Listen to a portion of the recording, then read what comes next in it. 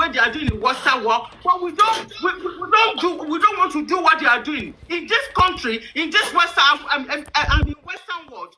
And I can see,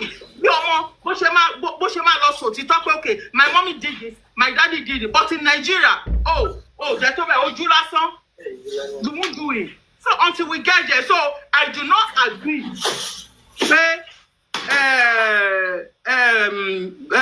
Very dark man will eventually not ti pé pẹ̀lú tó sọ èmi ò agree ohun tó ṣẹlẹ̀ Ọlọ́run máa dá gbogbo wọn lélẹ̀ o Ọlọ́run máa dá wọn lórí pé they will all wá ṣe tó máa ṣe nìyẹn. So that's just my submission. Máa tún máa fi kún later ẹ máa nìṣó. Thank you. Yes, ma'am. God bless you. You want to say something? You want to say something? Yes, ma. Lori mo pàdé post kan ní wasn't on in TikTok this morning. I think that person said pé latest update about Iyabo Ojo pé ohun wá ways tó máa fi stop VDM pé kó má bàa pour out the remaining post tó wà lọ́wọ́ ẹ̀. I think ẹ jẹ́ kí n wo bí a mo ṣe rí kíní ẹ̀ ṣe mo rà pé mo share sọ́dọ̀ yín mi mọ̀ bóyá ẹ rí. That is better VDM kó put up video kan sìn kó make sure pé gbogbo other chats tó kù lọ́wọ́ ẹ̀ kó ṣáà let me try and check what the guy said pé ó ní insider ni ẹnu insider lòun ti gbọ́n pé that's the next move of Iyabo Ojo that VDM needs to outstart ó ní gbọ́dọ̀ out. Yeah, because VDM needs to post the DNA part. That one is very, very important. And there's something he's still not saying. Like the other time, only pay, I don't want to see anything else. Ẹ̀rù ń bà àwọn èèyàn sí ni wípé ẹ mọ̀ kó má tún wá lọ fi ọwọ́ agbára because ohun tó fi lè mú kí VDM gan sọ wípé Iyabo Ojo admin she did the needful tóun fẹ́ kó ṣe ni ọ̀rọ̀ yìí ò bá má wọ́n ṣàjọ kó má manipulate ẹ̀ báyìí ibi tọ́rọ̀ dé dúró báyìí. ẹni ọjà rẹ ẹ jẹ́ ká máa gbà Ọlọ́run ló máa tó máa ṣẹlẹ̀ tí gbogbo wọn fi máa ju ogun tó wà nílẹ̀. So nobody should tell me pé VDM who is VDM? Is it not a human being?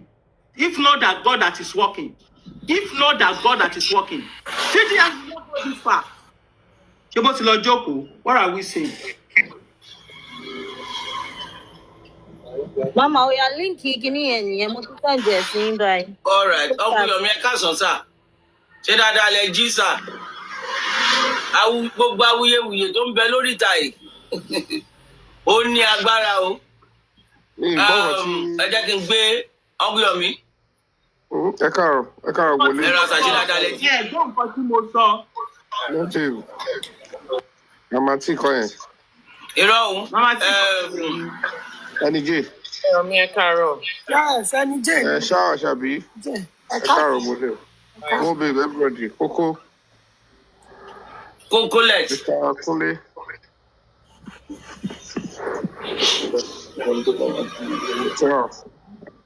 Mo ń gbọ́ yín lọ. Mo fẹ́ béèrè nǹkan tí woman yẹn sọ ni mo ti gbọ́ tán ní kinní kan. Mọ́mí Ṣayọ̀ ní. No, Mọ́mí Ṣayọ̀. Mr. Fabiyi, this is what I said. Mo ní pé if not that pé Iyabo Ojo kò ṣe ohun tí wọ́n ní kán ṣe there is possibility kó jẹ́ pé kó má press further lórí ọ̀rọ̀ Mohbad. Ẹni yẹn wá sọ̀rọ̀ pé kò ń ṣe plan ẹ̀ ni pé tí wọ́n bá ṣe tó ṣe tán tó white wash nìkan pé wọ́n máa wá according to what he said. And now say I disagree with that because he just said it. He did not say it earlier on. Ohun tó lè agree láti wá white wash kó agree kó máa wá white wash tó agree pé òun máa wá white wash Iyabo Ojo pé emotion ló mú ṣe tó ṣe. My question is, say emotion indeed. We all know pé it was not emotion. Ó ní nǹkan tó wà behind it tó fi ara ẹ̀ ló ṣe dé gbogbo àwọn ibi tó dé nìyẹn tó ń wá support káàkiri in order láti lè fi deal pẹ̀lú Naira Marley. because of àwọn ọmọ ẹ̀ lójú tèmi. So ohun tí ó lè agree láti wá whitewash irọ́ because you shouldn't have said pé emotion is not of your business. Ẹ lè sọ bá kò mọ̀ pé ìdílé sọ pé òun fún wọn agree to come and whitewash her after that pé emotion ni it has nothing. So you are saying the same thing that at the end of the day tẹ́ bá ṣiṣẹ́ yẹn náà tán náà tó máa tún wá bá yín náà ò ní gbé jáde. It's one of the reasons you are bringing Mọ́mí Ṣayọ̀. Daddy Kúnlé. Ṣẹ́rí ẹ̀jẹ̀ bèbè kan lọ́wọ́ yín. Yes sir. Tí ṣẹ́rí kò sí pé fídíò ẹ̀ fẹ́ kọ́fà Ìyábọ̀ Òjó wọ́n fẹ́ pùlù ẹsẹ̀ ni. Ṣẹ́rí Yorùbá máa ń pè kan pé ẹnu oníkọ́ ló fi máa ń pè. Ní ọdún méjì wọ́n fẹ́ pùlù ẹ̀ for 2 years. Ẹ̀gbọ́n mi ọdún méjì àwọn ta tí wọ́n ń fà látọdún méjì kí la mú bọ̀ bẹ́ẹ̀. Àwa ò ní ìkọ̀kọ̀ nǹkan tó dẹ̀ ní lọ́wọ́ ẹ jẹ́ kó ṣe bó ṣe fẹ́ ṣe kẹ́ àlékọ́ bó ṣe fẹ́ play game ẹ̀. Ìtí mo sá sọ fún yín pé tó bá ẹ wò mí okay. Tí Ìyábọ̀ Òjó tó máa láwọn dá ó bẹ̀bẹ̀ ẹjẹ́ kí mo ń tọ́ láti sọ̀rọ̀ mi. ẹjẹ́ wá sàlàyé kankan fún yín. Ẹ má pariwo mọ́ mi pé ẹjẹ́ sàlàyé kankan fún yín. Mọ́mí Ṣayọ̀ wọ́n á pariwo mọ́ yín mà. Mi ì pariwo mọ́ yín náà. Ilé ẹgbẹ́ yìí pariwo ní ìlú sọ̀rọ̀. Game tí Ìyábọ̀ ń play fún wọn ló ń dá padà fún. Òun náà dá padà, God bless you, wọ́n dá padà fún yín. Playing game and they are playing it back. Ẹ jẹ́ kí Madam Ṣayọ̀ kọ́ explain ara wọn better. So tí wọ́n bá petition ẹjọ́ sàṣọ kìíní tó bá pé wọ́n láwọn dá Ìyábọ̀ Òjó tó wá padà petition àwọn Wùmí àwọn tó máa lórí padà petition wọn. ọ̀run á bá ẹ wí o, ọ̀run á bá ẹ wí lórúkọ Jésù. Ẹ máa gbọ́ mi tó bá padà petition àwọn tó wà nílé yẹ tó bá padà petition àwọn tó wà nílé yẹ ẹ fi pé wọn ní padà dákọ̀ Ìyábọ̀ Òjó wọ́n fẹ́ pùlù ẹ̀ ni ìtòfipọ̀ ń gbọ́n yẹn wọ́n fẹ́ sọ pé àwọn gbọ́n jùlọ tó bá petition gbọ́ àwọn tó wà nílé yẹ tó padà petition wọn sẹ́bí pé Wùmí ò ní padà dákọ̀ Ìyábọ̀ Òjó àbáwọn tó wà lé wọn padà dákọ̀ yẹ kó ló ń kọ́fà ó máa padà kàn án wọ́n fẹ́ kó fẹ́ náà ẹ̀ wá sọ káyé kó wọ́n pariwo náà sọ ok ẹ̀wọ̀n tó padà gbé jáde pa DJ Flash tó parọ́ mọ́ nìsín sáwọn alakọ́ fídíò tó gbé jáde sáwọn alakọ́ tó gbé jáde pé inú interview tó ṣe recently o tó parọ́ mọ́ ọmọ yẹn ni wọ́n fẹ́ kó look stupid lójú àwọn tó ń follow ẹ̀ kàn bring ẹ̀ down lójú wọn pátá náà bọ̀ ó náà dẹ̀ ti gẹ́ẹ̀tì pé nǹkan tó fẹ́ ṣe fóònù yẹn ní òjò kó náà ṣe nǹkan tó ní kó ṣe Ìyábọ̀ Òjó náà lọ́pọ̀lọpọ̀ pẹ̀lú wọn náà bọ̀ kò mọ̀ pé tó ń bá ta olórí ayò ní fóun tó bá sọ pé òkè tó bá láwọn dáríjì lójú gbogbo èèyàn tó ní kó kọfẹ tó má padà pẹtísàn àwọn Wùmí àwọn tàtí tó wà nílé yẹn ṣé wọn ní padà dákọ Ìyábọ̀ Òjó wọn má padà dákọ ẹ náà kò sí bó ṣe lè escape ẹ ó ti bọ́ ara rẹ ni. Ṣé wọ́n lè sọ̀rọ̀ sí? Can I talk now? Yes sir, go ahead. Nígbàyọ̀ mẹ́jẹ máa ti sọ̀rọ̀ bìkọ́ ọ̀rọ̀ mi ò pọ̀ ọ̀rọ̀ yìí ẹ máa fẹ́ explain ẹjọ́ ẹ jẹ́ kí sáré sọ one or two ẹjọ́ náà dúdú. Thank you very much. Mo fẹ́ support Mrs. Ṣayọ̀ ní nǹkan tó ń sọ ẹ ni pé let's say the truth. Géèmù yìí ó yí mọ́ gbogbo wọn lọ́wọ́ ni. Tó bá yẹ pé Ìyábọ̀ Òjó òkò stubborn ó gba géèmù yẹn wọ́n ṣe jọ plan ẹ̀ ó lọ bẹ́ẹ̀ yẹn wọ́n máa fi ṣòkú òru ní gbogbo wọn yẹn. They are all one wọ́n máa fi ṣòkú òru kò sí nǹkan tí gbogbo wa fẹ́ ṣe sí.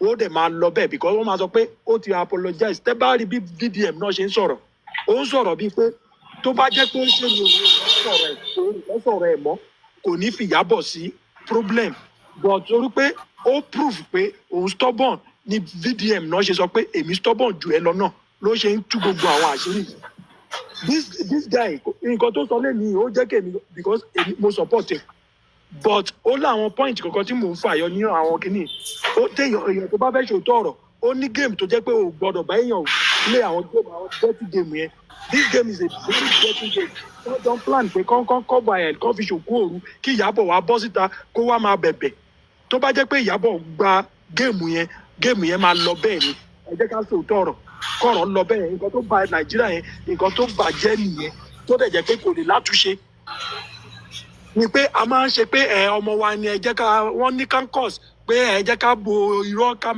máa fọ ọwọ́ kán máa fi borọ́ mọ́lẹ̀ that is a very big problem tí gbogbo Nàìjíríà tá a ṣe ń fèsì òun náà la ṣe ń fèsì yẹn tó bá jẹ́ pé àtìlẹ̀ ni tí BVM kó yarí mọ́ gbogbo wọn lọ́wọ́ kó tú àṣírí yẹn kò tí gbogbo nǹkan tá a need kó ó sì ó sì máa gbẹ́bẹ̀. Mr. Easy, mi fẹ́ kẹ́ fly around with that narrative for too long. No, mo support VDM ẹ jẹ́ ká sọ̀rọ̀ síbi tọ́rọ̀ wà Hold on, sir. Hold on. Ṣé ẹ gbọ́dọ̀ mi? Mommy Grungy Queen, good afternoon. Ẹ̀yin ò lè mọ̀ pọ̀n bí ọlọ́mọ o. Ṣé ẹ gbọ́dọ̀ mi?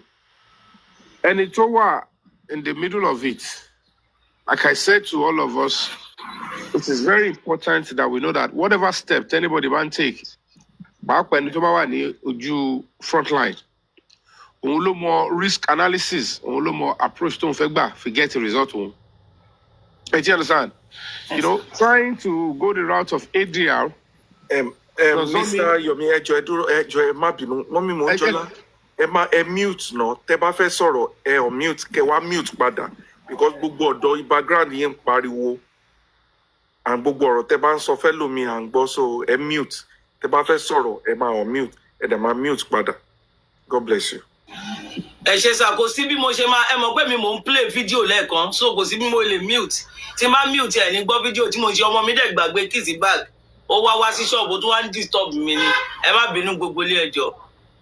Gbogbo ariwo mọ́tò yẹn là ń gbọ́ ni. Gbogbo àwọn horn mọ́tò yẹn.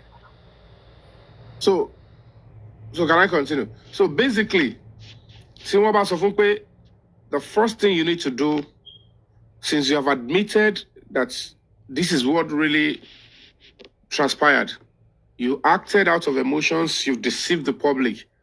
Wọ́n mọ̀ pé either way, tó bá ti lè accept publicly, pé there was an error in judgment.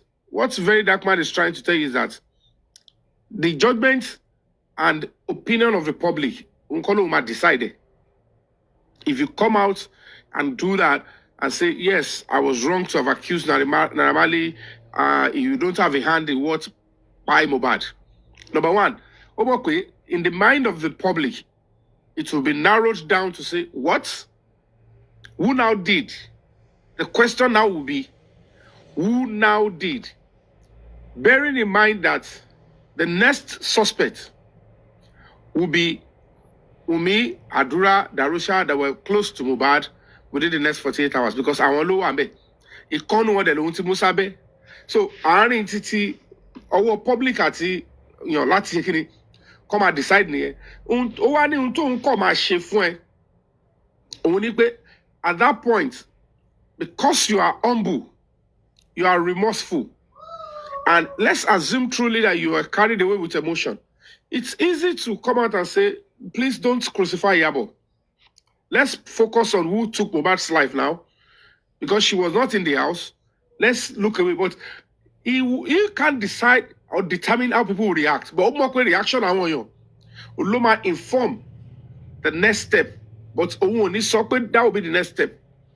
But between us, since you have agreed to be humble and you have eaten the humble pie and you go out there to correct the anomalies, it's safe to say, you know what? Let's just find a way to. But at that point, I'm telling you for free, he will only play his part. Like, Ajo agree, already Lati Soto, you've decided to speak the truth. You've decided to be humble. You've at least a huge burden has been shifted away from the darkness that is beclouding the pathway to justice for Mohbad. The public will start to determine, like, oh, this is it. So that is what it's actually what he was trying to explain in my own understanding, because he was there with them physically, Madam Shayo. So if anybody thinks he will cover it up, it can be covered the moment Yabo admits that I am sorry, Naramali. I now come to understand that you don't have a hand in what by Mohbad. Very Dark Man will not tell us that Justice Mohbad is going to end. He knows that that is the beginning of a new direction and topic. He knows for somebody like that to talk. So it's a game plan. Only Yabo should buy into it because our lawyer to say this one, it will not only expose whoever you have been covering, because it's looking like Yabo has been shielding somebody that has a hand in Mohbad's death. And at the end of the day, if it gets to that stage that she comes out to say that, attention will be now focused on that person. And then it will be a loggerhead. Trust me, if she had done that, yeah, or whoever is involved. Yeah. Mr. Fabiyi, if you really listen to what I said, I'm not saying that Justice Mohbad it can never pull a coup because of him for the past year. But my point is, very dark man ò ní gbé lórí bó ṣe gbé lórí yìí. Ó máa gbé. I disagree or we do not. Obi, see, you know, people always, everything is a particular direction or fire brigade approach. Immediately, see, nobody will know very dark man was even involved. And the public will now begin to ask for the next questions. In that vein, Iyabo will never say, don't seek justice for Mohbad.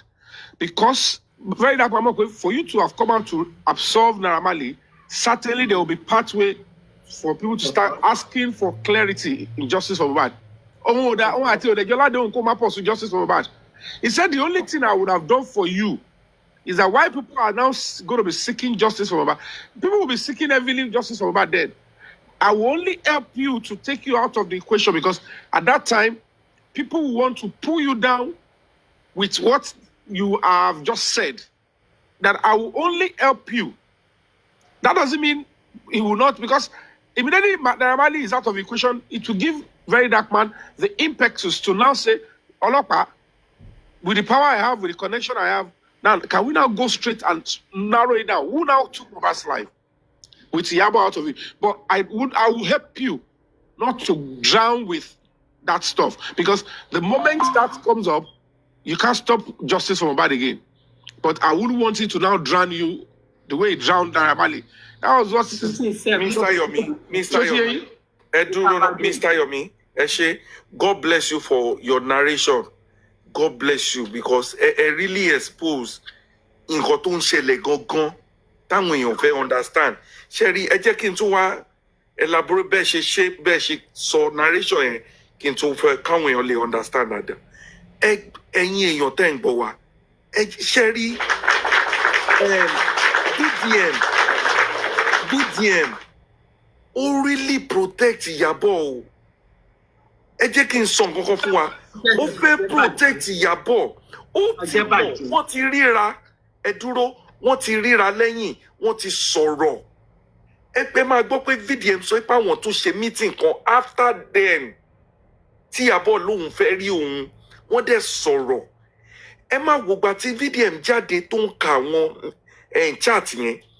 Ó ń cover up space Iyabo nínú àwọn chat yẹn tí kò ká jáde. Ẹ máa wá gbọ́ nǹkan tó sọ. Ó sì ń bẹ Iyabo pé kí Iyabo jáde kó sọ̀rọ̀. Òun ò fẹ́ sọ̀rọ̀.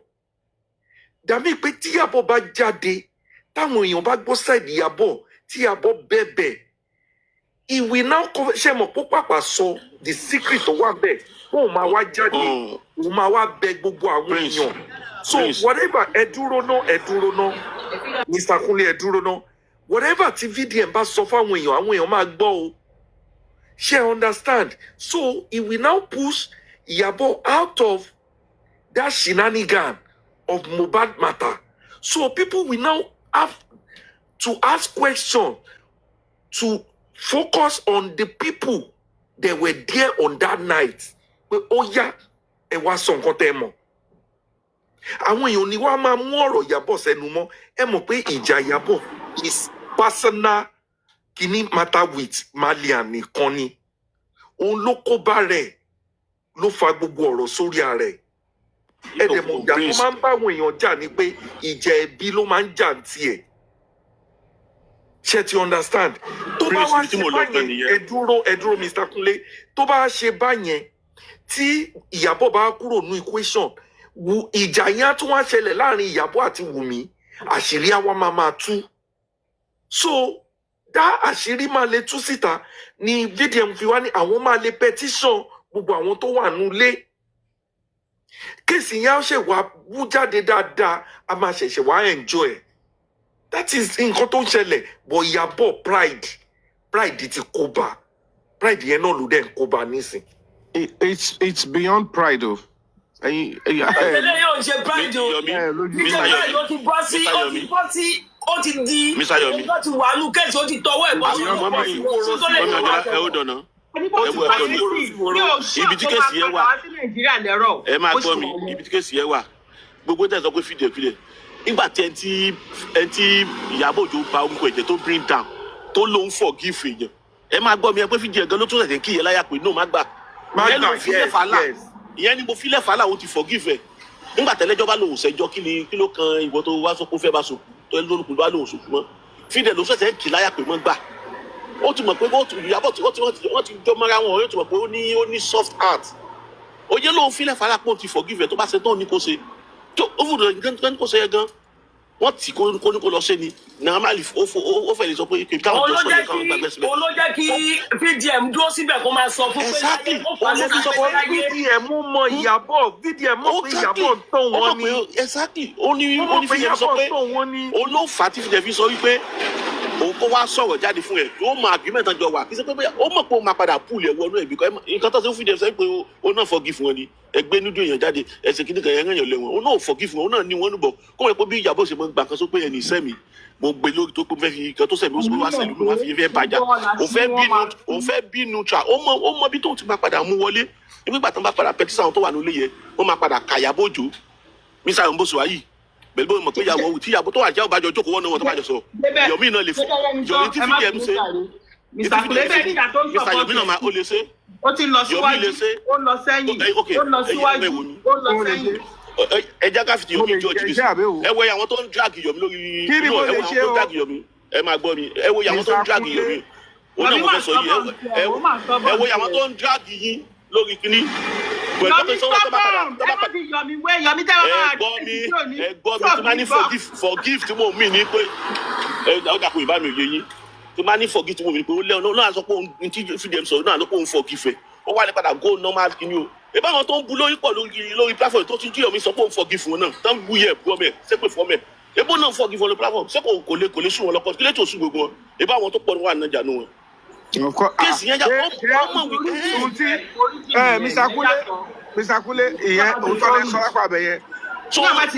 Ta ló máa. ó mọ̀ fídíẹ̀ mọ̀ pé Ìyábọ̀ Òjó wọn máa padà darúgbó ẹ̀ ó ti tọ́ bọ́ mẹ́nìtì tó fi kọ́fà ọmọ yẹn ó mọ̀ tó bá padà gbé pẹ́sàn ọmọ yẹn àwọn tó wà lẹ́yìn máa padà dákọ̀ Ìyábọ̀ Òjó igbó mẹ́nìtì wà tó pé ó sọ tẹ́ pé ó mọ̀. kí ló kọ́fà ọmọ yẹn fún kò yé mi kí ló kọ́fà ọmọ yẹn. nǹkan tó ṣẹlẹ̀ ọmọ yẹn ti sọ fún Ìyábọ̀ mọ gbogbo nǹkan tó ṣẹlẹ̀. ok ẹ wo chat yẹn lásán tó ní pé gbogbo irọ́ tó ń pa sí láti gbogbo tó kà wá nísìnyí kì í ṣẹni tó pa nìkan ó ní kì í ṣẹni tó pa nìkan àtàwọn tó búlì ẹ̀ náà normally òun àwọn tó pa ó lọ fún wọn ẹ tó ó ti kó bá rẹ ọ̀rẹ́. God bless you Mr. Kunle ó mọ àwọn tó pa ó wá lọ fún búlì. ẹni ó ní kì í ṣẹni tó pa nìkan normally òun mọ̀ fáwọn náà normally kò ló pa ẹni tó pa ó ti kó bá rẹ ọ̀rẹ́ dì náà kọfíìdì yẹn mọ̀ pé kò sí bọ́n wọ́n fẹ́ kó look stupid ṣé wọ́n fẹ́ kí àwọn tó ń tẹ̀lé kan look stupid kó náà look stupid dọ́fẹ́ kó lọ bẹ̀bẹ̀ kó bọ́ sí public àwọn tó wá ń tẹ̀lé yẹn ojú apá wọn wájà pé ebe tẹ́ ń gbélé jẹ́ kíní kan ebe ẹ àwọn comment kan tó ń sọ pé o gbọ́dọ̀ lọ bẹ̀bẹ̀ o tó bá àwọn kan comment wọn threaten Ìyábọ̀ Òjó tó bá lọ. àwọn yẹn ló máa bá tiẹ̀ jẹ́ wọn làwọn máa wọn fọlú ẹ àwọn máa wọn fọlú ẹ tó bá lọ. kẹ́ẹ̀dẹ̀ mọ̀ pé tó bá bẹ̀bẹ̀ yẹn tó bá fi ṣèmí yẹn tó bá bẹ̀bẹ̀ yẹn kún bí wọ́n ṣe bàgé yẹn àwọn náà ṣe ti ṣáìdì wọn kéèsì yẹn á lọ àwọn followers ẹ̀ tí ẹ̀ṣẹ̀ máa realize nǹkan tí wọ́n ń ṣe fún help tí wọ́n ń ṣe fún because kíní yẹn ti bàjẹ́ ó dẹ̀ máa yí sí lórí ó dẹ̀ ti yí sí lórí báyìí ó ti yí sí lórí báyìí. n tó máa wọ́ọ̀sì jù ní pé eventually tó bá get ẹni tó pa Mohbad gangan. I'm telling you Mr. Yomi. àwọn máa get ẹ bó pẹ́ tó gbọ́dọ̀ get. No, it's gonna come. It's coming. Orí péjì náà mo ti sọ fún yín gbà yẹn pé bigger people àwọn tẹ́ expect máa ṣe àṣírí wọn máa tú tí Mohbad to get justice. And a whole lot of stuff is coming through. Oye, a whole lot of stuff is still coming through. But I just hope and pray. Torí èmi máa pray bí VDM ṣe sọ pé I don't know if it's still going to proceed with the criminal investigation on the whole matter, though I don't know which angle to fẹ́ gbà wọlé, but I hope and pray that they revisit the matter, because normally, according to the law, the case is already being concluded in Lagos State. Only a new lead can actually, propel if he can pick up, go to both side of the No, what he said, Mr. Yomi, was what he said, why by what you want the world to pay, Kiyabo, my baby, gomo pay, in Cotawan agrees, pay, I want my petition, but I want to one nule, everybody, but ṣé mo pé Prince àti Mr. Yomi ṣé mo pé àti rí any lead kankan látọ̀dọ̀ bọ̀bọ̀ dúdú. The problem is they want to concentrate on making her pay for jumping bail, for relating, and then going to court, and that is not still yet. That's why. God bless you, Mr. Yomi. God bless you. Canada. Tí Mohbad gangan ló bá wa. No, but that is anything. That one is, she's miles ahead of them. So I'm suspecting, in my own opinion, that somebody must have told her, you know what, me will cross the song. That way, it is it's two things. Or if you achieve one or two things, possibly, to make it look like the same people that were threatening Mohbad are the ones threatening her. And then secondly, that will now be used if she crosses over, that they are about to take my life and they came for my property. And now that, a lot of threats are coming through now. Anyway, sometimes people like that will understand that the end has come. But the end has come. She still has access to social media. She might. But I know certainly, I would have, if I have my way, I would have advised her not to write that petition against a whole commissioner of police for doing the right thing.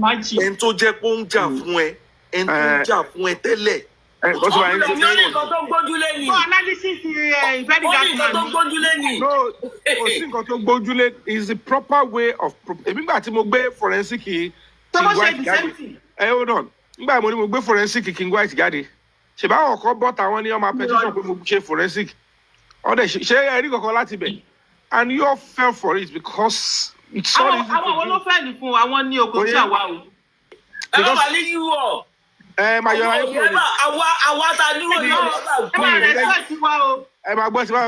Mohunjola ti lagidi o.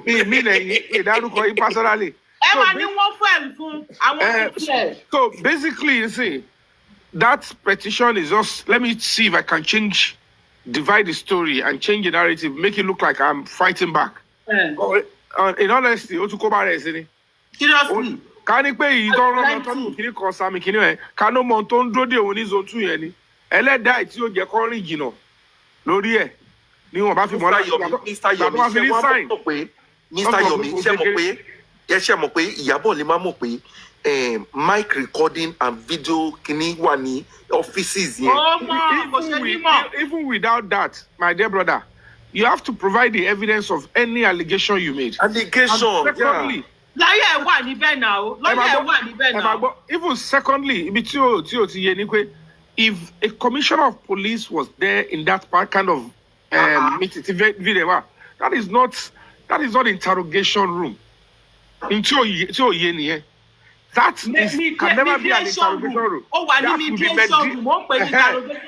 So, mediation. Because if Tontodike was there, if the other guy was also there, Very Napa was there, it's certainly probably going to be mediation room. And at the end of the day, on for him biscuits. If you are also served, if you are also served, if you are competition or the office, and for them, for the director of cybercrime, Kiniko Kotole Gawambe, National Security Advisor, Kotole director, what have you done? Allegation we are looking for where fundamental human rights was breached, and at the end of the day, and I've said it repeatedly, asking them to now drag the other police officer around is to even make you have problem with the institution itself. Now, you have to prove it. They might even add it to our charges if possible, that you have alleged. And the fact that you wrote a petition does not mean you are correct. You have to come and also prove it, or else we're going to be charging you for false information and inciting the public against the police.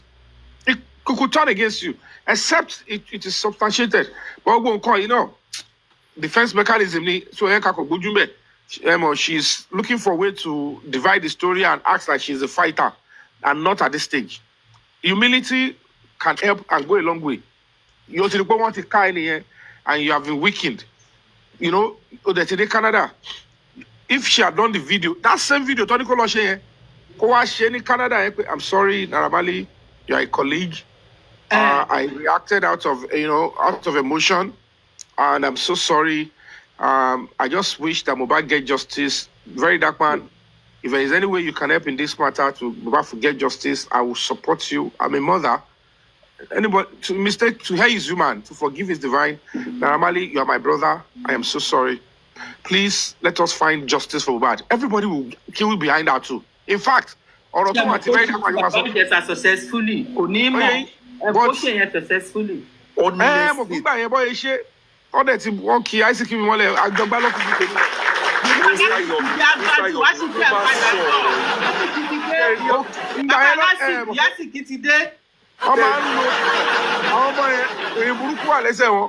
Time don't shake it here. Wow, quick, American funny audience.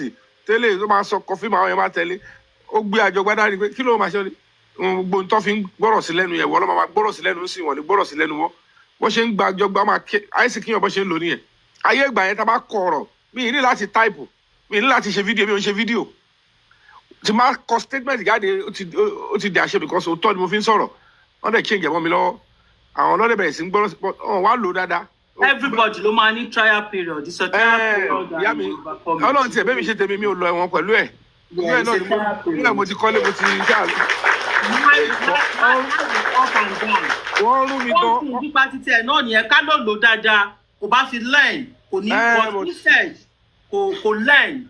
Èyí tó ń dùn èmi jù báyìí òun ni because whether we all like it or not we are not going to be shying away from the fact that as a mother you said your son has been abused and you didn't fight for him until to buy proof wa pé competition law ìwọ tó lè competition against the very dark man tó lè competition against evidence wọ́n ta pé wọ́n abuse àwọn ọmọ ẹ̀ náà and he said oh no ni tí bọ̀ yìí ṣọ́nsìn kò sí evidence pé wọ́n fún ọmọ ẹ̀ ní ẹni tí tí gbọ́ ti side Jigan irú Jigan tó dákẹ́ ẹ̀ ń sìn he needs to speak up. That's why I said Jigan needs so you saw that boy was being abused.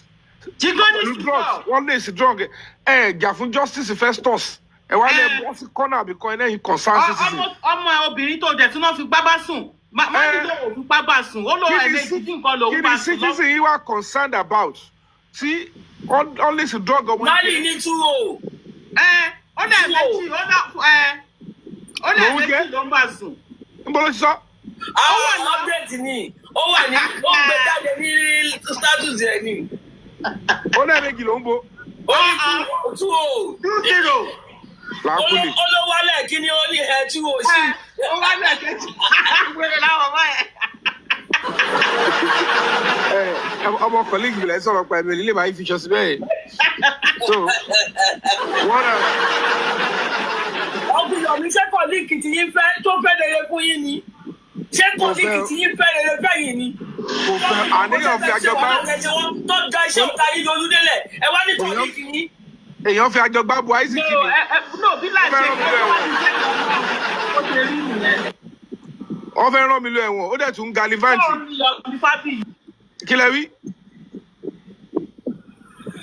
Ní ìwọ kí lẹ wí, Madam Ṣayọ̀? Ṣé Mohbad kọjá ni ẹ̀wọ̀n ẹ̀dẹ̀ dàkẹ́? Mohbad àmọ̀ kó wà láàrin wa, ìwọ mọ̀ báwa tó ń sòótọ́ rè, jíjẹ́ tí ní òtúwò ló pè é túwò ni. Túwò ló pè é. Ẹ̀gbọ́n kí ni ìyàtọ̀ nú ẹ̀fà tège? Mo jẹ́ lóluwà. Èèyàn wá láàkọ́. Ẹ káàsán. Kò tiẹ̀ yé yàrá. Ẹ káàsán everyone. Ẹ káàsán mà, Kogolet. Ṣé wà? Ṣé rí gbogbo nǹkan tó mú wa òkè mà? Ṣé rí gbogbo nǹkan tó ń ṣẹlẹ̀ yìí? Nǹkan méjì ni mo ní láti sọ fún Ìyábọ̀ Òjó. Wùmí ló ṣe máa ṣekú pa. Because gbogbo bó ṣe ń gbé ọmọ yẹn sórí. Bó ṣe ń gbé sórí. Wùmí smart ju Ìyábọ̀ lọ. Ọmọ kéré bẹ́ẹ̀ yẹn ó ti ẹ mọ̀ ní pé ó ti sin Wùmí jiná. Àní ẹ máa gbọ́ báwo lẹ́yìn sọ̀rọ̀ bẹ́ẹ̀ ni kò lè smart jọba lọ báwo. Ẹ máa underrate ẹ o. Báwo lẹ́yìn ṣe báyìí. She's very intelligent. Èèyàn tó yàn ní iṣẹ́ téèyàn tún máa gùdù jọ bẹ́ẹ̀ lọ. Ọmọ yẹn wà very very intelligent. Ó ti ṣe ọmọ yẹn, ó ti fún láwọn nǹkan kan tọ́mọ yẹn máa ṣe. Náà sí ọmọ yẹn tí ń rí bí gbogbo ẹ̀ ṣe ń lọ, kò lè bọ́ta, Ìyábọ̀ lè bọ́ta láti wá bẹ̀bẹ̀. Because tó bá bọ́ta láti wá bẹ̀bẹ̀, Wùmí á ní ó ti bọ́ta láti wá bẹ̀bẹ̀. Ó sọ ibi tó ti damage gbogbo nǹkan tó ń ṣẹlẹ̀ yìí. Òun náà máa fẹ́ bọ́ta sọ̀rọ̀. So òun kò lè bọ́ta sọ̀rọ̀. Wùmí ló sì máa ṣekú pa 100% nìyẹn. Gbà nìyẹn o. And there is something. Ó mú ẹjọ́ ẹlẹ́jọ́, ó gbé ó fa tiẹ̀, ó fà lọ́wọ́. Ó wá mú ẹni ẹlẹ́ni, ó gbé sórí ẹjọ́ bó ni ìyá Wùmí wà. Ṣé ìyá Wùmí ò lè bọ́ta láti wá àtọ́jọ́ tí gbogbo kìíní ti ṣẹlẹ̀ close to 2 years now, going to 2 years. Ìyá yẹn ò bọ́ta.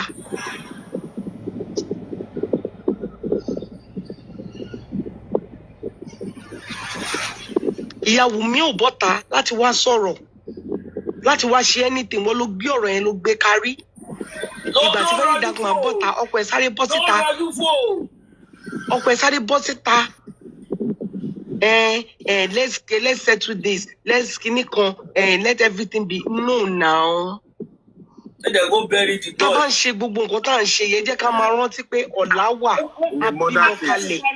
Ó máa blame Paulo fún sí Paulo ṣe yẹn o. Bí mo ṣe ń wo lọ́jọ́ ẹ̀ mo mọ̀ pé she wouldn't be happy. Gbogbo àwọn yẹn, they are a disgrace because on a very good day, let's be honest, Nàìjíríà ni gbogbo àjọ wà. Èmi ò fẹ́ mọ ẹni tí ẹ̀yẹ́ ká fi ohun tó ìṣẹ̀lẹ̀ nulẹ̀ ohun tó pa Mohbad sílẹ̀ ẹ̀yẹ́ ká kọ́kọ́ fìyẹn lẹ̀. Gbogbo òtí mọ̀ ohun tó ṣẹlẹ̀ àfojú ara wa rí. Ọtí tọ́ bá bọ́ta sọ. How do we turn from Africans àwa di òyìnbó? Ojú ọmọ ìwú dé bí tó ti máa ṣe ọkọ ẹ̀. Wọ́n dẹ̀ ń ju ẹlẹ́bọ̀tọ̀ sínú sàárè. Nínú sàárè. Kí ni ẹjọ́ ìròyìn ká fún bàrò?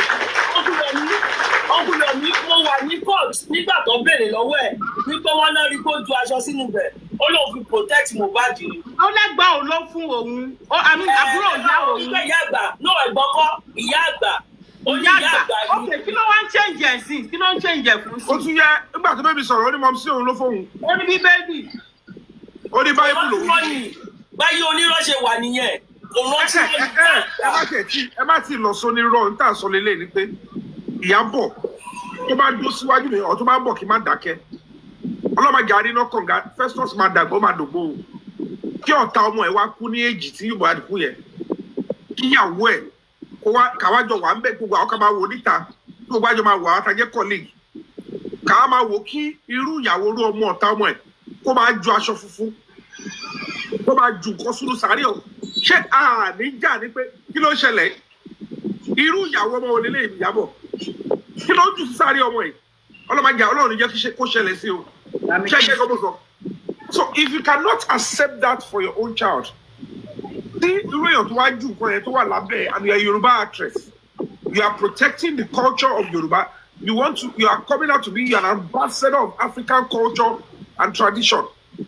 Èwo ni tọ́mọ yìí ṣe tó ń protecting? The question is, have you asked? So it becomes a serious smelly that kí wàá ní gbogbo yọmọ yẹn wọ̀nyẹn o tún wá ń gbé ọmọ ẹ tún ṣègbéyàwó o tún ṣì ń fi ra ọmọ tiẹ̀ náà lára tí gbogbo ẹ bá wà lọ yíwọ́ tó tọ́ bá lọ jáde ṣé o ti padà kó bá àwọn ọmọ tó bí gan. Because èyí tó jẹ́ ọkọ ọmọ ṣáwa yóò ní tẹ̀lé pé ewo rè lórí tó ṣẹlẹ̀ ṣojú òṣìnà fún ẹ ìyàwó burúkú ṣe fẹ́ o àná burúkú lèèyàn gbọ́dọ̀ máa fi style kó gáírì ṣe kí ni kó má bàa ṣẹlẹ̀. Can you see what is happening with the click of your wife? Ọlọ́mọ yẹn kó padà yíwọ́. Because if Naira Marley is out of the equation, ṣé gbọ́dọ̀ mi? Láti kọ́kọ́ accept pé part of the reasons tẹ́mi ń sọ sí ni pé n tó fi lè mú ọba yẹn wọlé is because they believe the Oba is close to Naira Marley and Sam Larry. Kìíní kò ilé bush ẹ ti understand? So they believe if they blackmail the Oba, I get kí ọba yẹn distance away from even helping them when the heat was up. N tẹ́mi suspect nìyẹn. Ibi tó ti ṣe kí ni tó ti kìbọ̀ àlá gbogbo èyí tí bàbá sọ pé àlè ló pa Mohbad tọ́ba òun máa tọ́ka sálè there is no way tí bàbá yẹn at what point ni bàbá mọ̀ pé ẹni yẹn ló ń bá ìyàwó ọmọ ẹ̀ sùn it means that àlè tí bàbá ń sọ is that is àlè tó wà within ìtọ́jú ọmọ láàrin ara wọn because the same bàbá ló ń tọ́sí bàbá sọ fún yín ni pé ó ní Mohbad pé ó sọ fún òun pé ó máa ń fi nǹkan sí drink òun pé yàwó máa ń lọ sí yàrá kejì lọ ẹ̀fọ́ ṣé ọba yẹn ló ń bá yàrá kejì ní Marley House tọ́ba bàbá dẹ̀ sọ pé àlẹ́ tó ń lọ ń bá yẹn tó ṣé ọba yẹn máa ń fi bẹ̀rẹ̀ nígbà but so many wrong narratives at our attack dogs tó kó síta ọgbà àwọn tó yẹ pé wọn ò nọ́la they are using the anonymity of social media láti máa ṣe rọ́dọ̀rọ̀dọ̀ kiri you can see the whole trajectory and everybody you need to keep learning bó ṣe máa ń bá tàwọn èèyàn jẹ́lẹ̀ rí yẹn when you see a woman I will always appeal to those women that have been battered by a man before bóyá ọkùnrin break out yín àbí as a single mother tó bá ti mọ̀ kúrò náà ti ń bímọ wàá make sure pé ìwọ̀nba ló bínú ló máa ní oró sínú mọ́ because oró tó bá ti ń gbé ilẹ̀ tó rọ́kùnrin break out tẹ́ bá wo story Ìyábọ̀ and this is why she needs to listen to me now and have a rethink mo bímọ ọkọ mi sọ pé òun ò love me nítorí òun bímọ lòun ṣe gbà fóun tí gbogbo oró yẹn bá ṣì wà nínú ẹ̀ tó aláòkú wọnú plane ẹ̀ anytime tó bá ti rí kọkùnrin kan fẹ́ jábọ́ tó bá kàn fi nǹkan ìkiri yìí lára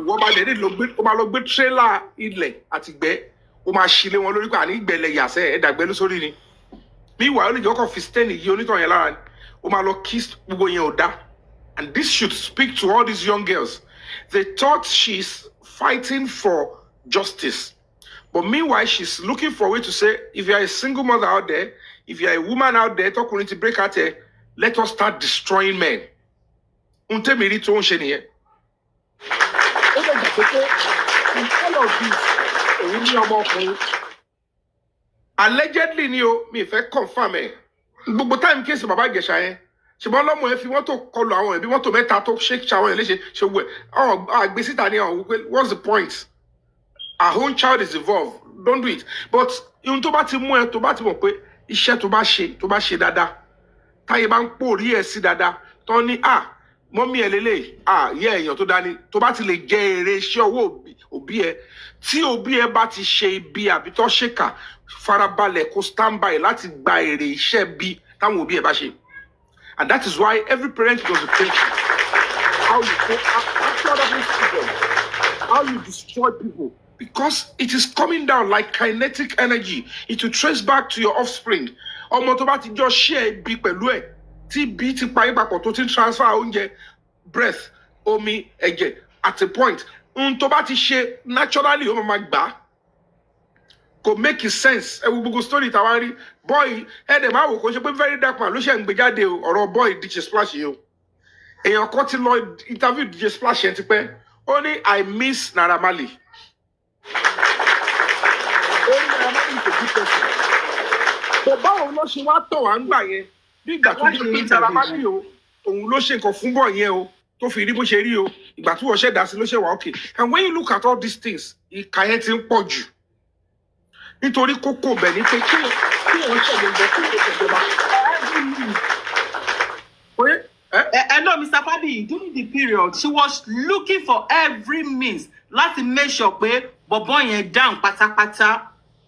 Tẹ́mọ̀ yìí tó dùn mí jù pátápátá ní gbogbo ọ̀rọ̀ yìí tó dùn mí jù pátápátá òun ni pé there was no where àti Ìyábọ̀ ni o àti Jigan ni o àti Tonto ni o àti this Sam Clefo made any attempt to see that nurse who is not just a quack but a murderer to pay for a crime. There was nowhere they made. They even said, "Oh, kò lè kọjá ọ̀rẹ́ nurse yẹn kọ́ ní priority ahun." How can a nurse, because she's a woman, ọ̀yin ilẹ̀ stage here, but ẹni pé wọn ò jẹ́ kẹrin ní rí pé the nurse did something terrible. And they are looking at bullying. Ẹni tó mọ̀ pé tóun bá inject èèyàn, òun ò ní qualification láti inject èèyàn. Òun tóun bá tẹ̀ fẹ́ treat èèyàn, òun gbọ́dọ̀ gba vitals kó ṣe. Ó kọ̀ kí treatment wọlé, ó gbá èèyàn kan lábẹ́rẹ́, ó ṣe gbogbo wà burúkú yẹn. And they are making pẹ̀lú ẹ̀yìn. And to the I want to one the they turned down on the editor present as prime suspect. They toned down on the prime suspect and they focused their energy on anything that showed the same Mohbad, the biggest and the most sacred love. Boboy, ẹ̀yin ni boboy dé bàtọ̀ last kó tó kú. Ìwọ àtọkọ ẹ ni Mohbad bàtọ̀ kó tó kú. Boboy dé bá yín sọ̀rọ̀, ó bá yín sọ̀rọ̀ London. Ó sọ gbogbo àwọn àṣírí kan fún yín. And you could not protect him. Check Bobby Prince. Only way at the end of the day, Emil, I will continue to say this as Emil on ground. And if I keep saying that, I know what I'm saying. Whatever it is, unto come about the long. Okay, she knows to come about the long. Only thing don't sign it to one. So now that one, show any link pẹ̀lú Naira Marley àti Samilari, we cannot say yet. Ṣé yàbọ̀ ní evidence pé ó ní link mọ́? I have not seen her provide anything. The fact that you are admitting you didn't have a hand and you were not there. These people took advantage of the fact that only problem with record label but 50% is that it was a calculated and premeditated attempt to lomo lese.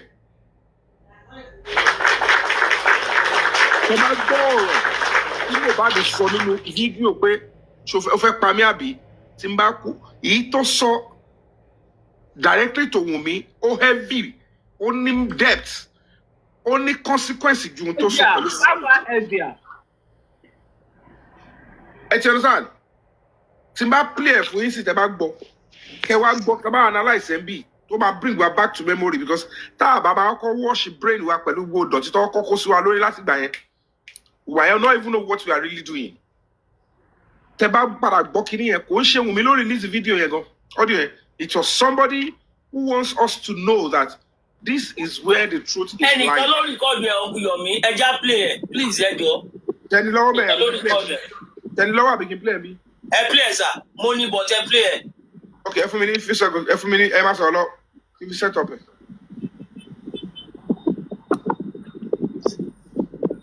Prince ẹ má sọ̀rọ̀. Mọ̀mí Crunchy Queen. Crunchy Queen. I want to wait my turn, Naomi. If I just see anybody, let me know. Prince let me continue sọ̀rọ̀. Okay.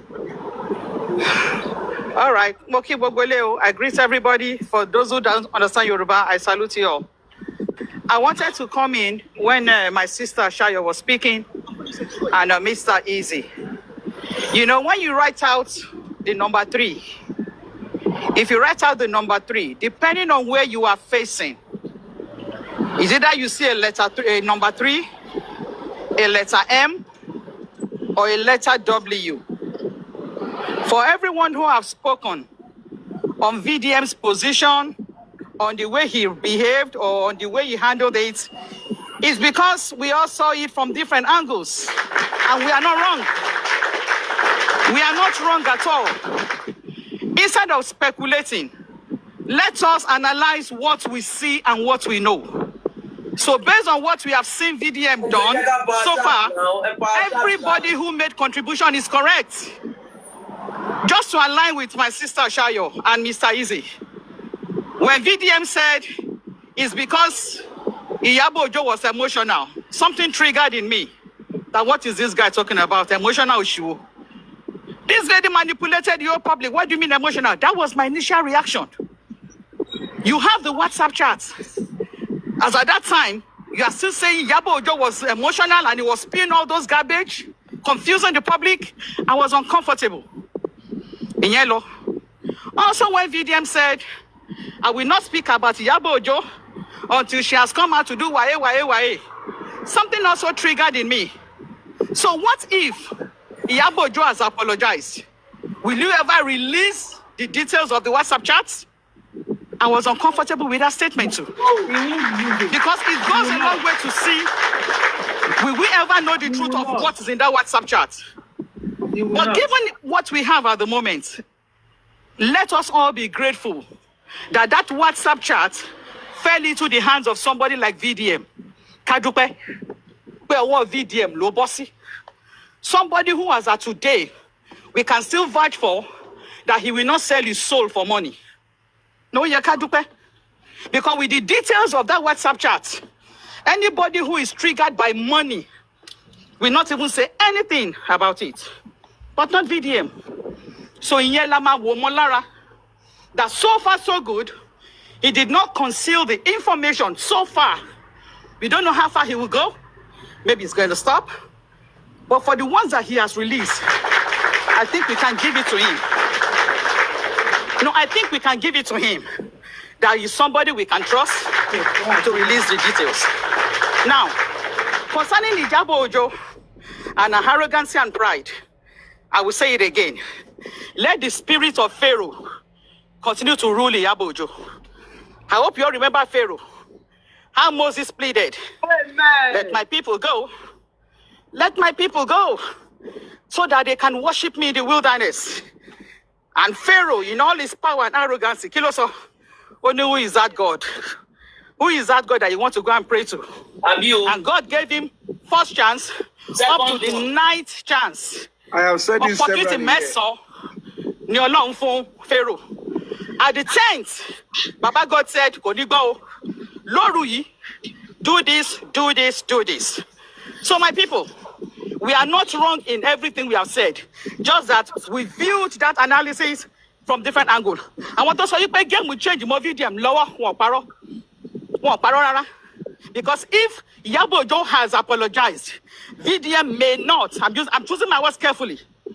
If Iyabo Ojo has apologized, VDM may not go further on that WhatsApp. But for the fact that Iyabo Ojo became arrogant, was so full of herself, something triggered in VDM. Portion Iyabo Ojo jade. Before now, he wasn't. Anytime he says on the Iyabo Ojo's part, I will skip it. I always get angry. I always get angry. So that was when Shayo was talking and Mr. Easy. I put in the comment section. I said, I support Shayo and Mr. Easy from the angle they are looking at. Also, every other person who spoke, Mr. Kunle, Prince, Mr. Yomi, fabiyi, everybody, you are also on point because we are looking at it from different angles. But one thing that will be careful is speculating. Let's analyze what we know. Kilamo. I also want to bring out something between Iyabo Ojo and Naira Marley. I will say let's exercise caution. I want Mejeji, one Boleru. If you remember one of Iyabo Ojo's utterances, one of Naira Marley, have you seen me before? Can anybody confirm in the comment section or panelists? Kini AC. So say Naira Marley phone. Ìgbà tó ń bí pé ṣó ti rí mi rí. Only no. Aja fún yín. Ó wà recorded. Aja fún yín, Shayo, do you believe that? Ó wà recorded. No, so there is now. Aja fún ẹ. That's what I'm saying. Another thing I want to bring out. For somebody to defame you, tó sọ wípé o lọ́wọ́ nínú ikú ẹnìkan, and the only thing that can come out of your mouth is that o fà lé Allah lọ́wọ́, k'Ọlọ́run dá sẹ̀ríà fún. Mo mọ̀ wípé Baba God lójú gbogbo wa lọ. But there is still the law of the land. There is still the law of the land. So Naira Marley is willing to let go the law of the land on somebody who claimed he contributed to Mohbad's death. All of our my people. There's something fishy between Naira Marley and Sam Larry and Iyabo Ojo. In one of the videos, I was cut and done. I put one of my comments and I said, VDM has tried to clear Naira Marley, Mokosibe. Mwani at this point, if Naira Marley does not sue Iyabo Ojo, it means Naira Marley herself no clean. Take it to so. I said VDM so far has tried to clear Naira Marley's name on this saga. So if at this point, Naira Marley himself refused to sue Iyabo Ojo, it means Naira Marley go more. Because both of them want more than one. So for Iyabo Ojo to be saying, Naira Marley affirmed that he doesn't know her, or you are just seeing me for the first time, it goes a long way, my people. So when it comes to Naira Marley and Iyabo Ojo, I will just plead on all of you. Let me take you all back Let me take you all back. That should be last year. I don't know who sued first. Maybe Naira Marley or Iyabo Ojo. One of them sued the other for 500 million. The other person can sued. Do you all remember? For the same amount. If you remember, please let me know. Sometime last year. Naira Marley ni. Mrs. Crunchy, Mrs. Crunchy, before you go on, I want you to add this. I want you to add this to your conversation. Okay, remember that Iyabo Ojo and the partner, they had conversation with Mohbad in London, and Mohbad will have told them some secrets. I'm going there, sir. I'm going there, sir, brother. Yes. Yeah. I'm going there, sir. Prince, I got you. Honestly, sir. I dey go there. Do you remember last year, sir? Naira Marley sued. Mohunjola don't claim me now. Naira Marley sued first for 500 million. Kope, Iyabo Ojo counter sued from the same amount. Do we know the outcome? Up till now, we don't know the outcome. Now, fast forward to last month, or was it this month? For mediation. For mediation. It was even VDM, a third party that was even gingering Naira Marley. Don't let this thing go. Go litigation. Sue Amoyi. Naira Marley so. Between Naira Marley and Iyabo Ojo, one more round da. But our more Iyabo Ojo, one lolly Naira Marley. How can you not know Naira Marley and you release your children to be going to his house? Make it make sense now, Mohunjola. No, you don't know me. But you are able to release your children to come to my house, to eat in my house, to drink in my house. No, listen, Mohunjola Nisuru. To the point that Naira Marley is even sending bouquet of flower to your house. My heart, my soul. Okosibe. The bouquet was received by you, the mother. And you were able telling Festus. It's for Priscilla. Festus said no. It's something. And you take Benny. Festus saw you pay what Loni said. Only know it's for Priscilla. Festus said it's for you. Before we know it, Shayo, Kilowi, only I'm a Malian. Okay, it's okay. That is to show you Iyabo Ojo and Naira Marley one more round. Their meeting in Abuja is not the first time they are seeing themselves. I will say it again. Between Naira Marley and Iyabo Ojo, and one mejeji, what this they know what's up between them. But Obaya, in Toja Wopo, Omatusepo. Let me go to VDM. Let me go to VDM before I allow Mr. Yomi to play his audio. Let me go to VDM. Then I'll go to the London trip. VDM, to be honest, I don't know how to classify that guy, but I will say it again.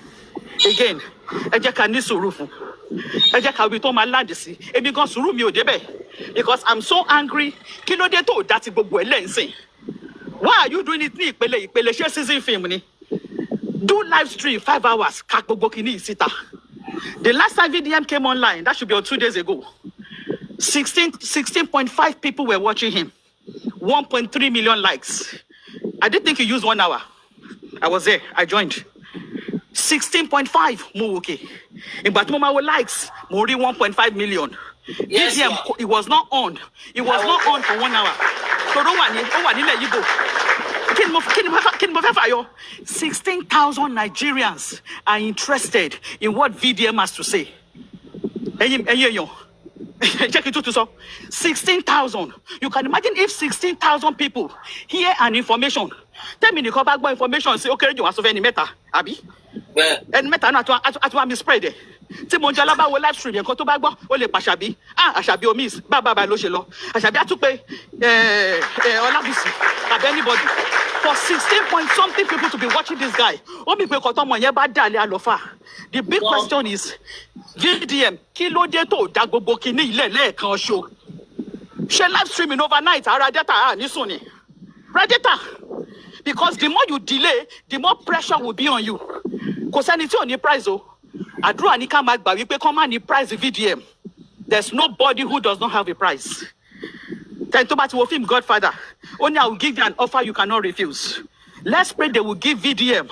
Let's pray they will not give VDM an offer that he cannot refuse. So far, he's still able to refuse every pressure. But for how long? Lole Kevin, Elena Arani. Mama she wà láyé, ó ní family. pressure can come from any angle. Tí a bá sunkún sí lọ́rùn ńkọ́, but mommy, tó ṣe tó, leave Nigeria to itself. So we should be crying out to VDM. You are delaying on this series. Dale lẹ́ẹ̀kan. Dale lẹ́ẹ̀kan.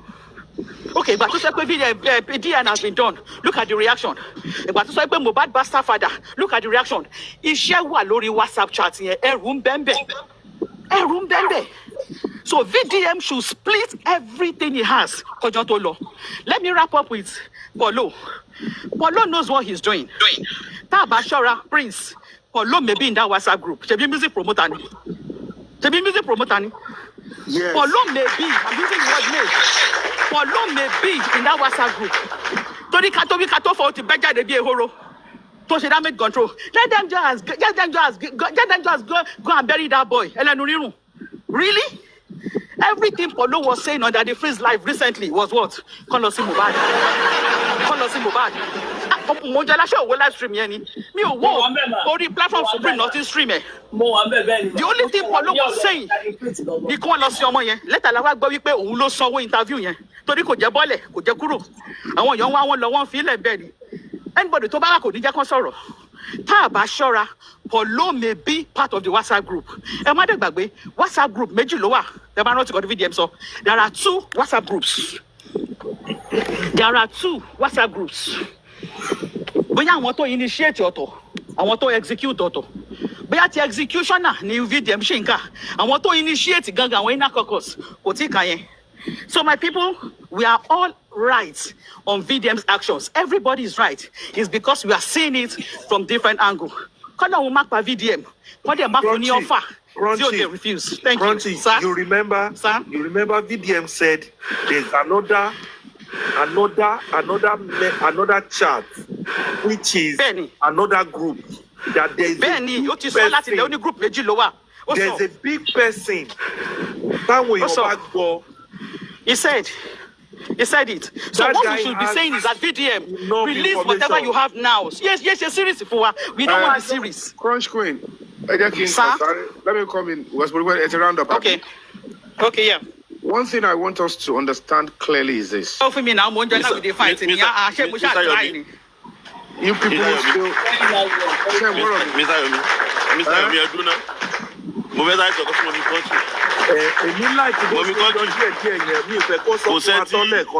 gbogbo yín ẹ sanwó DHL ẹ sanwó Netflix. Ẹ lọ bá sanwó yóò máa dálẹ̀ lẹ́ẹ̀kan náà. Ẹ sanwó Netflix. Ibi tó a máa san. Èmi ni wọ́n máa san. Ẹ bá wa gbé kó dálẹ̀. Kó fi ṣe òòrùn kó bá wa fi ṣe live video. Àti mi ṣayọ̀ ẹni kó bá wa fi ṣe night vigil 10 p.m. to 2 a.m. Nigeria máa jà ṣe méjì. Nigeria máa jà ẹ sanwó subscribe. Mísàkúnlé bá wa bẹ́ẹ̀ ní kó fi ṣòṣèlú bá wa bẹ́ẹ̀. Yomi, a máa dà fún yẹn ilé máa ṣe produce máa direct. Bá wa bẹ́ẹ̀ kó dálẹ̀. Mísàkúnlé bá wa bẹ́ẹ̀ kó dálẹ̀. Series ló pè wá. Crunch Queen. Sir? What I want us to pay cognizance to is this. I know for sure that you lived in Nigeria for a very long time before you relocate. And don't forget that very dark man is as in his own life. He's, I think, 30 years or thereabouts, or less than 30 something. I don't know his age. One thing is, most of his things, it comes with a price. At what expense? And whatever the case may be, if he's looking at a very big route, okay, let me follow this route so I achieve a better result, but it will reduce risk to my side.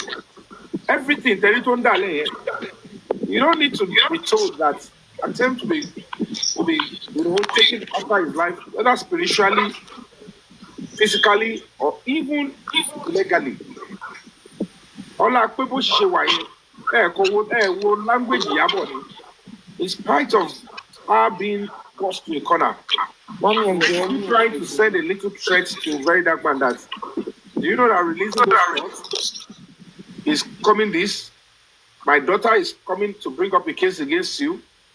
And if I come out that but if tomorrow, to be headline, Priscilla sue very dark man or follow, all of you will not be there to pay for his lawyer. You want him to dale, but if he dale and it becomes a court case,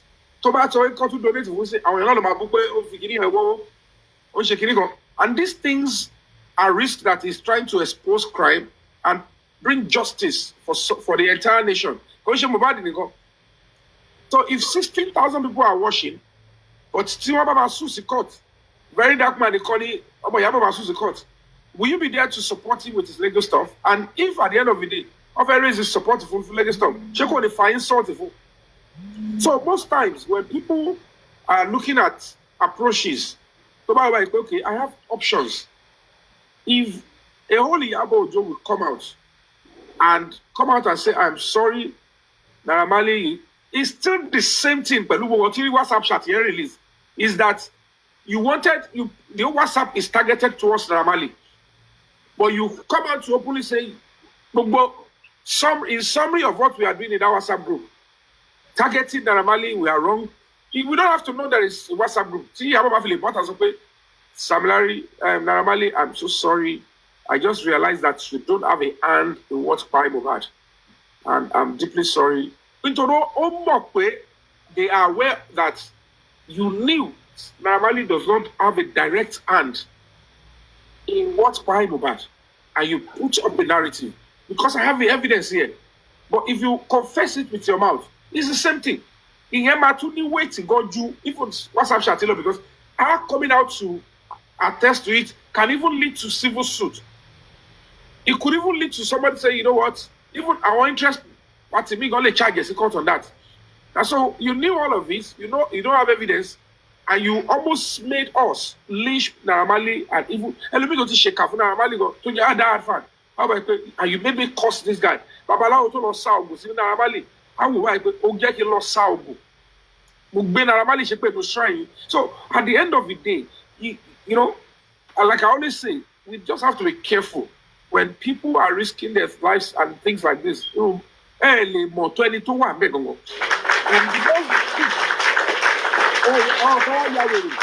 somebody tell Bono or very dark Marcelo to just pay Ibitio to share that idea put a spotlight on. Here, la offer capture.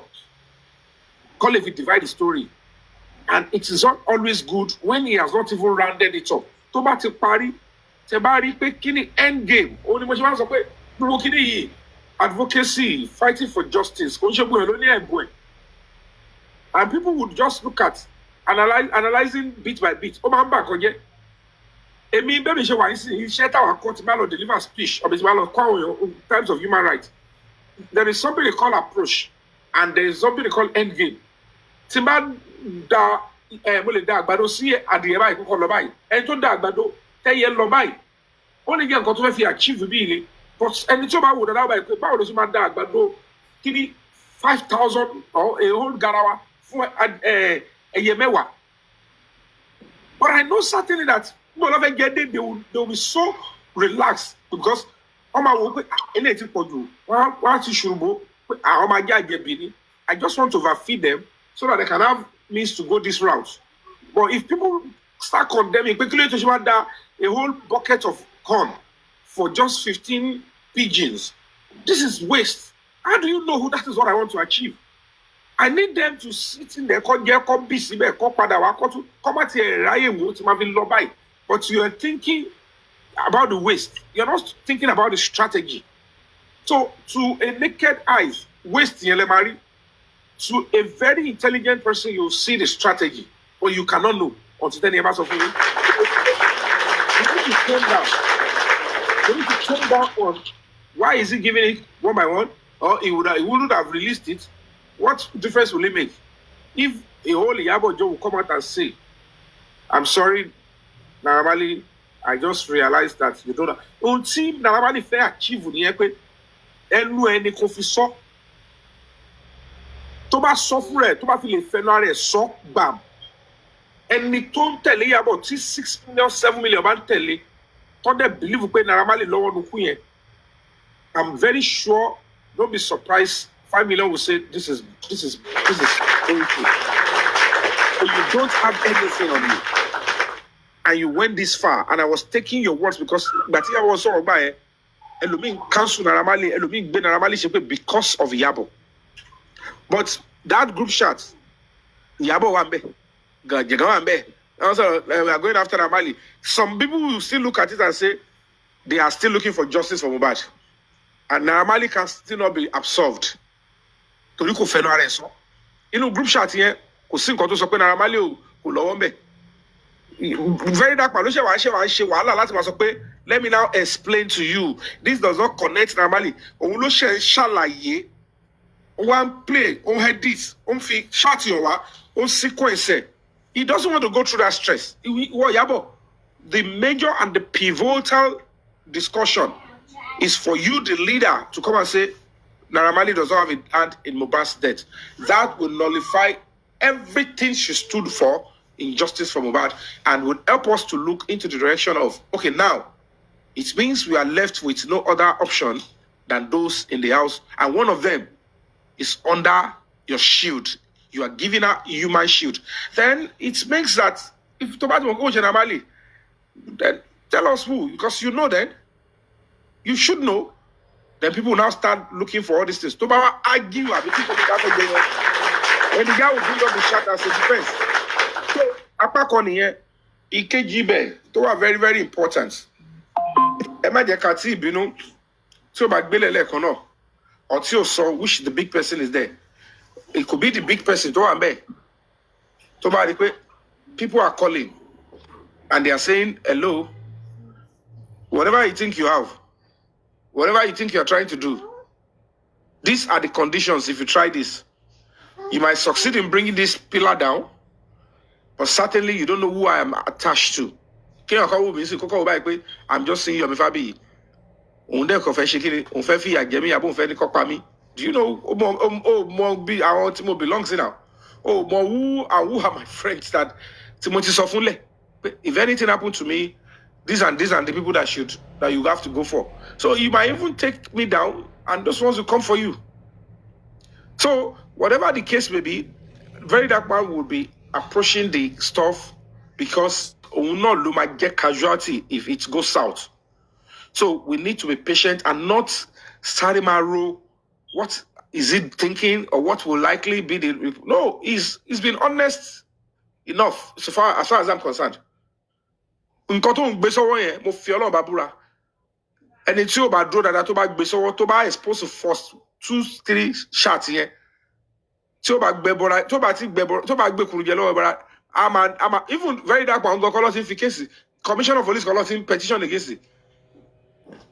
So we have to understand that it comes with consequences. Boss Bobrisky dad at look at it, he was having problem with the whole family Falano. When they did not see Yabo in petition commissioner of police, and some people are already believing Yabo has his case, and they're already syndicating. You know, this guy will be concerned.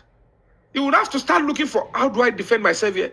If you think he might not only the last couple because someone Ribadu might take it up and say, okay, I want to question the very dark man. Oh, Benini now. Yabo le malo direct. Tito to malo bari babi leyin. You want to think all of if the whole Lagos state government, do you know what will have happened? You don't know what will happen when it comes to these people in government.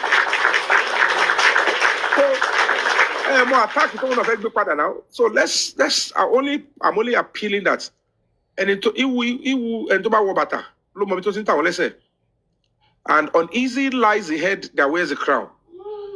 It's always easy to be the coach on the sideline, but I will only appeal that we tone down for, especially when somebody is there. Pour out, give out. He's been trying to. A lot of people have accused him.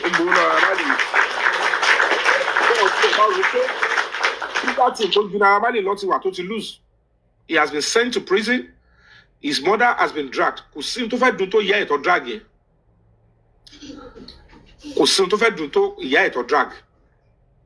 Meanwhile, kò sí ohun tó fẹ́ dùn Ìyábọ̀ tó náà, ó wá ṣẹlẹ̀ kò ṣẹlẹ̀ o. kò sí ohun tó fẹ́ dùn Ìyábọ̀ tó pé ó kọ̀ imagine pé wọ́n ń bá òun sùn wọ́n dẹ̀ ń bọ́ ọmọ òun sùn ẹ gbàgbé pé ọ̀rọ̀ social media kò sí gbogbo ẹ̀ náà làkọ́lá máa fi blame Ìyábọ̀ kò sí ohun tó fẹ́ dùn tó pé very dark sọ pé wọ́n bá sùn wọ́n bọ́ ọmọ ẹ̀ sùn kó jẹ́ kó ṣẹlẹ̀ gan no mother will want anybody to hear that forever tọkùnrin kan bá ìyá sùn tó bọ́ ọmọ sùn obìnrin prefer kó ká ọkùnrin rẹ̀.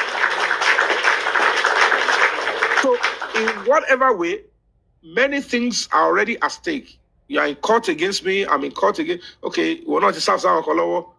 Ó gba tí ẹṣinṣin tó bá bọ́ síbi ẹpọ̀n kò sí bóyá lè sọ pé o ní skito. If a fly comes to your blocos, bó ṣe máa pa ńgbà tó wá sí apá ẹ̀kọ́ ló máa pa tó wá blocos. Tó bá the way you slap your palm or your chest when mosquito is biting you, if that same mosquito go to where your this thing kílọ̀pẹ̀ blocos wóró tó bá dáwọ́ bó ṣe dáàbò scrotum òyìnbó máa ń sá lọ téèyàn bá ti ń sọ̀rọ̀ lọ́wọ́ yẹn ló ìdìbò àbí ẹ má bínú. So if you will regret why was I not careful? And that is where you should note that in this particular one questions will be asked. Very dark man, where did you see the shot? He is taking a huge risk. Iyabo would have helped him not to go to that shot because nobody would be accusing Very Dark Man of invasion of privacy. So he needs to avoid that aspect of where did he get it from. Look at the D1 saying they should sue Very Dark Man, they should investigate it. Moloti Richard here, he invaded privacy just the way this other woman, Pelu, that straight, social media straight, on somebody to King White. You guys don't know it takes a. Will you shut up?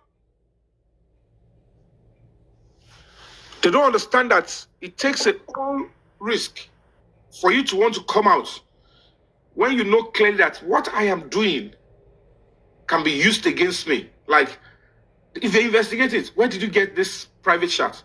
Any of them could say it's our privacy. They still have right to go to court. They might go to court against him.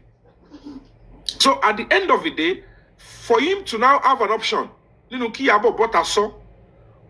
go save only opportunity of not going to court. Can you get me? Or anybody arresting him or accusing him of invasion of privacy. Or go straight. It comes with a price. He was not in the shot.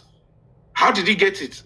Somebody must have legally they want extract it.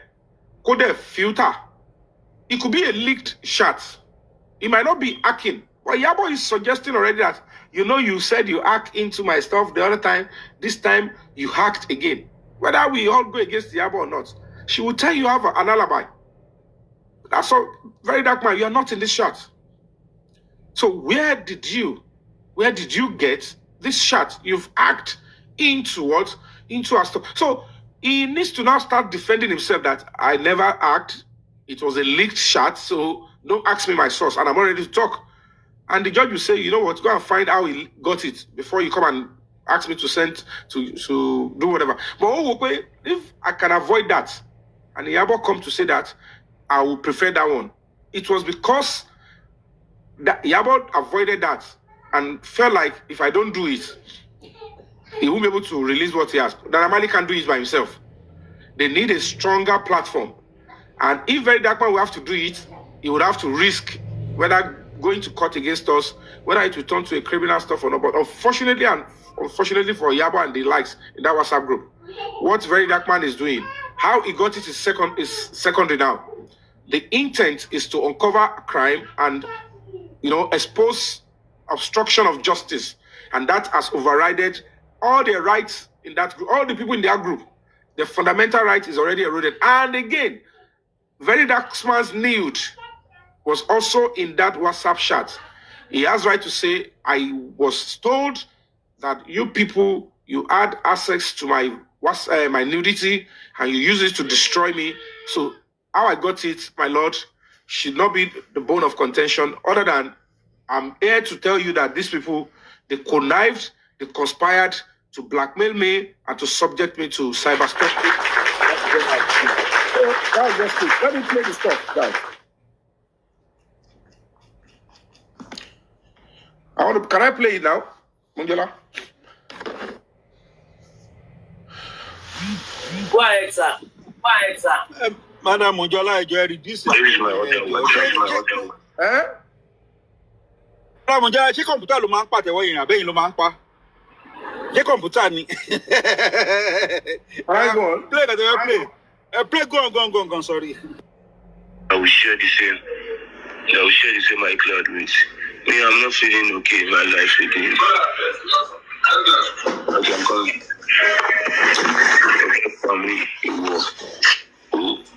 To bá pa mí tí bá kú lé ní wàhálà ìtàláwọ̀ ní dé gbogbo láfẹ̀ẹ́ I swear to my living God. Wọ́n wá kí fún mi bí wọ́n wá lọ hospital. Wọ́n wá kí fún mi. You don't know anything. I swear you don't know anything. I swear to my living God. Me, ever since I've gone to the end of my life, I've been fucked up. For some people, program is showing me.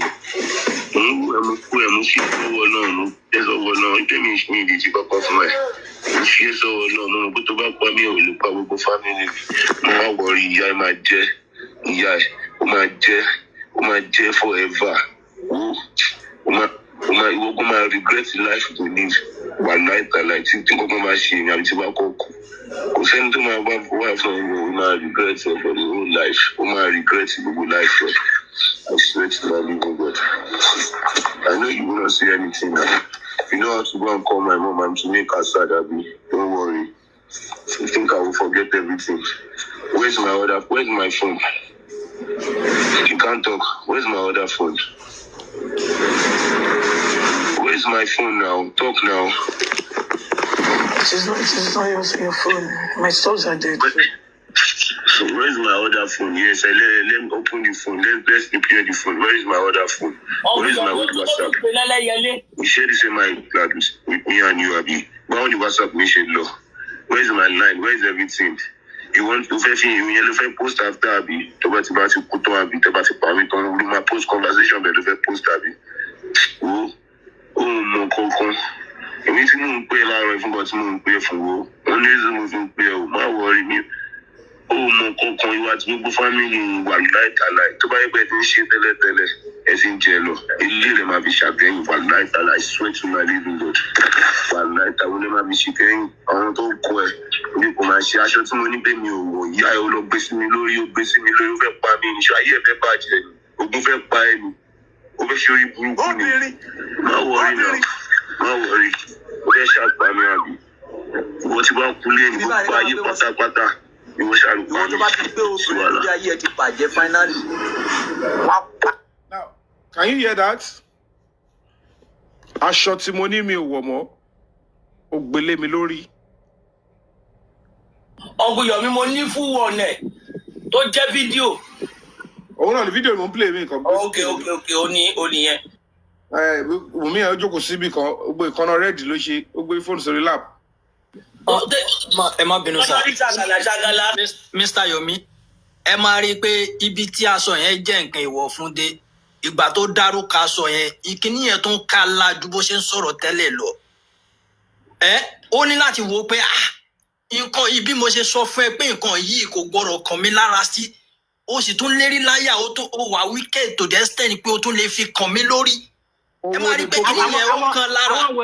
Àwọn wèrè kan ò wá rí nǹkan kan sọ sí gbogbo ẹ tún wá wo Mr. Yomi ẹ dúró náà ẹjọ́ má bínú. Ẹ wá wo bí tí Mr. Yomi ronú lọ ibi aṣọ tí nǹkan tí wọ́n jù sínú pósí ẹ̀. Exactly. Ó ṣe tí wàá ju aṣọ sínú pósí ẹ̀ again. Ṣé ti wá rí báyẹn? That is it. Wọ́n láṣọ tó mì nìyẹn pé Liam ni. Liam ẹjọ́ ẹ má máa dárúkọ ọmọ kékeré ẹjọ́ àìsàn ká gbàgbé ọmọ yẹn. Rí ọ́díò tó sẹ́ndì tó bẹ́ẹ̀ mi sọ ni ó ní òun ní half ẹ̀ náà lọ́wọ́ tóun fi ń bóra for his memory and ó dé corona ó ní òun fi protect ẹ̀ ni ẹni tó gbé lọ hospital. Wẹ́n o máa protect ẹni tó protect lójú ayé tó wá fẹ́ protect òkú. So the point is this: at the end of the day, now if we have Naira Marley out of it, like 98% or thereabouts, it's important for the police to now look inwards because that about was side of Naira Marley àti Samilari ẹjọ ṣàfẹ́ máa wò kú kiri. Wọ́n fẹ́ àwọn yẹn distract wa ni. And the leader of the distraction is out. Èmi tí mo síwájú ọmọ mi rọ́gbẹ́ ẹ wo àwọn ilé tọmọ mi wà àwọn tajọ ń ṣe fíìmù tẹ́mi rò pa àwọn ẹ wo àwọn tó wà ní WhatsApp group yẹn olú ẹ̀kọ́ bá jẹ́ tùbí okó pọ́pù síbí kan ọba tẹ̀lé. Ẹ ká sọ gbogbo lé ẹ ká sọ gbogbo lé ẹ ṣe eré mi ṣe rí èmi bẹ́ẹ̀ mi ṣe máa ń wo nǹkan ọmọ yẹn ọ̀sìn gbogbo bí general bá everybody ṣe máa ń wo nǹkan ṣe rí issue very dark man àti Ìyábọ̀ àti Naira Marley ẹ má ti jẹ ká rule out Naira Marley àti Samilari nínú kéèsì o ẹ má rule wọn out at all because the proper investigation wọn ti ṣe tó bá ṣe proper investigation tí ó bá sí ọwọ́ wọn bẹ̀ àṣebàlá pé o Naira Marley Samilari ò sí bẹ̀ but another thing ni pé èmi ò like kinní kan Naira Marley BDM sọ pé ká ní Ìyábọ̀ Òjó ṣe nǹkan tó ní kó òun ṣe òun máa cover so àníwọ́n tó ló sọ yẹn no mi ò gbọ́ mo wà ní mo gbọ́ gbogbo tẹ́ ń sọ èmi kàn ń support nǹkan tẹ́ ń sọ náà nìyẹn so ṣé àníwá Joseph fún Mohbad ọ tó bá ní evidence tó bá ní ibi tó ti pa Mohbad nǹkan tó lè fi tó ṣẹlẹ̀ are you telling us that you no go to put it out there for the public to know. mi ò sí ní kókó wà lọ́wọ́ ṣẹ́ni Mr. Fabiyi ò lè sọ much nípa bẹ̀ yẹn because kò sí kòkó ṣẹ́ni anything tí Mr. Fabiyi bá máa sọ kò gbọ́dọ̀ against the very dark man otherwise wọ́n á yí wọn lọ́wọ́ wọ́n máa yí mọ́ Fabiyi lọ́wọ́ ẹ jẹ́ ká èmi ò sọ ó sí o Madam Shayo ayọ́sọ fún yín èmi bẹ́ẹ̀ ṣe máa ń wo nǹkan èmi máa ń wo nǹkan èmi olóòótọ́ lèmi o máa ń wọ ìbọn tà lọ́wọ́ kílókàn pẹ̀lú yẹn èmi máa ń wo èmi máa ń wo nǹkan deeply Prince o ẹ ó dọ̀ ẹ má bínú káyé tìfẹ́ dára mi lápá bẹ̀yẹn tẹ́mi bá rí pátákó mo ń ọ̀pọ̀sì commissioner of police IG ẹ wá ní very dark man ìmìlẹ̀ ọ̀pọ̀ níjọ́ wo síjọ́ wo. no I can never support that bàbá yẹn tẹ̀ ti explain. ẹ bá gbọ́ ohun tó wà bẹ́ẹ̀ ni mo ti sọ fún yín yẹn nítorí pé lábẹ́ bó ti lè wù kó rí there is a risk on VDM more tó bá expose ṣáàtì yẹn than kí Ìyábọ̀ fún rẹ̀ kó fẹ́nu ara ẹ̀ tú àṣírí ara ẹ̀ jáde. kó fẹ́nu ara ẹ̀ sọ exactly ebi ò ní ọ̀rọ̀ ibi tí mo bá ọ̀rọ̀ yẹn. just like the other time pé ẹnìkan. ibi tí mo bá ọ̀rọ̀ lọ nìyẹn tí VDM bá ní tó pa Mohbad lọ́wọ́ báyìí tó bá yẹ kó ní lọ́wọ́ gbà tí kí ẹ wà lọ́wọ́ wọn ọ̀ ní fún Ìyábọ̀ ní option pé kó lọ fẹ́nu ara ẹ̀ sọ́mọ̀ nígbà tó pa Mohbad VDM ó máa rọ́bìṣẹ̀ dànù pé ẹlẹ́ẹ̀kẹ́ ó máa rún papọ̀ pẹ̀lú ṣáàtì àti fídíò ẹ̀rọ àṣepọ̀ torí pé kò tí ì rí wọ́n fẹ́ kó ṣìfù kọ́kọ́ fẹ́nu rẹ̀ admit kí bigger body ni ẹ kúrò lórí àwọn ẹni yìí because they are travelling around with excess luggage ọmọ ọlọ́mọ yẹn ló bí wọn if eventually they don't have a hand truly that is too much on them that is too much because ní láti sí ara wa. kò tí ì sí clearance Yomi kò tí ì sí clearance pé wọn ò mọ ọkàn pa kéèsì kò tí ì sí tó ì clear wọn out of this case. And if from ẹ fi ọ̀rọ̀ ọmọ ọlọ́mọ lẹ̀ ọmọ ọlọ́mọ náà ló kú. The principle ẹ má get it twisted. Even wọ́n tẹ wọ́n pa ẹ̀wọ̀n sí pé if there is any evidence pé wọ́n bully bọ̀bọ̀ yẹn. They are speaking from Iyabo's angle. Èmi ká fẹ́ kọ́ positive. Madam Shayo, this is the law. Nítorí àwíjàre ká jẹ́ kí tọrọ tọ́ lẹ́nu. Ẹ understand? Ó lè jọ pé fine they bullied the guy. Ohun tí à ń sọ ni pé cause of death là ń wá which is the bigger picture. Than bullying. And the bigger picture is kí ló kọ́ Mohbad lọ́rùn kí ló lead to bleeding profusely. Tí gbogbo nǹkan yẹn tẹ bá wò lọ if they are not directly involved yet and tí máwọn tó wà directly involved dẹ̀ rí anything láti suggest pé àwọn bùi wọ́n ní hand in it. Tẹ bá wà ń rò pé nítorí there is iota of bullying kẹ́ni kẹ́ pin ẹ̀ lé wọn lórí. That means whoever is doing that is not just a jeopardy. They are worse than even the crime itself and criminals themselves. Àwọn yẹn go the worst criminals. Ṣé n gbọ́dọ̀ mi? Nítorí pé even the bullying tá à ń sọ gangan, the petition was against Samilari, not against Naira Marley. And to fẹ́ accept pé Samilari lè máa lo influence bó ṣe close mọ́ Naira Marley àti Mohbad kó máa ṣe ìkà bóyá ó ní kan pẹ̀lú ìyàwó Mohbad lọ́tọ̀ tí Naira Marley ò mọ̀ ń pa ẹ̀. Ẹ ti understand? Ẹ kò lè máa rí wọn kọjú àpapọ̀ kó jẹ́ pé the guy is operating on his own and it's something kó yẹ kó kọ̀ fẹ́ fi yí ẹni yẹn lára because I looked into the video tí Naira Marley release nígbà tó ń bá Mohbad sọ̀rọ̀ Mohbad at that point in that particular stuff, òun ló jẹ̀bi Naira Marley. Ó lóun feel back on ni. Òun ṣe pé wà under duress. Ó lóun dẹ̀ feel bẹ́ẹ̀ mọ̀ báyìí. Ó wá ń sọ fún yẹn wá tí wọ́n sọ pé tó bá jáwọn ẹbí ẹ̀ ló ń dẹ̀ láàmú. That means they don't even have any altercation. On any ìjà. It was presented to us that ìjà wà.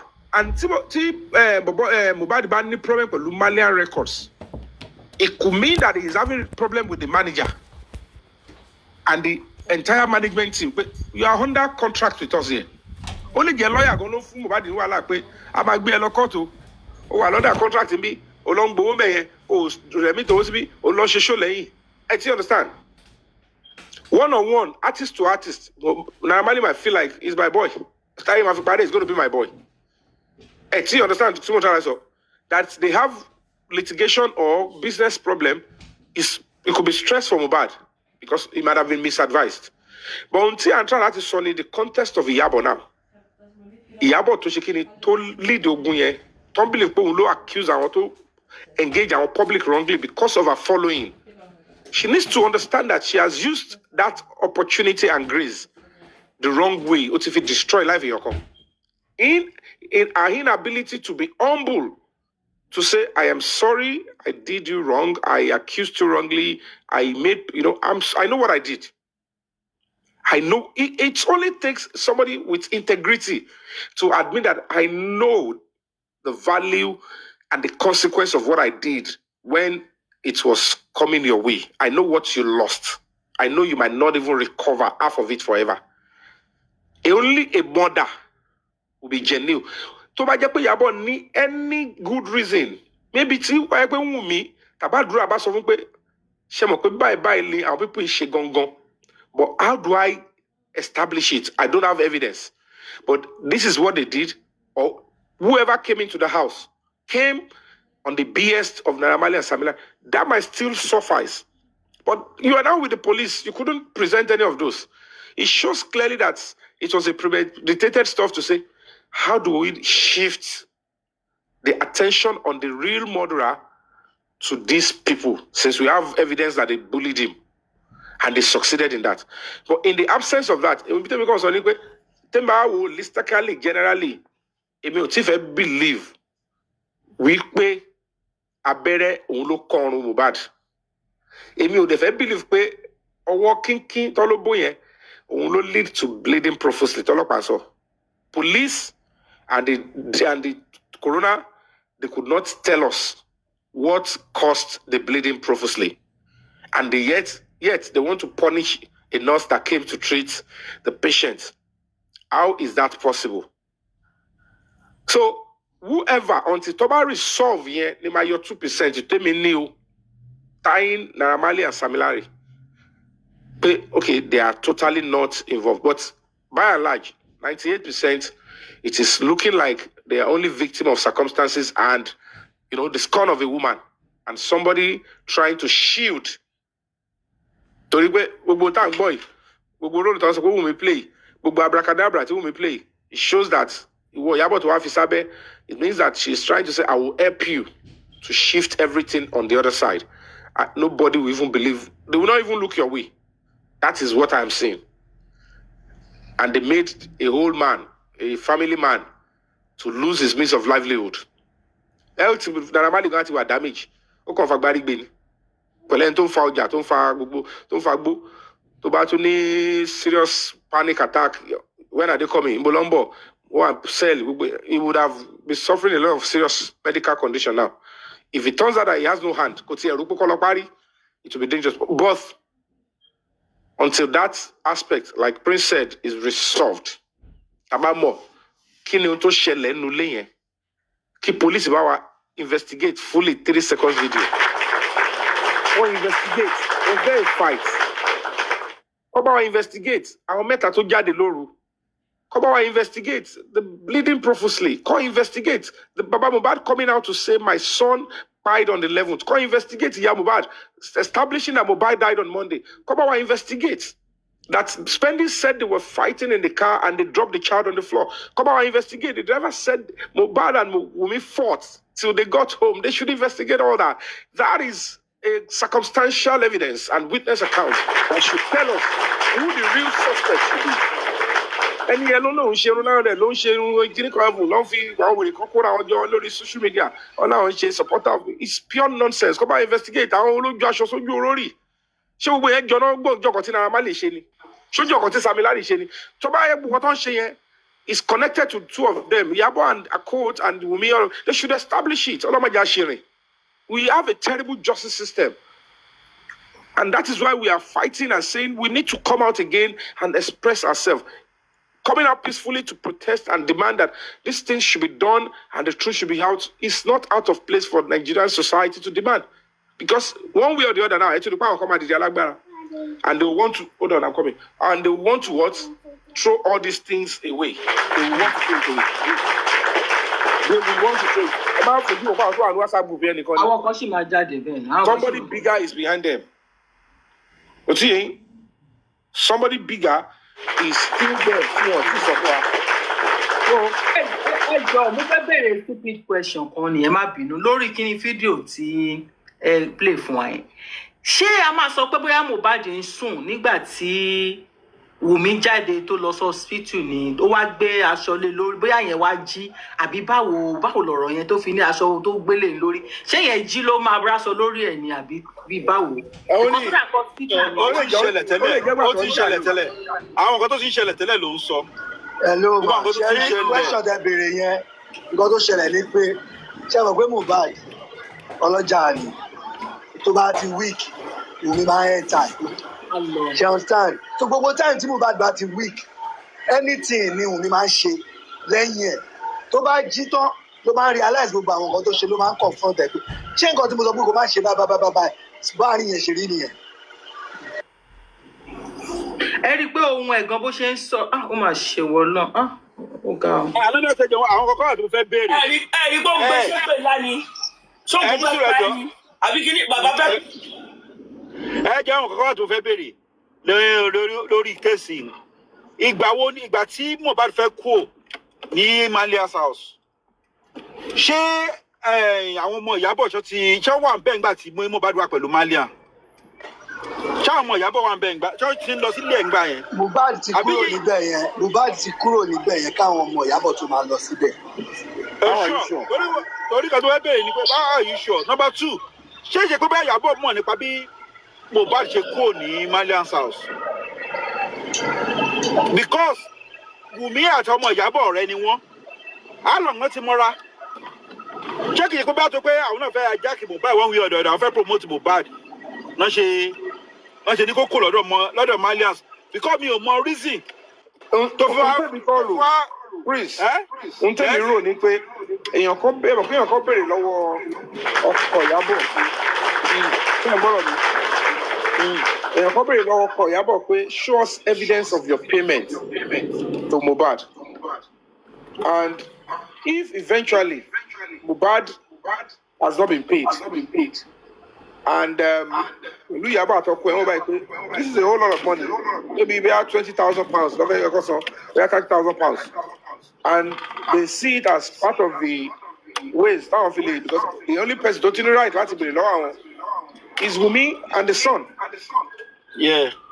And they look and say if you can so there are so many possibilities that we have to look into pẹ̀lú tó bá ti ṣe Naira Marley and Sami ibi tí mi ti wò pé Naira Marley might be totally not connected to it is òun fúnra ẹ̀ pàápàá gan ní quest only don't ask me we want to know what by Mohbad go after those in the house if he had sent any of them or if any of them tó bá believe pé Naira Marley ní connect tó bá sọ pé kó wá béèrè lọ́wọ́ àwọn they would have replied back that kó wá béèrè àbí wọ́n kọ́ ló náà wà. Mo ya wèrè ni. Kò tí yẹn yín. But for him to say, don't ask me. I want to know what by the guy. Go and check with those in the house. Arrest all of them. He's been saying that long time ago. We can't love below and what one in the such a pearl. And the truth is the first day Mohbad kú, the first day Mohbad kú jẹ́ sí pé ó béèrè about 10 questions ló béèrè ìjọ yẹn. Ṣé nígbà tó tún sáré bíi pé òun ṣe serial killer tó ìjọsẹ̀ tó ń bá jẹ́ killer gan wá ti pa Mohbad tipẹ́tipẹ́. Ó ti kò sọ pé Mohbad kò dákọ̀ Ó ṣeré ni o. kò dákọ̀ Mohbad o. Irọ́ mi ṣeré ni o, mi ti ṣeré ni. Jẹ́mọ̀ tó fọ́nì jù Prince, Madam Shayo. The whole of the music industry, 99.5%, they knew that the nurse was not responsible for Mohbad's demise. One more. She understand too much, and logically, Tebawo, Dr. Perez, only I have a video, a CCTV captured when Mohbad was brought in. CCTV, clearly the physical state of Mohbad, and it all so Kura Med Hospital 1 hour ago. Log of wood, log baby oti gopa. Come back to the show. Call up back CCTV or the doctor here. Ọ̀kadà àárọ̀ wo náà fi gbé irọ́ náà pa. And if Okada is to Kura Med, I'm talking about Perez. Okay. Perez, they got to Perez 3 o'clock. 4:30. The doctor, Perez is okay. I want to declare Mohbad EID. That's just 1 hour. Tebalowo CCTV, log of food, we will see everything that we need to see. But at the end of the day, we want to be a coroner request. And then no police has even requested that the Perez Hospital to show them. So we have credible new leads. But now, we will now present it as petition before the police. About solo the social media. Justice on the social media. Because by my for do curry, soap opera. If you continue to look for soap opera on social media and not take the right step, with all these new leads, justice for bad will still be landing. And to the stage, prison people will just pull out and say, enough of this, because we just have to compile it and send it to the right authority for them to go and investigate. Because there are new leads that must be investigated. All of will read CCTV Perez Hospital. They are not even aware 3 people came out in the middle of the night. If they go there, justice for Mohbad and the 3 seconds video and the chat that Mohbad fought Wunmi, it be justice for Mohbad here because they are statement of fact. And it must be proven by the law enforcement authority legally so that we can establish this and get out of this own nonsense.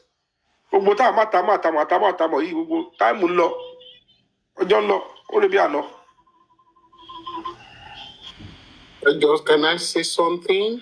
Good evening, everyone, or good afternoon, good morning. Please, can I say something? Host. Go ahead, Petsketch. Good afternoon, sir. Good afternoon, madam. Honestly, our over-analysis is becoming too much. Look at almost 2 weeks now, I've been enjoying myself. People should allow us to keep enjoying this scene going on right now.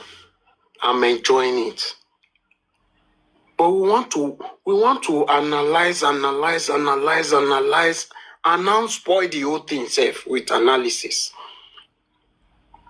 How many of us has even asked ourselves and said, Iyabo Ojo and Wunmi, when did they know? That is a very big question. Is it after Mohbad's spy or they've known before now? That is what. 2. Yeah, they were saying. When did they know what? When did they know each other? Okay. It's very important. Okay. When did they know each other is very important. Because in Mohbad's voice note, he's saying,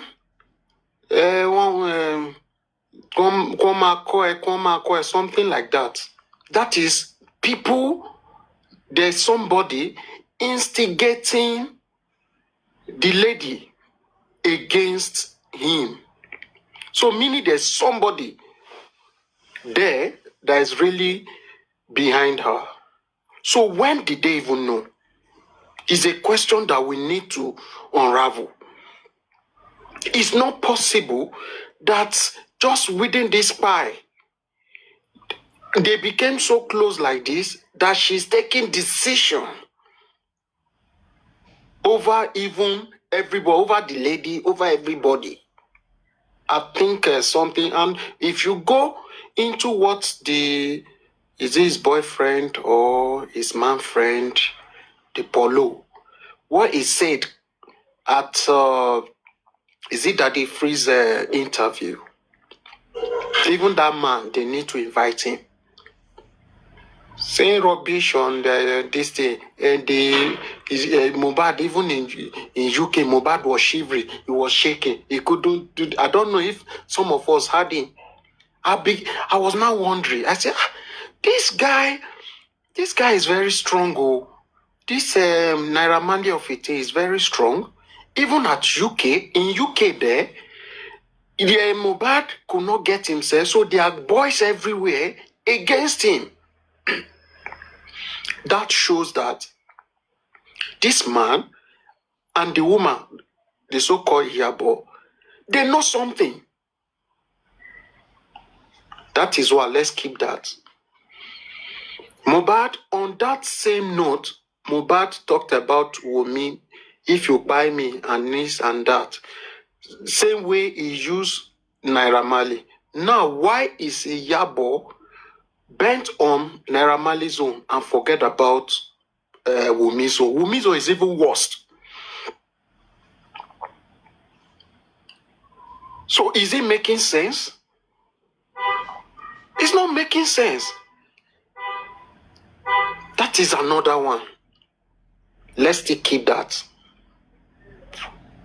Now, why would Iyabo go to do DNA after knowing the result, refuse to talk about it?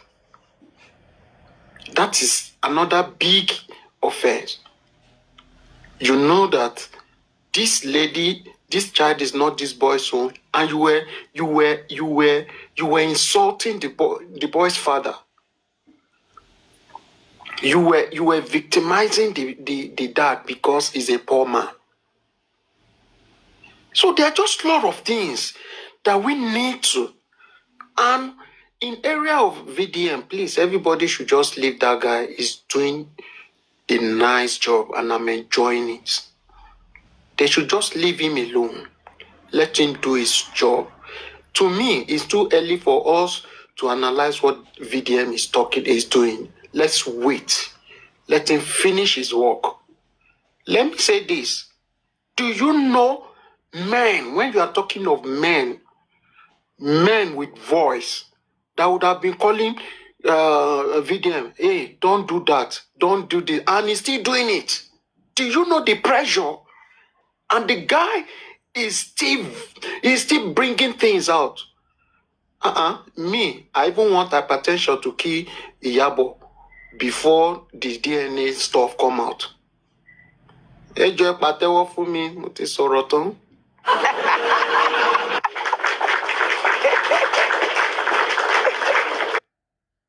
That's what I want to say. You know, thank you, Petke. Thank you. Good afternoon.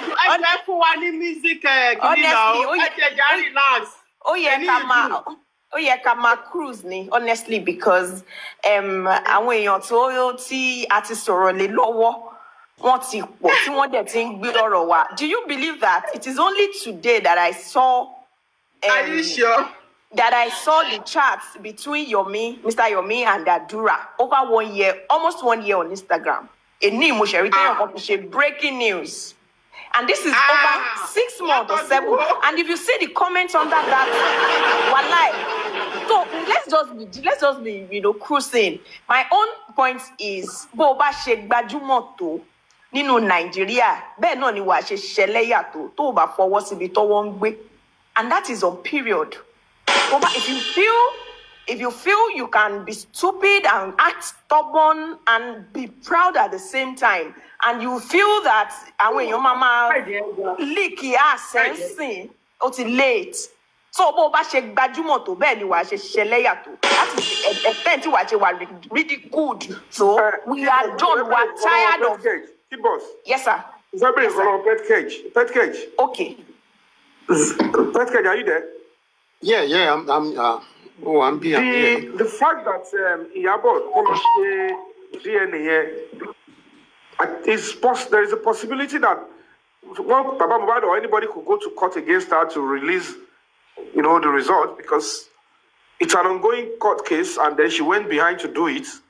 See, and sorry, she's before you go further with your question, when you are saying Baba Mohbad and this, you see, the people surrounding that man, they are not wise.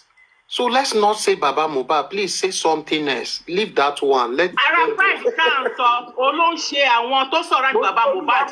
Àwọn agbẹnusọ bá gbọ́ tó yẹ kán mú lò. Wọn ò ní lò. Ẹ ń sọ̀rọ̀, a ní ẹ tí understand nǹkan tá à ń sọ yìí. Right, arrogance. You don't get. It still is happening to a lot of people now, and they don't know that. Tọ́lọ́ bá fẹ́ bá tiẹ̀ jẹ́ quick. Ó máa sáré gbé pride fún ẹ. That's why I love you. Tọ́lọ́ bá fẹ́ put end to your life. So we don't need energies like all these analysis like Mr. Petkeja said. Or no, it will just give you pride, and that will be your end. Shame, you see every question law. So need the ẹjọ́ púpọ̀. We don't really need any analysis, honestly. Let's just be cruising and probably talk about some other topics. As it is, I want to want there like that VDM, like that Kemi, like that is Kemi Olunloyo, like that Lizzie, like they are already giving. In fact, yes, sir. Yes, sir. See, we continue talking about this very one. We will not keep it aside because it's our time to laugh. So why must we just leave it? But what I want us to be raining curses, even on Iyabo. It will be giving joy. No, we don't. Than analysis over nothing, over somebody that no, let's just analyze this. That cause here, actually, pay analysis over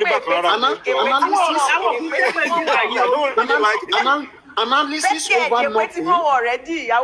No. Do you know? Let's cruise. Please. Cruising is okay with me. But cussing, even in the cruising, you can just say, cussing is not my style at all, you know. Even in the cruising, you can just say, Ori eti bale.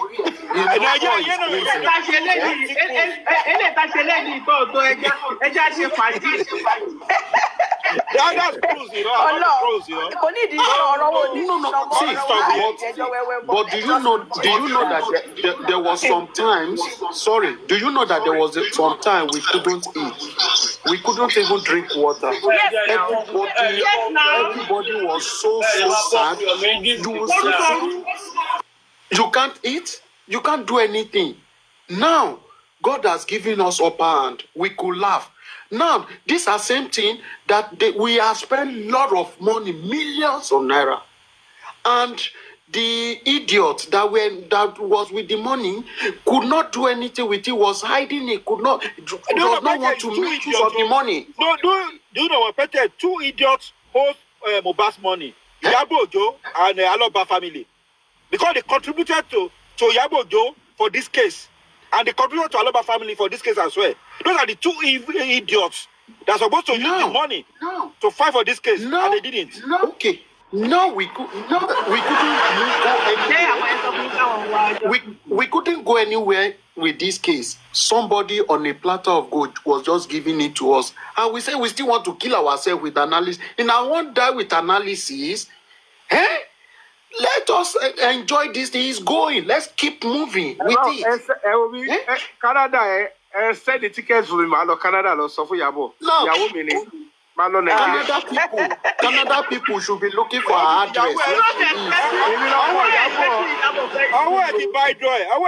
You know, it's a beautiful thing to know that a lot of boys, one boys are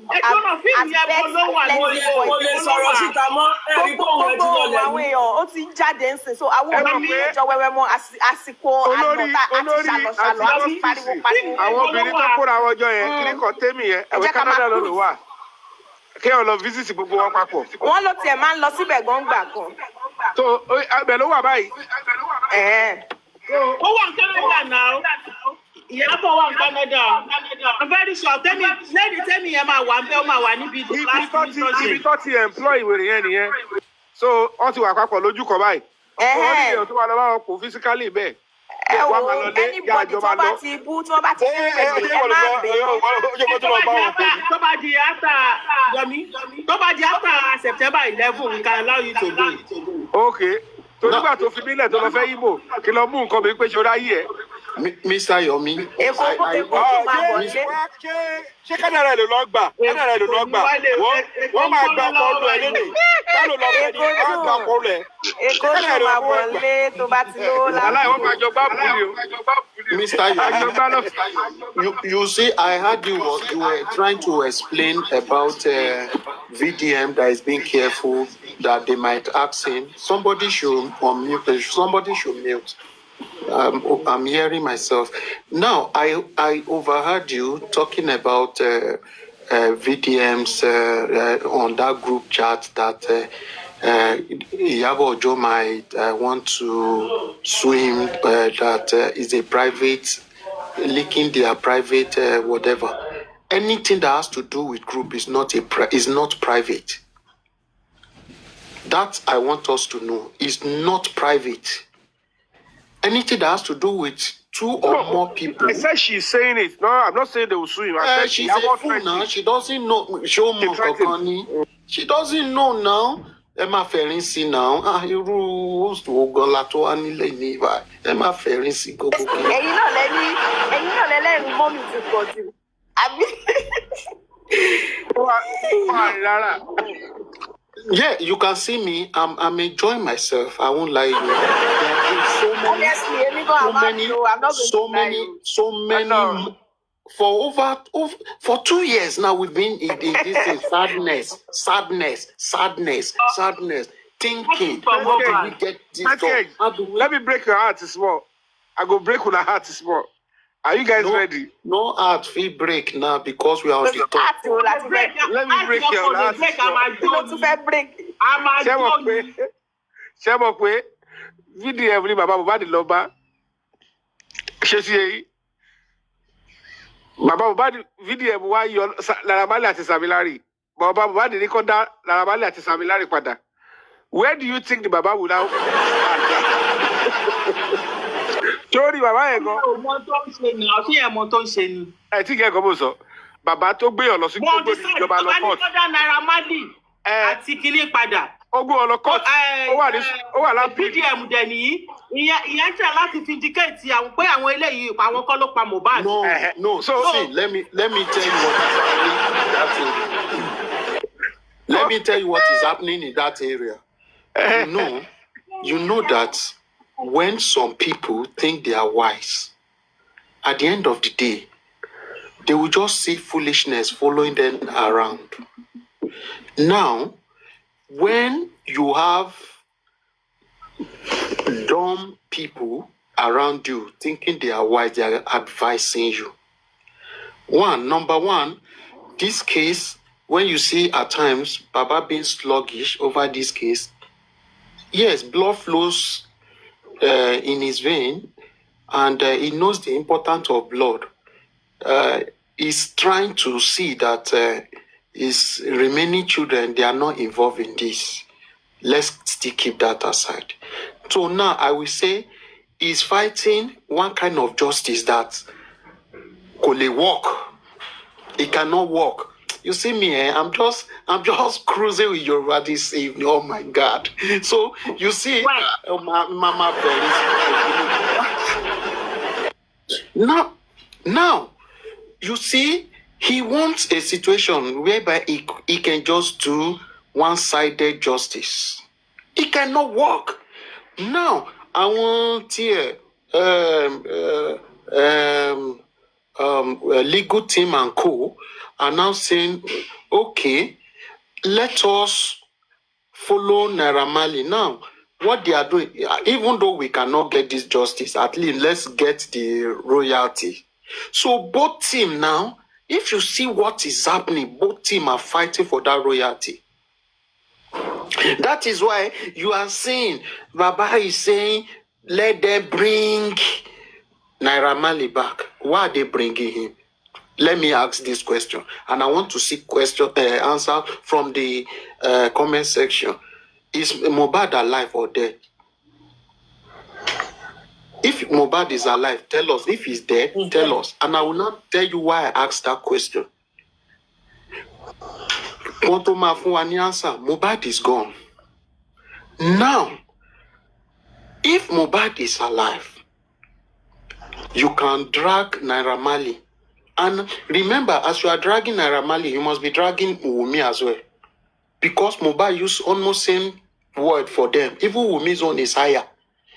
Because he ensured that that Wumi's own, he made sure he entered both the parents. Okay? That a bad thing, shetipe. So Wumi's own is even higher. Okay? So now, if you are dragging Naira Marley, you should be dragging Wumi all together. So now, if Mohbad is gone, then you can't talk of bully for now.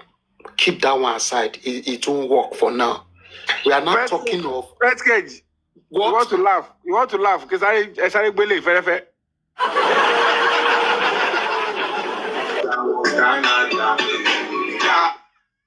Good.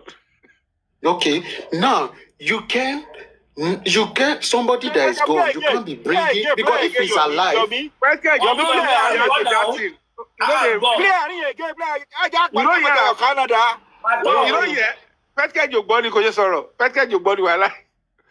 Okay. They can play make you hear. Yeah, play.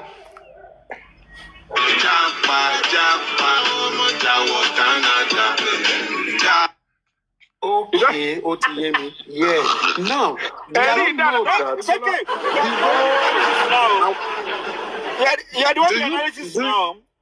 Do you know that the way it's going now? VDM is saying, "Come back." Otodeni, let her come back. Ibilawana, let us do it in Nigeria. You understand? Yeah. Why is she running? If she know she has the power, why is she running? She should calm down now. Let's do it as it dey hot. So make we do everything. Why is she running? That's everyone. Ekaso everybody on the panelists and the comment. Power Amina. Our dinner. Full book of add a little thing see or tea Peggy Simpson. I agree what he's saying. Like Emma Bagbe. I draw. Sorry. Kill to pay ye. I be alive. They don't be mother to me.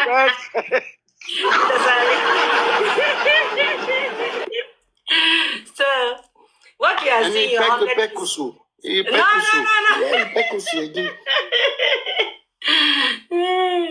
So the issue is that, as you are saying, all come drag in a Malikot my drag you me is 100% right. Why?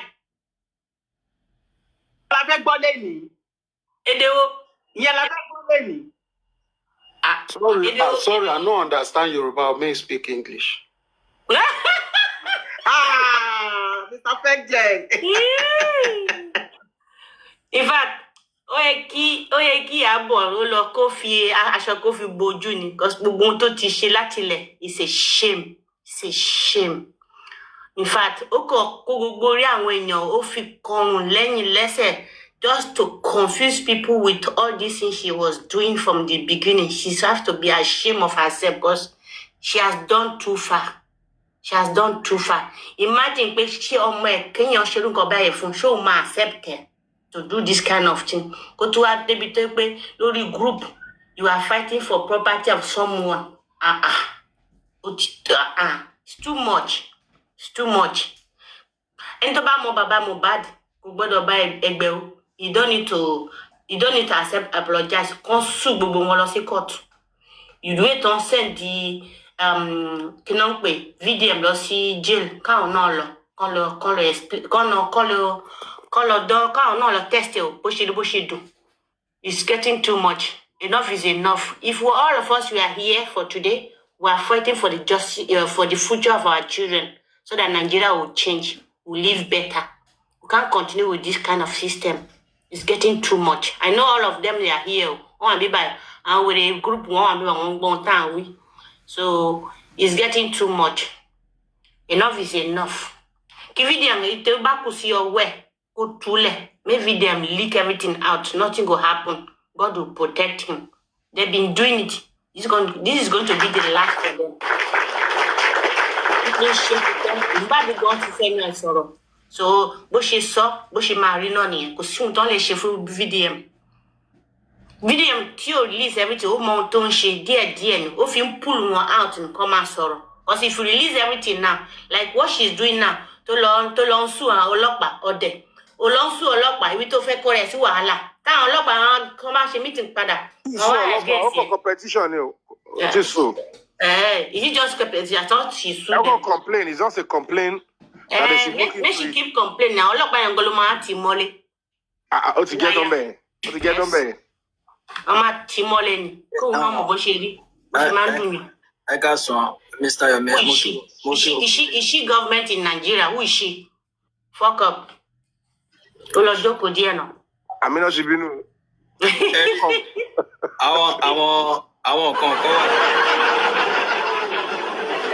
Àwọn kan wà tó jẹ́ pé ní àwọn èèyàn owó bẹ̀. Because bóyá bí mi ṣe wo òye kìíní yẹn bóyá ló yàtọ̀.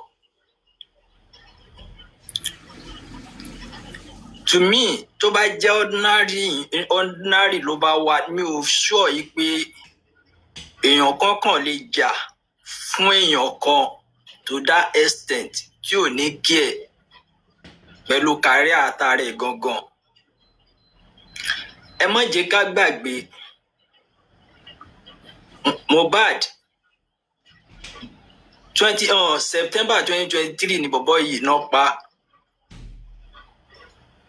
August ni bọ̀bọ́ yìí travel last. Ìgbà tí bọ̀bọ́ yìí travel last, ọ̀dọ̀ Polo ló dé sí, Polo ló gbé lọ. Níyì tó ń jẹ́ ọkọ Ìyábọ̀ Òjó. Allegedly, there are so many things tó ń ṣẹlẹ̀ sí bọ̀bọ́ yẹn tí bọ̀bọ́ yẹn ò lè bá anybody sọ tó dẹ̀ discuss ẹ̀ pẹ̀lú Polo látara bóyá trust tó ní nínú máa yẹn. Níbí báyìí adé ń sọ̀rọ̀ nípa lọ́kọ-láya tó já sí pé ní kò sí tí ń ṣẹlẹ̀ tó yín Mohbad sọ fún Polo tí Polo ní jẹ́ kí Ìyábọ̀ Òjó gan wà wí ẹ̀ sí. Ìyábọ̀ Òjó àwọn ọmọ tí ẹ̀dẹ̀ níyì iná jẹ́ ọ̀rẹ́ síyàwó ọmọ tó lẹ́jọ́ tó fẹjọ́ sùn tó rojọ́ ara ẹ̀ fún ọkọ ẹ̀. Àwọn àgbàlagbà wọ́n ní opportunity come once. Ọ̀pọ̀ èèyàn ló máa ní tó fẹ́ ṣe nínú ara ẹ̀ tí ò tí ì rọ́nà. Bọ̀ tó bá ti rí ọ̀nà kan báyìí pé opportunity lélẹ̀, ó máa sáré grab ẹ̀ ni. Now, allegedly, nígbà tí Mohbad rojọ́ fún Polo pé n tó ń ṣòun lélẹ̀, n tó ń go through lélẹ̀. Allegedly, bóyá Polo sọ fún Ìyábọ̀ Òjó. Ta ló mọ secret tí nípa Mohbad tí Polo sọ fún Ìyábọ̀ Òjó tí Ìyábọ̀ Òjó wá padà lọ leak sọ́wọ́ ìyàwó Mohbad?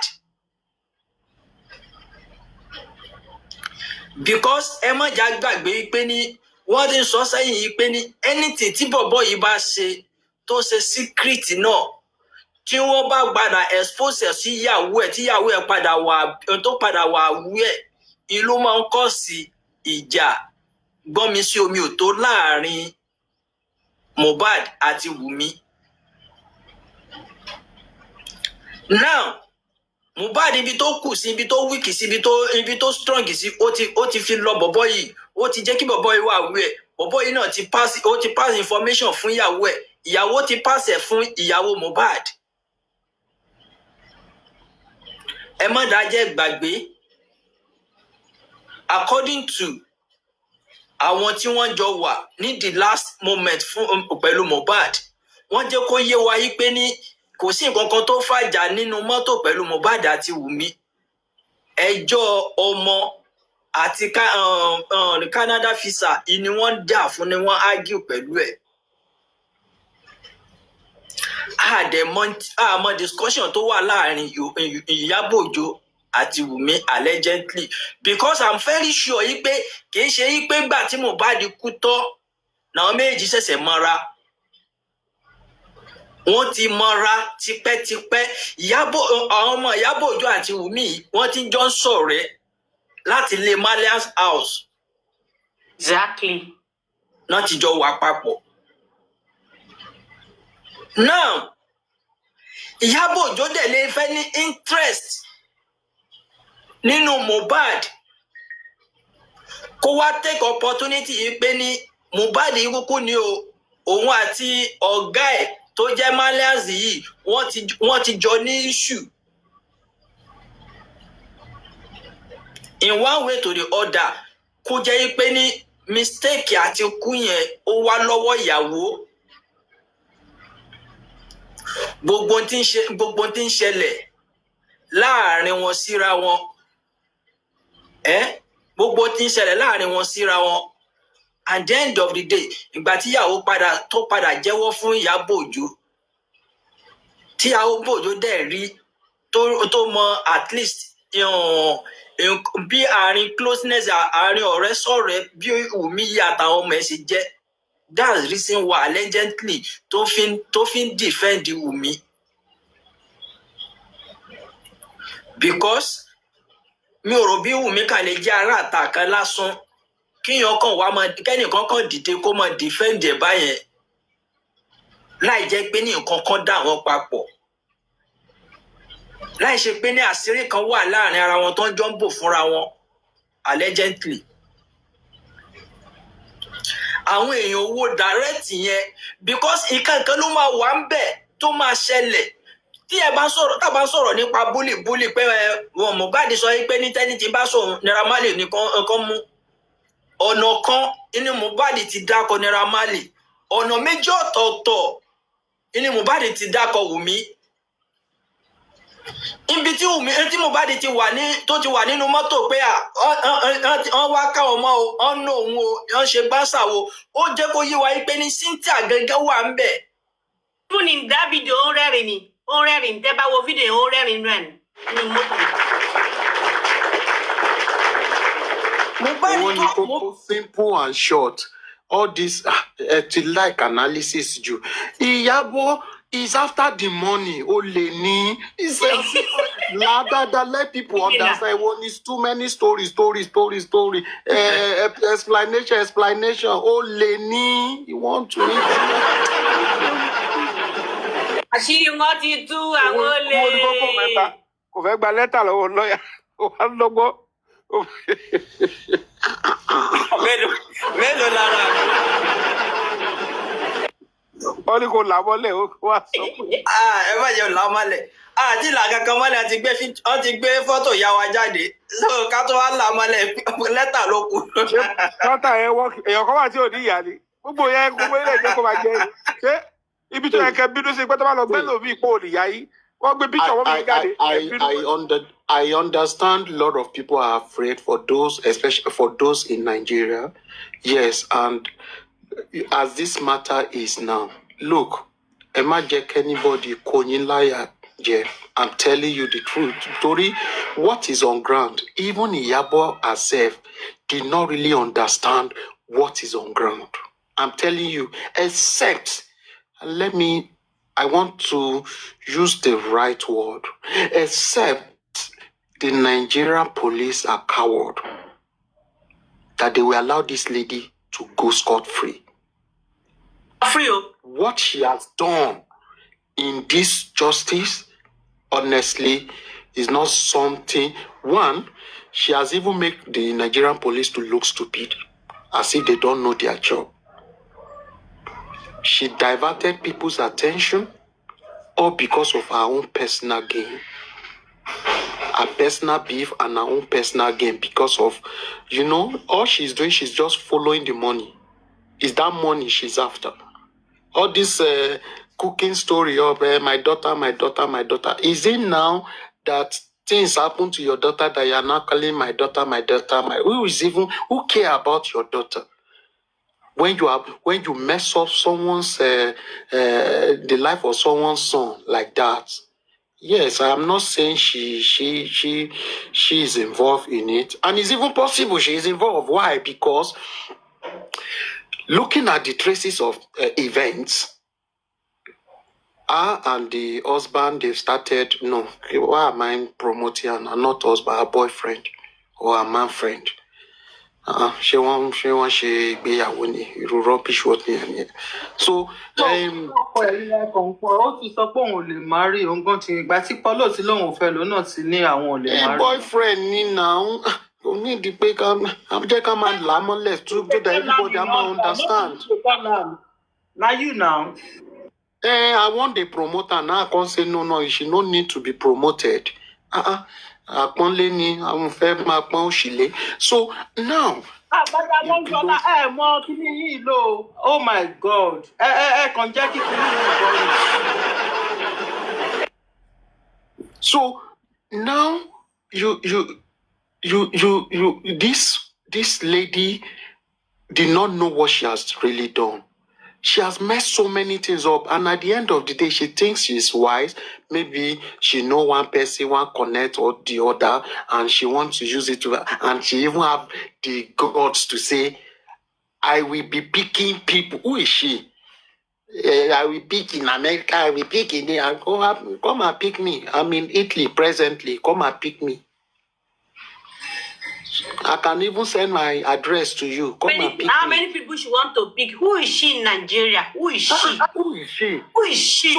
Who is hell of her? Àwọn group one time wọ́n gbọ́. Àwọn tí wọ́n nípa wọ́n gbọ́. Who is she? We shouldn't allow her to call when you lie again like that. Say our NGO. It's NGO. In fact, with that statement gone, they can even sue her that, so you are using your NGO to intimidate people? NGO is meant to help. Petition to take against the Commissioner of Police. Only thank God that I have my NGO. I will be picking people. I don't know if you people want that. I don't share this thing. Pet cage. Yes, I can hear you. Petition to follow it. No beg you. Petition to about follow against the Commissioner of Police here. O gbọ́dọ̀ wá kọ statement kó lè wá prove nǹkan tó sọ. Wọ́n lè bá wọ́n gbé wá ní. Wọ́n sì máa gbé tó bá yá kó dá yọ wọ́n sì máa gbé. Wọ́n sì máa gbé. Gbogbo ètò ṣe yìí gíragíra ó fẹ́ fi divert ó fẹ́ fi lẹ́tà yìí divert torí gbogbo ohun tí VDM. Wọ́n lè dúró ní kéèsì EFCC náà o. Wọ́n mọ tó ń ṣe ó fi ń divert àwọn èèyàn so that wọ́n máa sọ ọ̀rọ̀ lẹ́tà tó ṣe. So that I need to VDM again. Somebody is saying something. Say never ever underrate power of people. Now only I get them. Now only I get them. Except foolish men who do not want to really respect their name.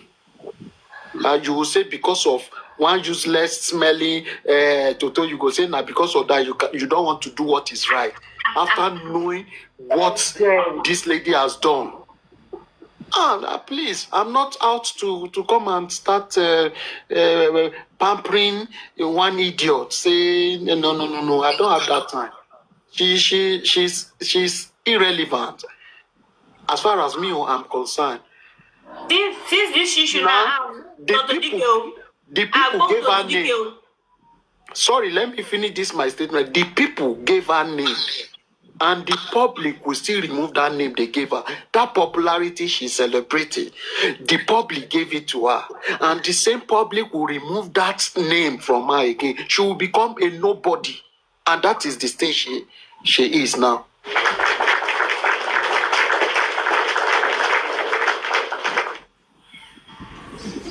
Uncle Yomi. Ma? Bukky Jesse.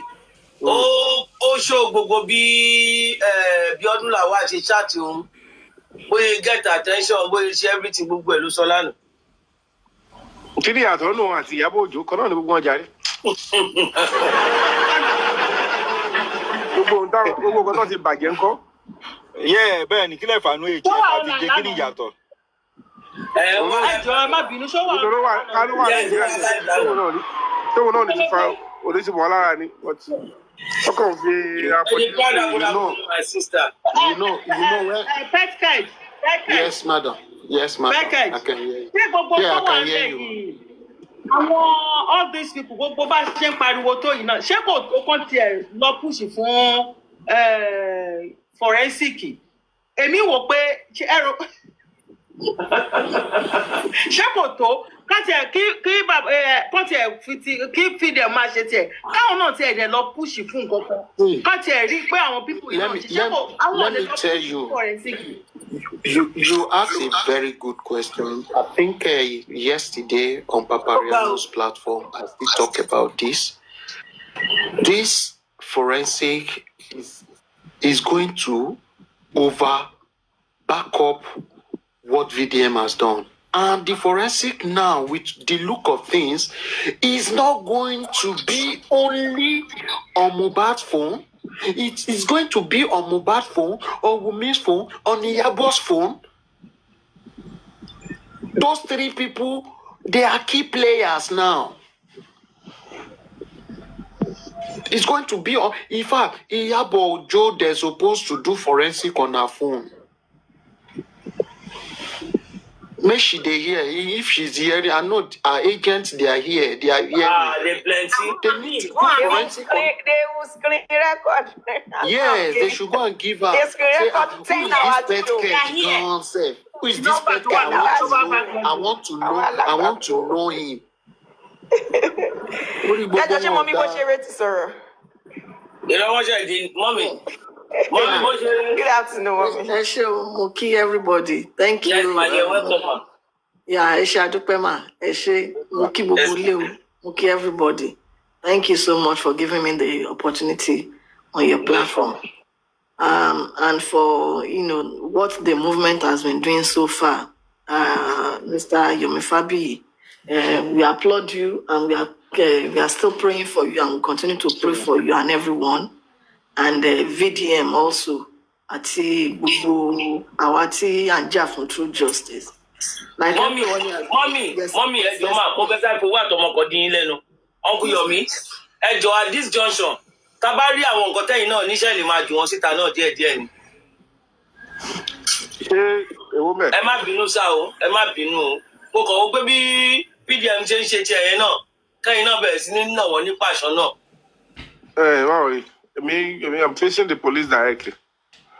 Ọ̀tọ̀ọ̀tọ̀ ni wọ́n náà. There is no need of Ọ̀tọ̀ọ̀tọ̀ ni wọ́n.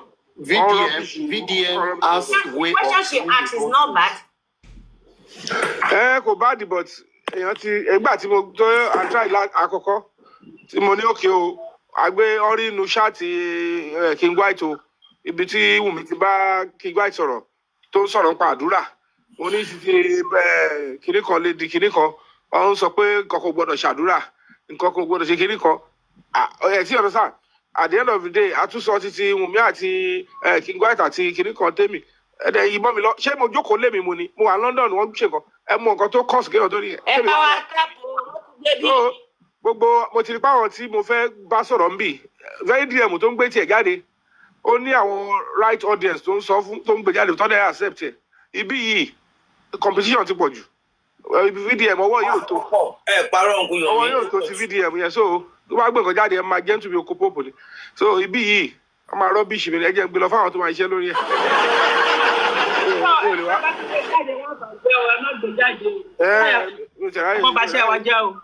èmi ò ráyà àṣàjà lọ èmi tí mo bọ́tà sọ pé wọ́n ṣe forensic for King White tí ò bọ́tà sọ nílé ní tí wọ́n èrè kan jáde tó ṣe tó dàbí Sky Lolo tó ní èmi kò your Fabiyi ò ṣe ní Mr. Fabiyi ẹ má bínú Mr. Fabiyi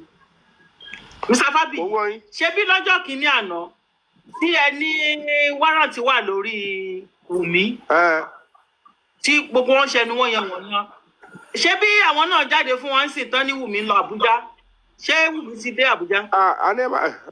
bí ètò bá n bá èmi tèmi mo ní wáràntì wà lórí Wùmí ó wà lórí àdúrà ó wà lórí Dàmọ́lá. ṣé gbọ́dọ̀ mi. ẹ sọ fún Yomi kí wúrà mi má gbé o iṣẹ́ àwọn ni o iṣẹ́ àwọn ni ṣó dẹ̀ ti. Anyway, it is well. Let's continue. Sorry, let's allow Mommy Boshere to stop. Mommy Boshere is sorry. No, not at all. Kankan náà ni gbogbo wa jọ ń sọ. Wọ́n rún mi kọ́.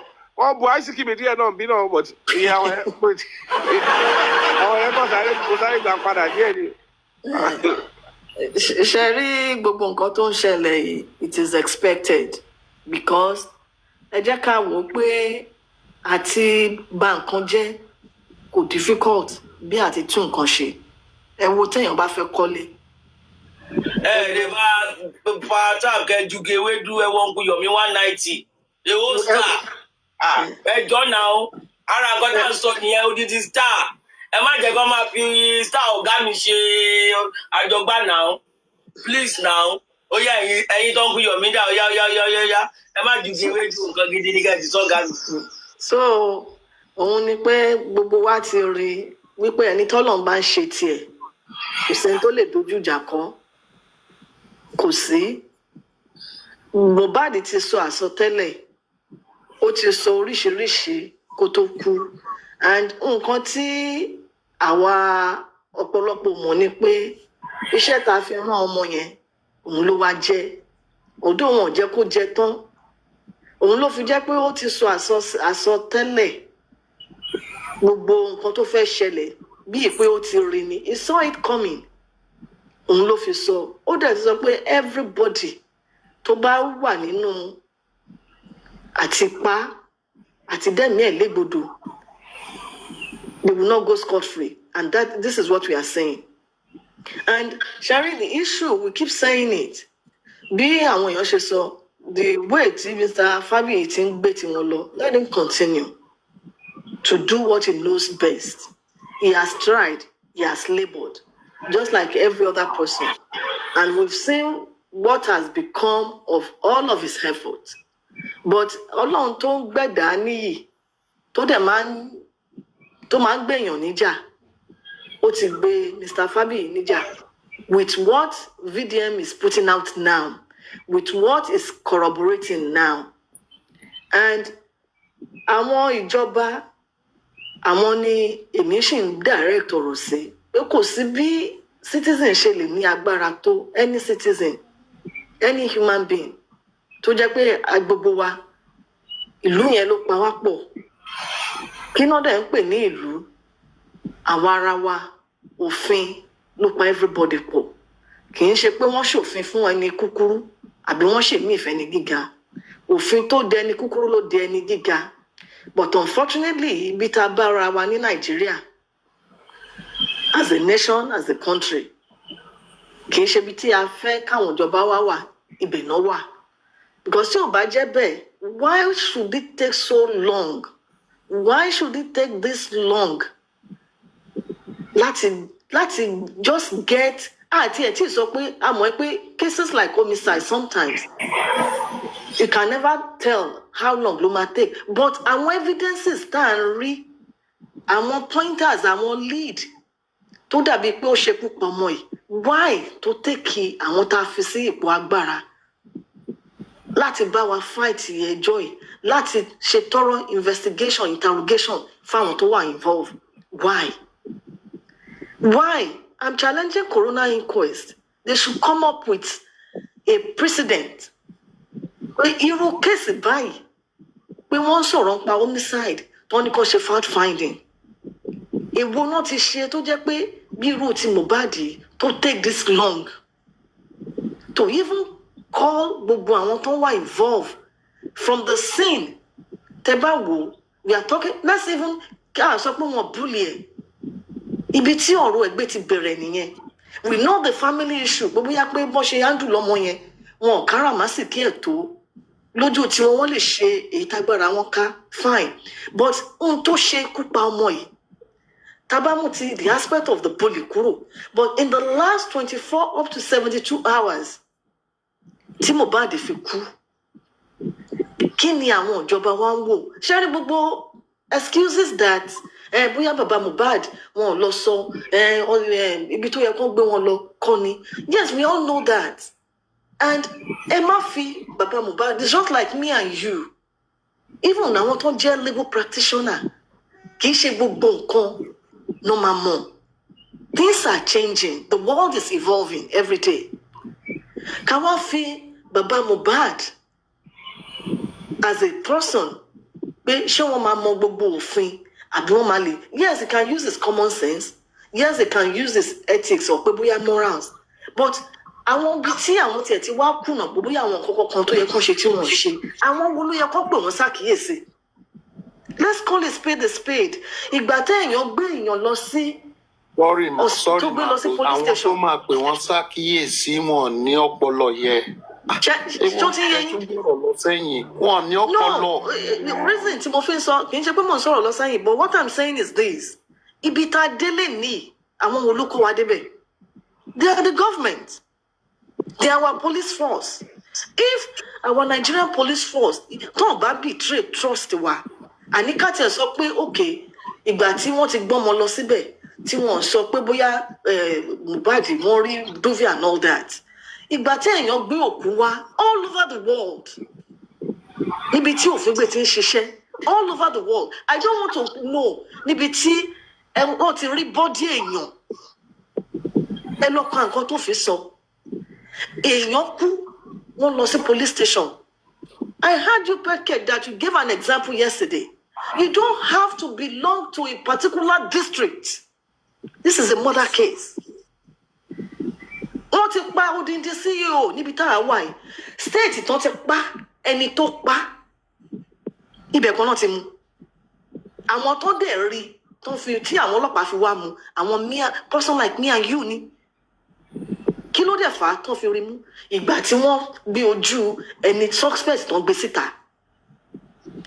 Olúkálùkù wọ́n gbé bounty pẹ̀lú tó bá bá wọn rí. Báwo náà ṣe mú? Ordinary Mr. Biggs. Ẹ má tiẹ̀ sọ̀rọ̀ jìnnà.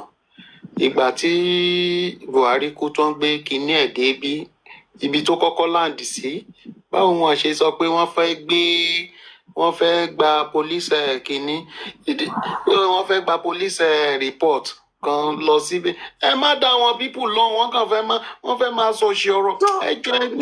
So that is what I'm saying, that the bottom line tó wà nínú ọ̀rọ̀ yìí ni wípé àwọn ìjọba wa tí a gbójúlé, that we put our trust, our faith and everything, our dedication.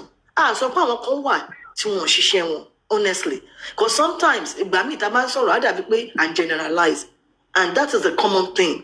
But we are not saying virtually everybody, because it's just like me and you. Ibi tó olúkálùkù wá gbé tí ń ṣiṣẹ́, tí nǹkan bá ṣẹlẹ̀ ń bẹ̀, ẹnìkan ló mú ní gbogbo ẹrú, wọ́n máa kó everybody pọ̀ ni. But ìyẹn ò mean pé torí pé wọ́n generalize yẹn everybody náà ló wà involved. But àwọn tó jẹ́ pé àwọn bad elements, why can't they fish them out? Kí ni ó cost ìjọba àwọn police? Nígbà tẹ́ jáde. Madam bó ṣe rí bẹ́ẹ̀ ti lọ sẹ́yìn ni. Let me tell you something. Àwọn tó wà nídìí ọ̀rọ̀, àwọn ni very dark man tún jáde. Gbogbo kọ́yọ̀ tẹ́ ń béèrè yẹn kò bí rò pé àwọn ẹ̀ka ti mọ̀ pé kọ́ṣọ̀ yẹ kì í ṣe nǹkan tá a máa tẹ́ wá ká béèrè. Ìjọ ẹ bá mi fún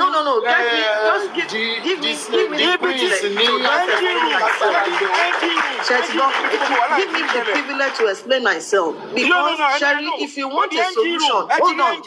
Deep breath. Hold on. Okay, ma'am. Please, yes, give me this privilege. Let's express it taught me. Sherry, if there's a problem and you want to get a solution, you look at the premise. The premise is, kí ni genesis the problem here? ẹ rí pé à ń sọ pé àwọn tó wà ń díẹ̀ ní VDM tú jáde ṣáàṣẹ mọ̀ pé àwọn tó wà ń díẹ̀ nìyẹn. Why is VDM now going back? What VDM is saying, àwọn tó ń fi ojú wọn hàn sìn, have we not know tá a bá tiẹ̀ mọ̀ majority of them wọn tá a bá mọ̀ content nǹkan tí VDM ń sọ in terms of the group chat, have we not been saying it from the get-go? Then it's like ìgbà tí wọ́n lọ sí corona tí wọ́n sọ tí sànù sọ pé judge or magistrate ó give you excellent premise or recommendation or whatever ní corona bí ìgbà téèyàn kọ thesis ni tẹ́ ẹ bá fẹ́ ṣe project wọ́n bá fún yín question when you try to do a project ẹ máa lọ sí past ṣe understand so kì í ṣe pé bóyá à ń padà sẹ́yìn what we are saying is that ibi tí VDM délé ní tinú wọn ti ń dùn báyìí too many explanation ó ti fẹ́ pa mí tèmi this is our time so this is not an explanation. Madam Boshere, wọ́n ṣe research lọ́wọ́ so wọ́n write thesis wọn náà write. Exactly. Wọ́n ṣe research lọ́wọ́ ni wọ́n ṣe PhD lọ́wọ́ ni. So àwọn research wọn náà ṣe so information wọn náà tẹ̀ láti pé tó bá kọ́ project lọ́wọ́ ó máa dá kéèyàn sọ̀rọ̀ jáde pé yes I know what I'm talking about. So ohun tó wá ṣẹlẹ̀ tẹ́lẹ̀ rí tó ṣẹlẹ̀ níbẹ̀ ni pé ṣẹ́rí à ń sọ pé ṣe mọ̀ pé ńgbà tí VDM jáde and this is what our human being sometimes we are impatient. We could remember when VDM started látòrí Sam Larry a ní kò ṣe báyìí number one ẹ má gbàgbé pé àwa kọ́ la kọ́ kó tó jáde similarly pẹ̀lú Mr. Fabiyi nígbà tí Mr. Yomi Fabiyi jáde àwọn ìgbésẹ̀ tó ń gbé kì í ṣàwálà fún un ní knowledge yẹn because àwọn tó mọ nǹkan tó ń ṣe kì í ṣe pé àwa tá a wà lórí ìjókòó náà lè ṣe similar thing but kì í ṣe gbogbo wa la máa lórí ọ̀fẹ́ yẹn now àwọn tí VDM ń gbé jáde tí VDM bá dégbà tó bá dé stage kan tó bá wà force láti sọ ìgbà tóun ti lé àwọn information some of us will be amazed okay tí DJ Splash tó gbé jáde ṣe bá a rí ngbà yẹn ṣé nǹkan tá a ṣẹ̀ṣẹ̀ mọ̀ ni but he has to point back to it because of what is happening so tí o bá ṣe analysis okay ìgbà tí Ìyábọ̀ Òjó jáde tó lóun petition ni how could you petition èèyàn tó jẹ́ pé ìwọ náà sọ pé òun jà fún justice ni now in order to exonerate yourself láti swallow pride there you are now saying pé bóyá àwọn èèyàn wọ́n invade the privacy for goodness sake this is not invasion of privacy this is a matter of the public anything tó bá ti concern public. Even she said the group chat is for public so where is privacy is something that's called public. So anything tó bá ti concern public or national interest kò sí nǹkan tí ìjọba ò lè ṣe because if you are doing something tó jẹ́ pé ó lè in the interest of the public or national interest tó máa jeopardize wọn either positively or negatively ó ti kúrò lọ́rọ̀ ẹnìkan. Now the thing tó tún wá ṣẹlẹ̀ ni pé tó bá yẹ pé ibi tó fún gbé ti ń ṣiṣẹ́ the public even have a power we have the power the right even láti sọ pé okay ìwọ gan we want to interrogate you as a public because if you are saying common good tí gbogbo wa ń jà fún ló ń jà fún and things are unfolding now the public also has the right to answer to someone to questioning that okay àwọn nǹkan báyìí and you are the group admin kí ni nǹkan tó ṣẹlẹ̀ and that is what we are saying now tẹ́ bá gbọ́ nǹkan tí VDM sọ pé ibi táwọn ń lọ òun ò tí ì fẹ́ débẹ̀ but because of the latest development because of this petition that she now wrote concerning the police officer or the CP him and some other people ló fi jẹ́ kó máa sọ nǹkan tó ń sọ pé bottom line bí tóun lọ ni pé kán lè kó gbogbo àwọn tó wà nínú ilé yẹn and is that not what everybody has been saying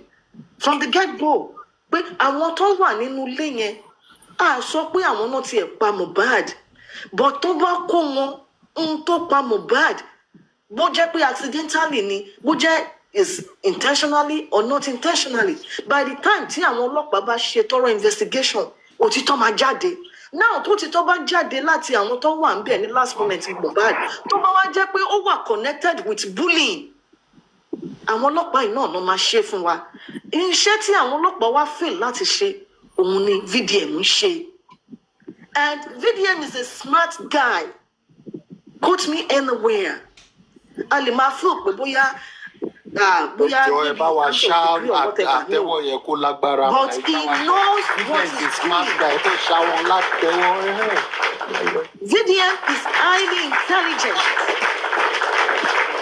tó bá ń sọ pé tẹ́ bá gbọ́ nǹkan tó sọ about a day or 2 days ago pé nígbà tó sọ pé òun lọ s'Abuja he said something and even before that nígbà tó ń gbé lórí ọ̀rọ̀ màmá ẹ̀ pé wọ́n ní màmá òun gba loan tí ò gba loan maybe about 2 or 3 months ago tán fi gbé táwọn EFCC fi gbé ìgbà tó jáde àti àwọn nǹkan míì tó ṣe ó ṣe update kan pé àwọn ọlọ́pàá even sọ fóun àti EFCC pé tóun bá ní nǹkan rádádà pé kóun tó jáde káwọn jọ partner pọ̀ he's not a fool like me and you he knows his onions if he can go come arrest ẹ lórí pé ó ń jà fún ọ̀tọ̀ ọmọ ènìyàn tí ò dẹ̀ give up tó tún continue láti máa fight lọ the same thing with Dr. Kemi Olunloyo these are people that Nigeria should recognize as hero.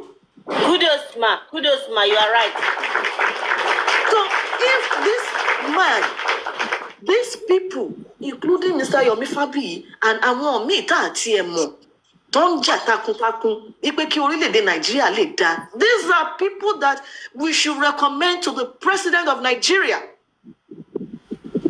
There is nothing too little pé tá à ń ṣe láti promote orílẹ̀-èdè wa nothing because ohun tá à ń ṣe is for the common good these are causes even beyond our own power but kí ni àwọn ìjọba wa ń ṣe tó bá yẹ pé gbogbo nǹkan tí wọ́n rí nílùú tí òfin gbé ti ń ṣiṣẹ́ nǹkan tẹ́ ẹ sọ pé ẹgbẹ́ corona inquest jáde fún ẹsẹ̀kẹsẹ̀ ó yẹ kó máa swing into action ni ó yẹ kó sọ pé kán either kán reopen corona inquest or kán take the next necessary step.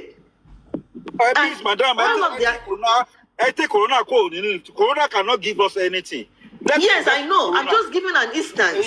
No. Corona, okay. She understands. Okay. At this point, corona is useless. What is going on now is useless. The whole 2 years, or almost 2 years, we wasted the corona. Exactly. It's useless. That is what we said. The corona is a strategy. Wọ́n investigate at all for that group. Àwọn ọlọ́pàá ò ṣe kankan. The thing tó wà ń bẹ̀ ni pé we all know. But ṣẹ́rí ó dàbí àwọn aráàlú bó ṣe jẹ́ pé I take laws into our hands. And that is why we have an upper hand before the government. Because ó wá jẹ́ pé a máa farabalẹ̀ we waited up to this moment. Ó possible pé ká má tí ì rí òtítọ́. But because we are towing the line, we follow the rule of law. We follow rule and order. A fi òfin sí ọwọ́ ara wa.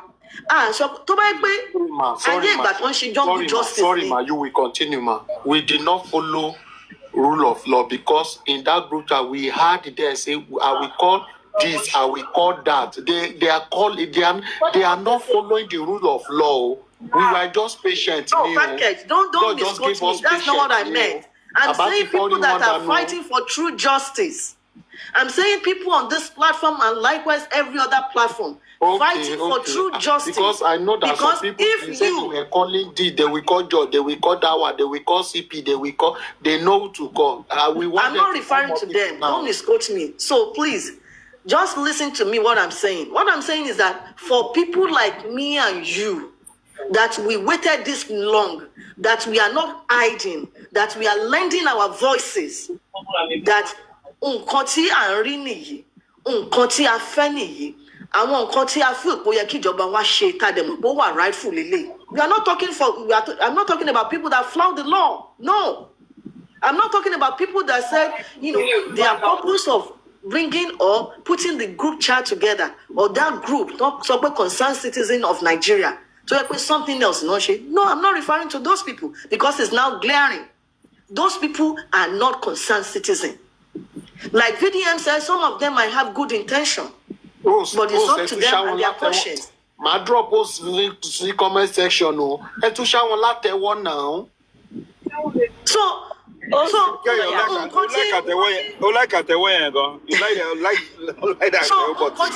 nǹkan tí mò ń sọ nìyẹn wípé àwa tí a dúró lórí eékún wa for this long to be fighting for true justice, to be fighting for fairness. And believe you me, none of us have said they should go and crucify or kill anybody without following the due process. What we are advocating for is that any toba share and interrogate him. Let's see them. Let's hear from the horse's mouth. I want to okay, to my be a word, duro.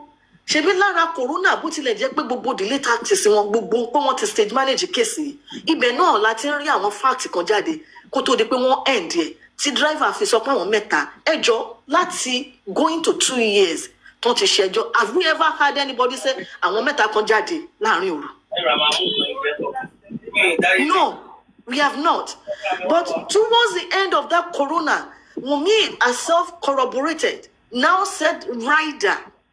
Even the driver said, but he now corroborated what the driver said. But ìgbà tó ti ń lọ ṣe fún corona, how many times láti gbọ́ tó sọ pé àwọn èèyàn mẹ́ta jáde? Who has ever said that? Nobody.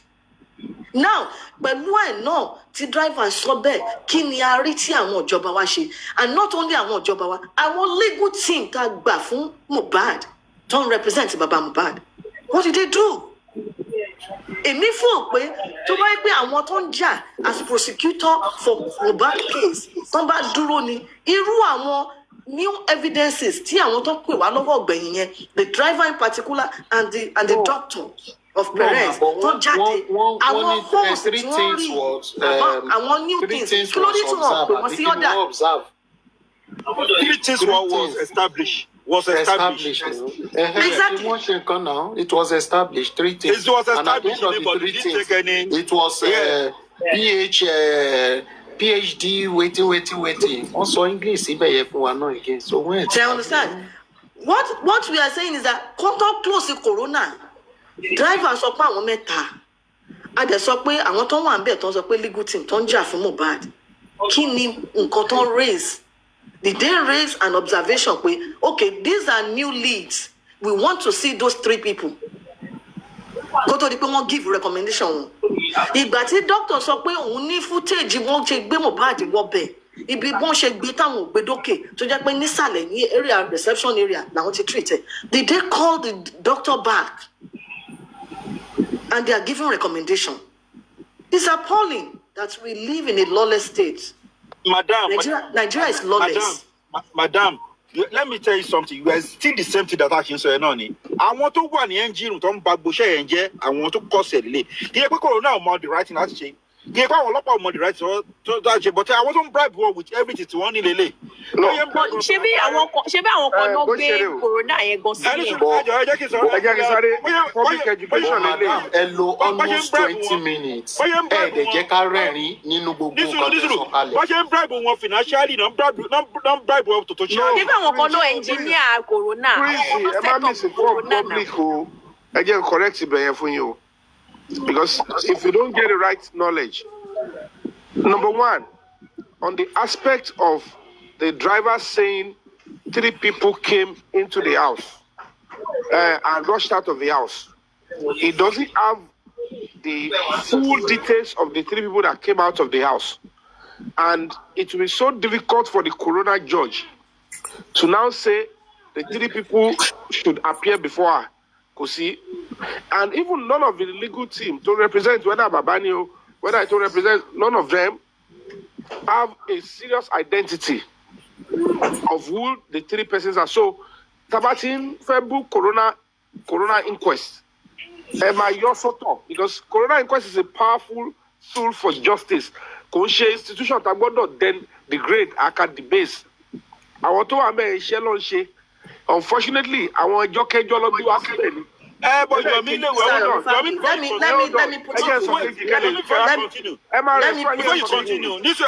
before you continue. Okay, people in bar judge corona inquest don't request for these people. Judge only request because driver and to testify. Can I request for one? Oti kò sí bóyá fẹ́ request because ẹni tó kánú ọlọ́pàá ṣe iṣẹ́ òun lójọ́ jìyẹn ṣe sọ pé ọlọ́pàá ló ṣe iṣẹ́ shabishly lóní the recommendation of this inquest is that police did not do the right and proper investigation because normally kò sí bó ṣe fẹ́ sọ pé okay who are the 3 persons driver Emani I don't know he is the lead witness. Mr. Yomi, Mr. Yomi, any strength gan. Even the people that even came, that appeared, that their statement was different. Some people, 2 people were struggling that they are the one cooking. How many food are they cooking? Lot of different statements. Can you share one year? Different institution. What is corona? Second one is the aspect of I forgot the second one. What I'm trying to say is that the police court here, man, you with line of thought here. I need the amount here. I just come around. What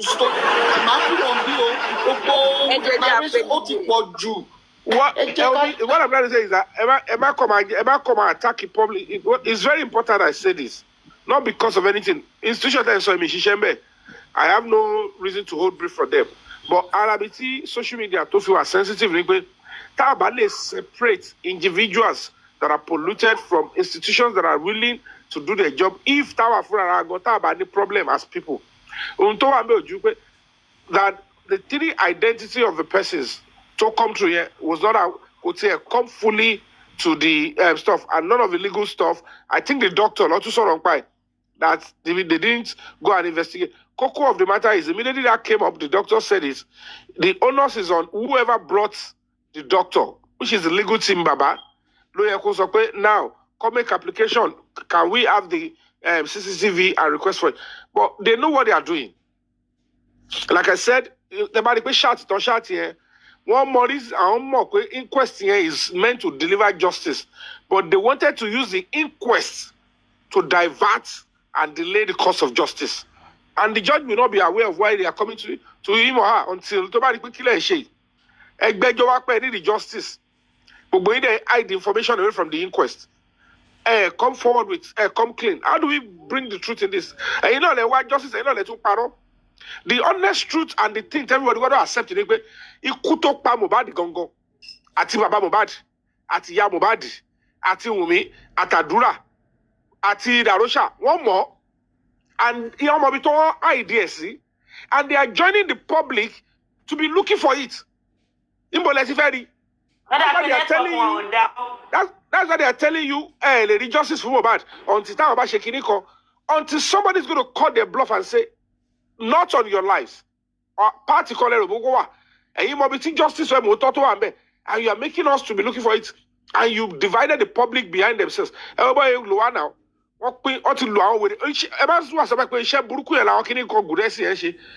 will just divide the whole stuff and put people where King White is King White is over party of Yabo. And at the end of the day, King White don't protect Adura. Kiniko Supreme Kofenko Shadura. But when to work on she fight for justice really. Nino Kini forensic body picture of woman now. Oh, I don't bed to back King White yes or Tonson of your Lolufe. Timagbo with the garden work with rubbish. And I'm dealing with these people, money Moshiwala. And at the end of the day, Mr. Yomi, you are going another place again. No, another place. Now we're supposed to process Adura and get stuff from him. Adura is the lead suspect that we're supposed to get. Oh, look, short 3 seconds video. Oh, then and I relied on these people, and then the next thing they took the case away from zone 2. What that part of Sipansi? Kini oya to sun tu we celebrate this in contact se tele.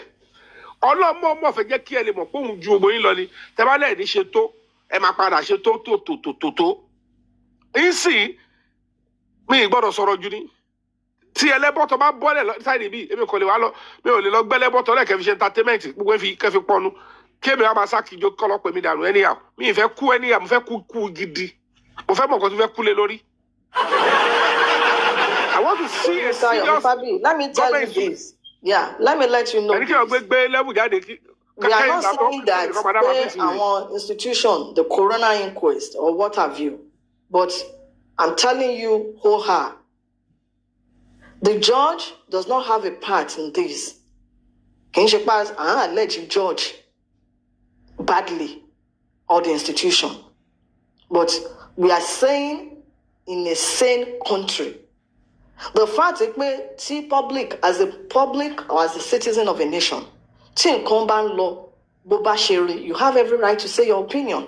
Now, the essence of what I'm saying is that Koto Dikpe recommendation Corona could come down. That back VDM sọ ni pé Corona ti parí.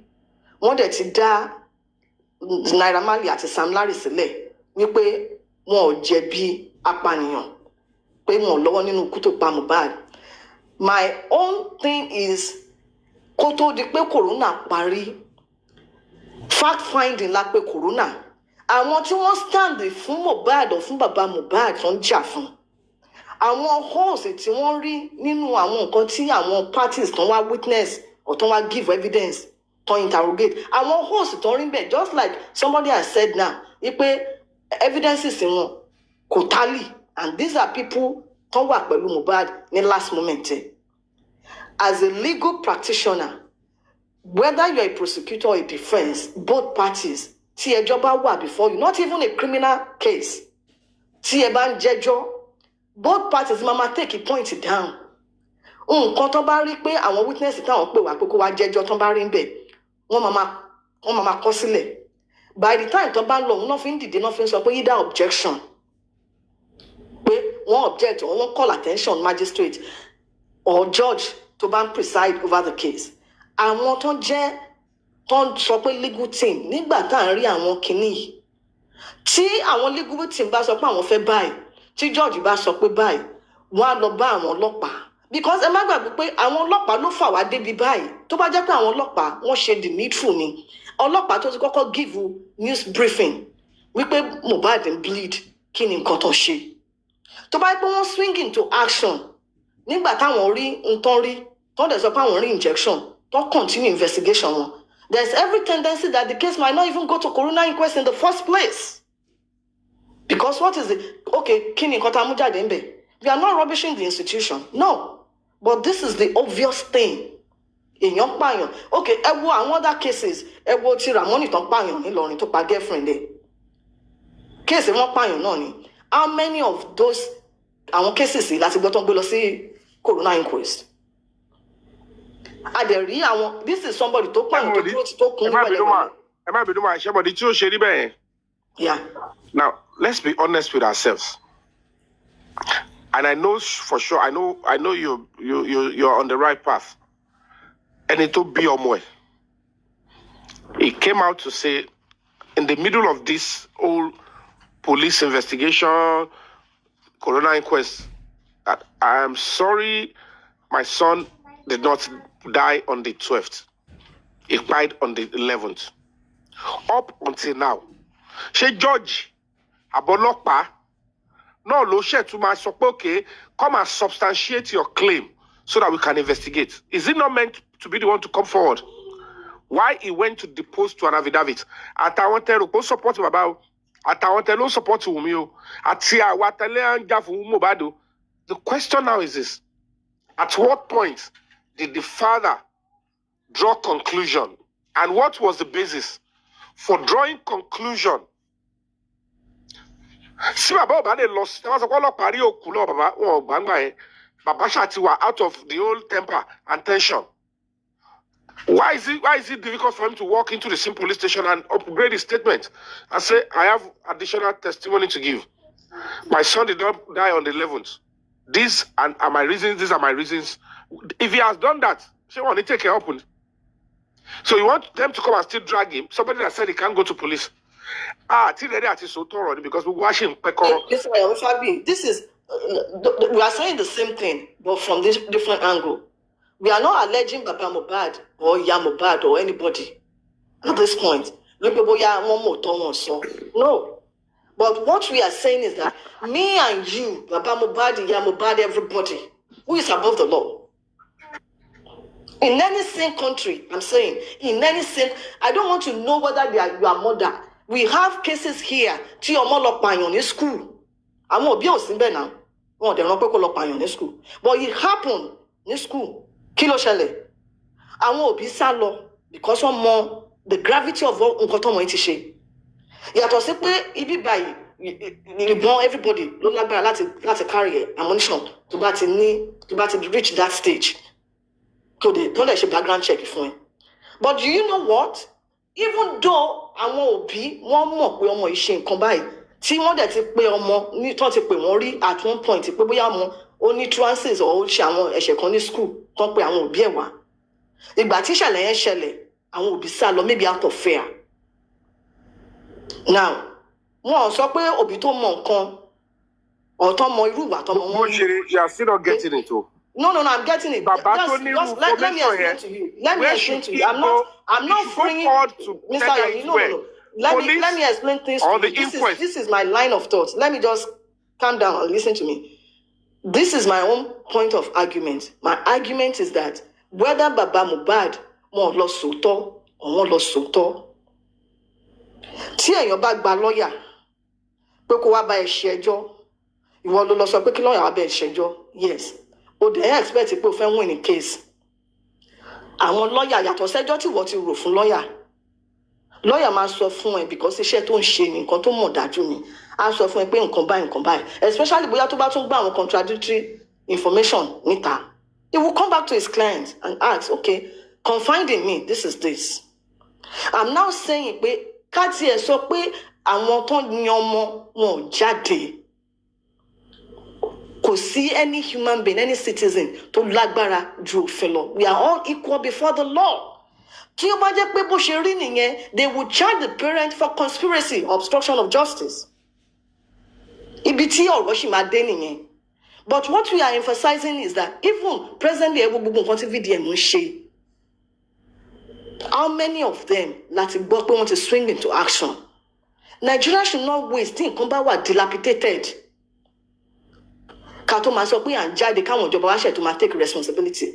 We commend them where they need commendation, where they need to be praised. No, nobody is rubbishing them. I'm proud to be a Nigerian and I will stand for that country anytime, any day.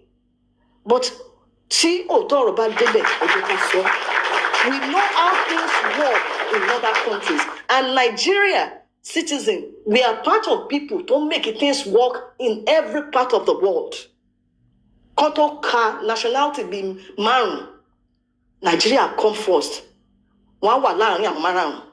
So, tí èmi ń sọ ni wípé gbogbo àwọn tá à ń sọ yìí, kì í dẹ̀ ń ṣe ní kí ṣàná. Tá a ti ń sọ wípé àwọn tó wà nínú ilé tí wọ́n jáde wá sọ̀rọ̀. Kí ló dé tí wọ́n fi jáde? Àwọn tó lọ́mọ, kí ló dé pé wọ́n rí òótọ́ ọ̀rọ̀ tí wọ́n sọ kán fún wa ní gbódìdí ṣan?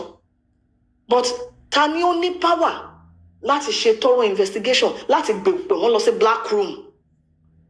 Pé come, èyí tẹ́ da àwọn aráàlú láàmú ó ti tó. Ta ló ní power yẹn? And that is why you see some people when they take laws into their hands, because when government fails to do the needful, when certain authorities fail to do the needful for the citizen, you see some people, some citizens, they take laws into their hand.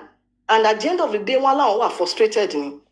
Where we are, tí ìṣẹ̀lẹ̀ bá ṣẹlẹ̀, pé irú murder case tá à ń sọ yìí, or nǹkan tí ò tẹ̀ ń ṣe murder case, tó bá prosecute you, suspect, not only pé kì í ṣe àwọn ìjọba, kì í ṣe judge ló máa dájọ́, àwọn aráàlú náà ló máa dájọ́, jury system là ń lò.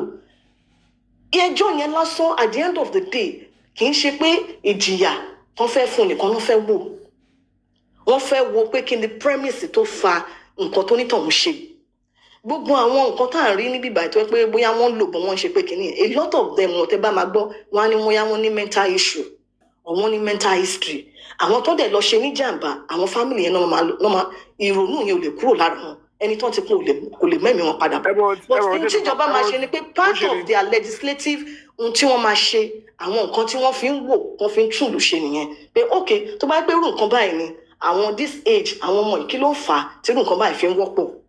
So àwọn nǹkan tó máa rò nìyẹn, wọn ò ní sọ pé torí pé bóyá àwọn tó jẹ́ òbí àwọn ọmọ example tí mo ṣe lẹ́ẹ̀kan pé ọmọ tó lọ ṣàṣemáṣe tó lọ fìbọn pa àwọn student bíi 5 àbí 4 ní school àwọn òbí ẹ̀ at the end of the day wọ́n wà lẹ́wọ̀n bí mo ṣe ń sọ yìí but wọ́n kọ́kọ́ lé akátá lọ wọ́n wá fàbọ̀ fàdìyẹ that's what I'm saying kì í ṣe pé bóyá pé à ń sọ pé ìjọba ò ṣe àbí wọn mọ nǹkan tó yẹ kán ṣe they know but what we are saying is that regardless of nǹkan kíbi tí human being lè sá sí ìjọba ṣì lágbára ju gbogbo wọn lọ. They have the resources to do their findings to do. Okay, báwo ni ẹ̀yin tẹ́ fi lọ try láti ṣe CCTV even though wọn ò jẹ́ kí effort yẹn kó jáde. Báwo lẹ ṣe lọ tẹ́ fi ṣe findings tẹ́ fi try láti mú 3 seconds video jáde. Yeah. I would want us to round this up by, I mean, confess, I didn't want to say this before.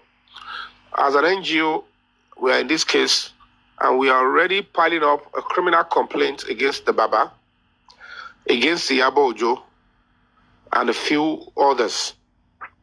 And some of these criminal complaints, even against the driver, the doctor, not because some of them have done something wrong, but because investigating them will lead to them giving some certain information that will help to resolve this criminal case on site.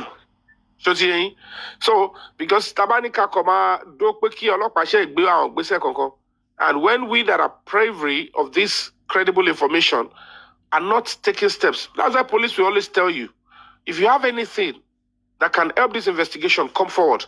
Don't wait for us, because if you think everything in Olopamari, police taking some steps could be met with some serious, opposition or negative reaction and stuff like that. But when the people that are concerned, whether a member of the public or you're a major player or a major factor in that case, if you come forward with your complaint or petition, like, we'll suspect this, we want you to look into this. Why did the father, what would have led him to withhold the information for over a year plus and then come out and turn around and say it's on the 11th? And if the father is confirming that it was on the 11th with an affidavit, with whatever reason, it means that the nurse never treated Mohbad. And that is the serious conspiracy and the serious stuff in there. We want the police to investigate it. Whatever it is, they will invite the Baba in. Why did you turn around to touch on 11th? I even went to depose to an affidavit. If he supplies the reason to the police, a genuine, substantiated, then they will tell the DPP, that nurse that you are charging for 12 is wrong. This is a crime she's committed. She's part of a conspiracy to actually obstruct justice. And she needs to spend a huge time in prison. She accept that that will be on the basis of what the Baba did. It shows that the Baba was being genuine. He knew at a point to legal to commit a crime. He will be pat in the back and say, thank you for helping us. But if the Baba is also part of a conspiracy, he would have to also pay for it. But if you think that having get to here, swing it to action, who is bringing the complaint? We should also understand that police work will never be effective if the public are not willing to take some steps forward and cooperate with the police. So, let's file from petition. So, in a nutshell, what you are saying, they are quite important, but for the purpose of speedy reaction and justice, since Tawatimo, the public, people like you, like myself, we can file in a petition against the Baba that the police, a criminal investigation should be initiated against him, against the doctor, against Wumi, to provide the three people that she said came out in the middle of the night. They need to tell us. These 3 people, they need to come and answer questions. And at the end of the day, we're going to be getting it. And that is what we are doing. That is one of the key new leads that we are pursuing, against these people, in Abuja. And we're going to be getting to the root of that in due time. I might not be coming to give up-to-date stuff. They are waiting for me to come to Nigeria so that they can eat the ball running. So as soon as I get into Nigeria, I'll be giving you guys updates where and when necessary. Then we are sure. Immediately we are sure that these people are ready to work. So it could be another trap. Or they are trying to cajole us. Both backbone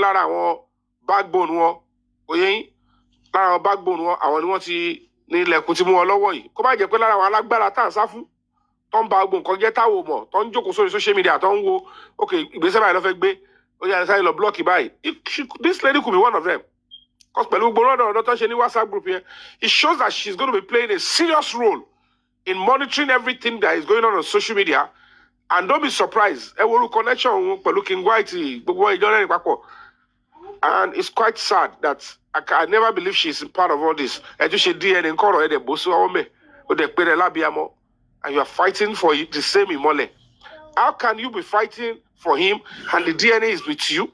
ó tún pe bàbá ẹ̀ lọ́mọ àlè sà.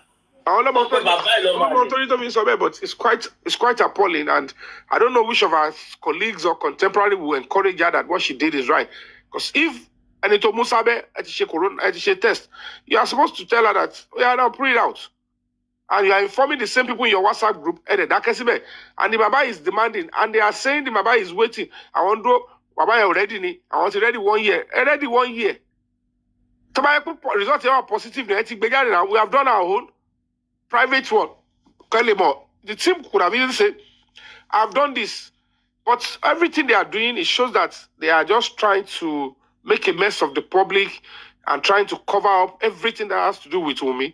Everything that has to do with Wunmi is what they are trying to cover up, and that is obstruction of justice. It's a serious criminal offense, and if she's properly investigated, they will investigate her. A serious petition will come up against her and her co-travelers, and justice will be served. But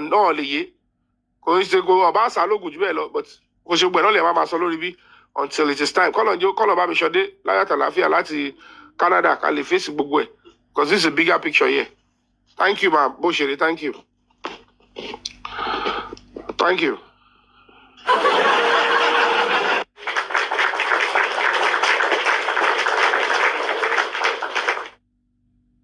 So, if I'm sharing playing ground, I want to go to playing ground.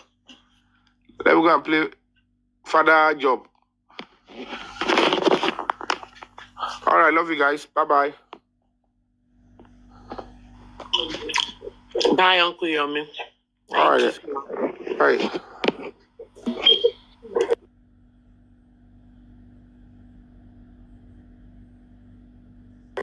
Mọ́mí ẹ kú àtàárọ̀, ẹ kú iṣẹ́ o. Mọ́mí Ṣayọ̀, ẹ kú àtàárọ̀ mà. Ó lágbára o. Àrí sista Títò o. Àgbúrò wọn from other side, ó ga o. It is well. Ẹ ti mute o, màmá.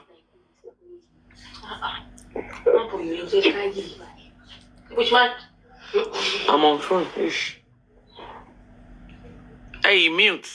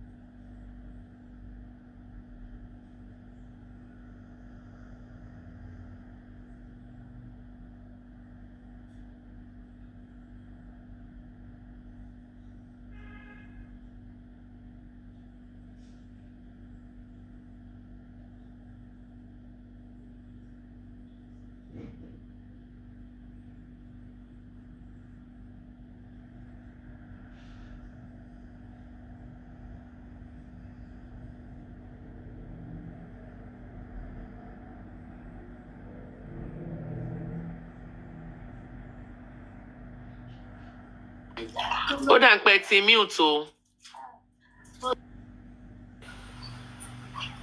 Ṣé ẹ̀gbọ́n nǹkan tí mo play sí ni? Àgbọ́ mà. Lẹ́ẹ̀dẹ̀ sọ̀rọ̀ ayérayé o. Wicked, I need you. Tiwa Savage, I need you. Peter Obi, Sowore, Obi Kubana, Chief Priest, Kubana Chief Priest, E-Money, Casey, Davido, Don Jazzy, all of you should come out.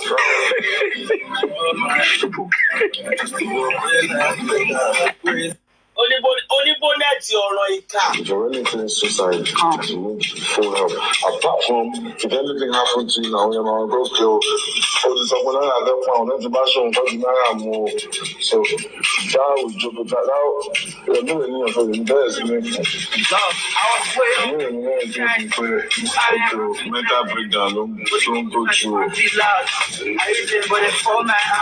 I don't know. I don't want you to even think about fasting. What do you talk about? I because of your parents. So why do you man? What you want to commit suicide now? Which means everything you said there now. That's what I'm doing. Everything you said there come out again. Because like you go that meeting soon. Oh, she knows you just want to go on international and it's only for mental breakdown of course. That meaning like me, socialize. I don't know what I'm no me everybody by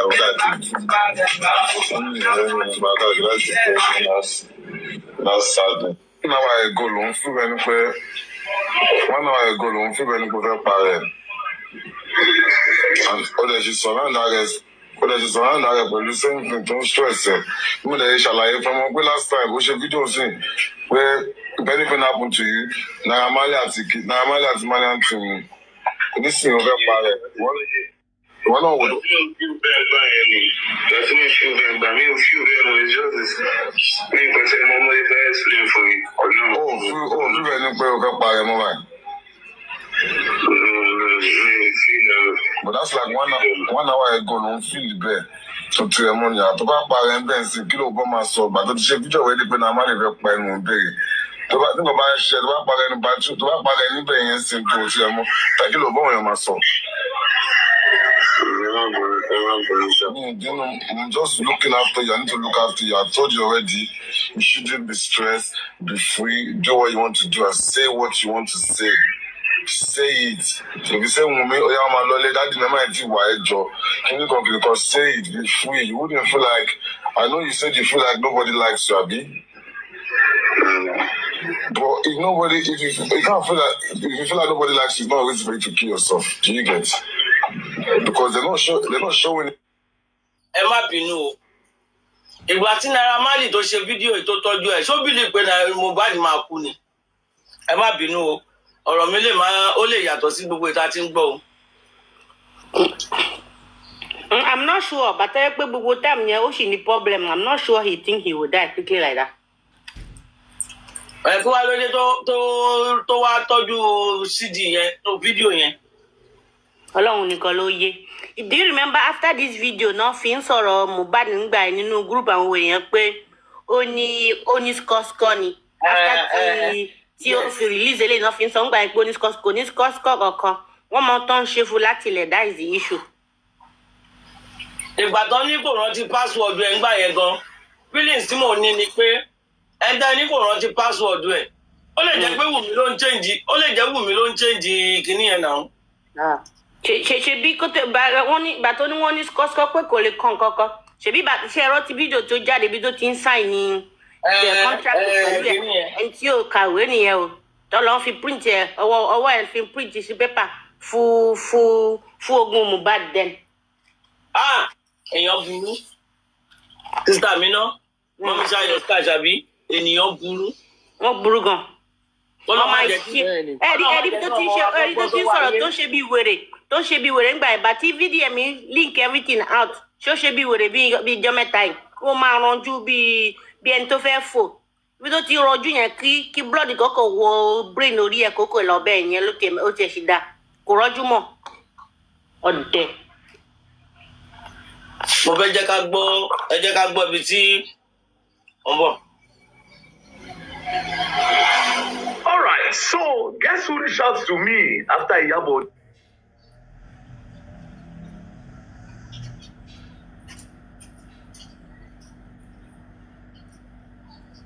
In any way you're watching me from, I come here to address myself about the allegation Iyabo accused me of. I have never ever tell her such a thing she said I said. When she came to our house, then she talked to me, she let me know I should go to hospital. Number one, ẹ mọ̀ nǹkan tó pọ́nì sí mi ni pé òòṣà ló post kìíní yìí o. Òòṣà ló post here. Why tó jẹ́ pé òòṣà ló post here? Ṣé mo wà audible ṣàṣà ìgbọ́ mi ṣá? Wọ́n fún wa wọ́n mọ òótọ́ náà. They know the truth. Wọ́n kàn defend the rubbish ni. Now wow. Ilé wọn fi ń distract àwọn èèyàn by that time. It's not new. Kò ń ṣe new. Like she support me, I will stand on my feet, I will be quiet. We feel like everything is now said, normal. "Did I know her?" And I said, yes, I know you. And I even know your son. Because there's one day he came to our house, like Malian house. He came to Malian house with his friend. And he came to me that he wants to use the toilet. And I was seeing him, but he was sweating in the head. And I said he went to the toilet. And when he went to the toilet, like 30 minutes, like 30 minutes after, I just be like, where is the person that told me he wants to go and use the toilet? So I went to the toilet to go and check him. I see he was not really doing anything in the toilet. He was just sweating. So, and I take him to the sitting room to sit down, and he should have AC. So he already left his phone. So I take his phone. Because a lot of people are entering our house that night. A lot of people are coming out. And he might have lost his phone. Because he have already dropped his phone. And he can misplay his phone that night. So I took the phone and I put it in his pocket. DJ Splash, what happened to him that he was sweating on his forehead? What happened to him? There should be something that happened. What did he take? What did he smoke? Did he smoke anything? You said you saw him going to the toilet. And you waited for him like 30 minutes, he didn't come out. So definitely something must have happened to him. Did he smoke?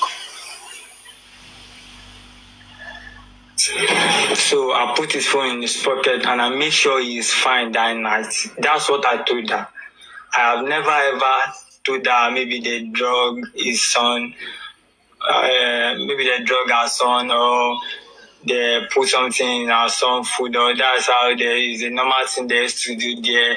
All those things she's saying that I said, I have never said that kind of thing. They should even ask Festus himself that did normally drug him or normally give him something to take, or because that night he came to meet me, there's not even Naira at that place that we are. Naira is not there. And I have never said they drug him. They should ask Festus, did they drug him? Did Naira give him something? Because I have never said Naira drug him or Naira do anything for our son. So that's it. I have never said such a thing for Mrs. Yaboju. So all those things is a lie. I'm not so dark. What the bunk is looking so you should don't want to Anyway, your worship. Ó ti sọ tó ń tiẹ̀. Ó ní kò sí nǹkan tó jọ bẹ́ẹ̀. Kí abọ́ jáde kó wá di bunk pé òótọ́ ni. God bless you, ma.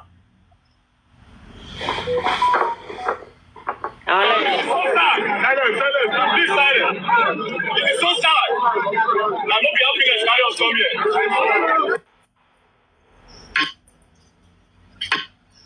We had to file a petition that it was even short when he received the petition that they had to do a counter petition. Ẹgbẹ́ ni yín lọ jàre.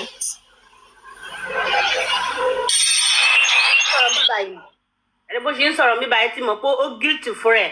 Ó guilty ẹ̀ rí pé ohun ẹ ti lọlẹ̀. Ó guilty fún ẹ̀ tó bá pé ní confidence bíi ti tọ́lẹ̀ ẹ̀ mọ́. Tó bá pé ó ní ọ̀rọ̀ gidi ni a máa pariwo bí wèrè. Ṣé ó lè pariwo bí wèrè mọ́? Àṣírí ti tú.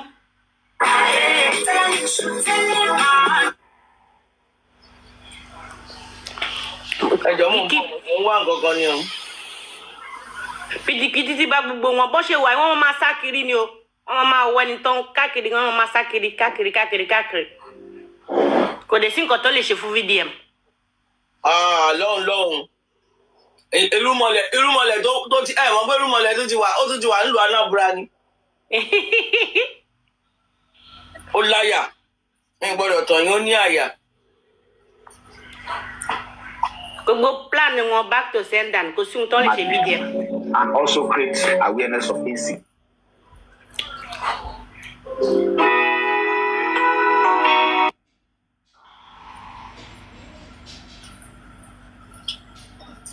You break your heart to me.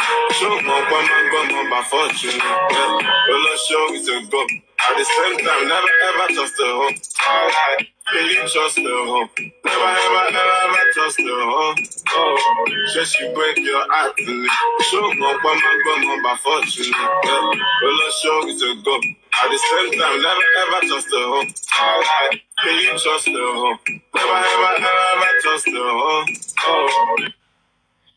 Naira Marley ńgbà tẹ́yìn mọ̀ pé wọ́n máa ń gbọ́ ọmọ ọba fọ́sùn kí ló dé tẹ́yìn ò ti correct Mohbad a mọ̀ pé ọ̀rọ̀ ọ̀fẹ́ lágbára ọ̀rọ̀ ọ̀fẹ́ ní agbára because mo rántí pé ńgbà yẹn wọ́n sọ fún Mohbad ó ní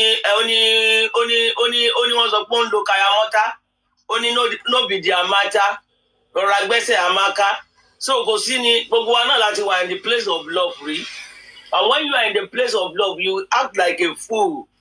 You will act as if bóyá pé ọpọlọ ẹ ti ṣí dànù. Even when your parents are correcting you about your boyfriend or girlfriend, you still have to go there. Gbọ́n nǹkan tí màá mi sọ lánàá. Gbọ́n nǹkan tí màá sí mi sọ ni. Màá sí mi sọ báyìí. Yàrá ní so mọ́mì sọ báyìí. From there, I'm a plan. Orí ajẹ́ kí n lóyún. Tí wọ́n bá ti lóyún ojú wọn á já. Àwọn nǹkan bẹ́ẹ̀ wọ̀nyẹn and they are helping you.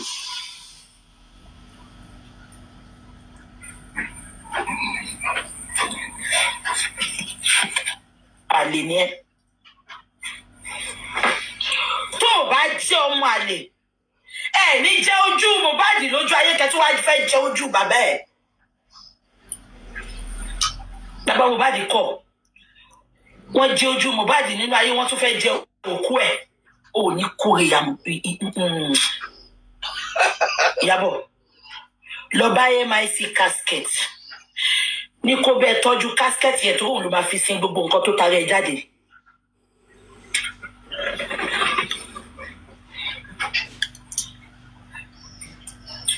Ayé mà níkà o. Ṣé gbogbo yín rí group chat tí VDM gbé jáde lénìí? Ó kọ́kọ́ pé bàbá Mohbad lọ́mọ àlè. Ó tún wá sọ tán. Ó ní justice for Mohbad is dead on arrival. Ìyábọ̀. Ó tẹ ìjókòó níjọ́kọ̀ kó wo gbogbo ìjà wa kó wo gbogbo ẹkún abiyamọ tó tọ́ kó wo nǹkan tá ti ń jà fún ní 2 years ó dẹ̀ kọ́ sínú ibẹ̀ yẹn pé justice for Mohbad is dead on arrival so mo wá ń bí ẹ gangan kí ni interest ẹ nínú justice for Mohbad kí ni interest ẹ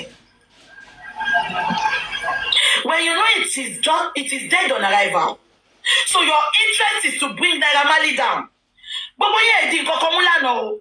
Tí bá máa ṣe full video ní weekend máa play ẹ̀ fún yín. Ó sọ nǹkan kan nínú show ẹ̀ lánàá. Wọ́n bá mi kọ́ ọ̀tẹ̀. Ẹ jẹ́ kí n lọ wá. Mi ò mọ bí tí máa wá sí mọ́. Ẹ má jẹ́ kí n wà máa wá fún yín tí bá fẹ́ ṣe fún show. Ó sọ statement kan. Ó dàbí ṣé VDM ló play ẹ̀. Mi ò rántí. Ṣé ẹ gbọ́ mi? Ó ní ṣé Naira Marley tí gbogbo wa ń kígbe nínú chat tó ṣe Sunday yẹn ni o. Only say, oh Jesus. Gbogbo ẹ̀yin tẹ́ lọ Mẹ́kà November. Tẹ́ bá rí Ìyábọ̀. Oko àṣìkáàlì tẹ́ fẹ́ lọ ju Mẹ́kà Ìyábọ̀ ní kẹjú fún o. Nínú chat tó ṣe lánàá. Ó ní ẹ pẹ́pẹ́ sí. Ṣé Naira Marley dẹ̀ kú ni? So gbogbo ìwọ ọkàn Ìyábọ̀ ní kí Naira Marley kú. Èmi náà sọ bẹ́ẹ̀ o, mi ò gbọ́dọ̀ parọ́. Ṣé o ṣe máa ń jẹ ẹnìyẹn tó kú ni? Ẹgbà mi. Oníjẹ̀bù dẹ̀ ti ṣe. Abẹ́ ẹ̀gbọ́n ni ṣé mi nìkan mo gbọ́ ni? Mo gbọ́. Oníṣẹ́ Naira Marley dẹ̀ kú ni. Ó ní at least owó rẹ̀ tó ti ṣe orin méjì. So gbogbo plan ọmọ ẹ̀ ní kí Naira Marley kú.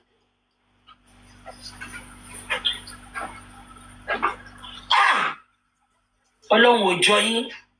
Àṣebàjẹ́ Ìyábọ̀ Òjó. Àṣebàjẹ́ Ọlọ́run ò jọ ẹ́.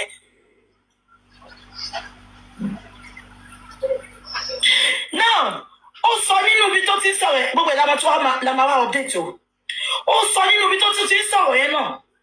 Ṣé ẹ gbọ́ mi? Ó ní Jìgan ló sọ fóun pé Naira Marley fi nǹkan sínú ó fi egbògi olóró sínú nǹkan tọmọ òun mu. Gbogbo èyí tẹ́ ń blame Naira Marley tẹ́ sọ pé kí Naira Marley wá bọ́ta kó wá bẹ̀bẹ̀ ẹ máa gbé ọmọ sínú. ọmọ ò ní dùn yín nínú. Kúrò lórí yẹn kò jẹ́ àgbọ̀. Ẹ ní láyọ̀ lórí ọmọ. Wáì tí Naira Marley ṣe máa bọ́ta wá bẹ̀bẹ̀. Ẹ sọ fún mi. Ìyábọ̀ tó rí òótọ́, tó bo òótọ́, tí ò jẹ́ kó òótọ́ jáde, ẹ ní kó wá bẹ̀bẹ̀. Now, Ìyábọ̀ sọ pé ìgbà tó ń rán òun lọ lọ́fọ́ọ̀mù òun ló gbogbo olóore. Gbogbo wa ti mọ̀ pé Naira Marley, bàbá yóò fi identity ẹ̀ hide bí olórí burúkú Ìyábọ̀ Òjó. Abẹ́gbọ́. Ìgbà tọ́mọ yìí ti ní Nàìjíríà ló ti sọ fún yín pé òun lọ sẹ́wọ̀n ní 120 times. Òun ń fagbó. Even ìgbà tó fi jẹ́ ambassador ní Nàìjíríà gan, ambassador àwọn onígbó. Olórí burúkú tó níkè ló kọ́kọ́ bọ́ta ló condemn ẹ̀. Wọ́n dẹ̀ ṣe sóòjọ́ yẹn. Wọ́n ní nǹkan téèyàn bá ń ṣe, àwọn ló lè fún alẹ́ experience ẹ̀, àwọn ló máa lò fún ambassador yẹn. Èèyàn ò lè máa ta bí à ń sìn, kọ́ wá lọ gbé tó ń ta kúlíkúlí, kọ́ ní kó wá ṣàmbásẹ́dọ̀ ní bíà. Ẹgbẹ́ òun ta kíní yẹn, òun ló máa fi ṣàmbásẹ́dọ̀. Tọ́tọ́ ní kẹ́ bínú ó update. Abẹ́ ẹ̀gbọ́n mi. Now, Naira Marley ò fi identity ẹ̀ kò fi bò fẹ́yàn kankan. Tó bá tiẹ̀ wá jẹ́ kó fi bò, ṣé ń gbọ́ mi? Tó bá jẹ́ kó fi bò, we can always go on Google and type it. Ṣé ń gbọ́ mi? Ìyábọ̀ Òjó, ó mọ̀ ẹ́ pé Naira Marley nǹkan tó ń mu nìyẹn tó dẹ̀ ń tà. According to you, ó yìí jẹ́ káwọn ọmọ ẹ̀ máa lọ bẹ̀. Make it make sense. Mo wá bí ẹ lè sẹ́, ìgbà tó sọ pé ọmọ ẹ obìnrin àtọkùnrin wọn lọ sílé Naira Marley. Ṣé ilé Naira Marley jẹ́ Shoprite ni? Ṣé ilé Naira Marley jẹ́ University food shop ni? Àbí ilé Naira Marley jẹ́ exercise center? Ẹ sọ fún mi, àbẹ́ ẹ̀ sùn ní ṣé kí n padà wá ni? Ẹ bá kọ̀ǹkọ̀ ẹ kàn dákẹ́ ni. Ṣé ilé Naira Marley jẹ́ event center? Àbó jẹ́ Shoprite tó fi rán ọmọ lọ?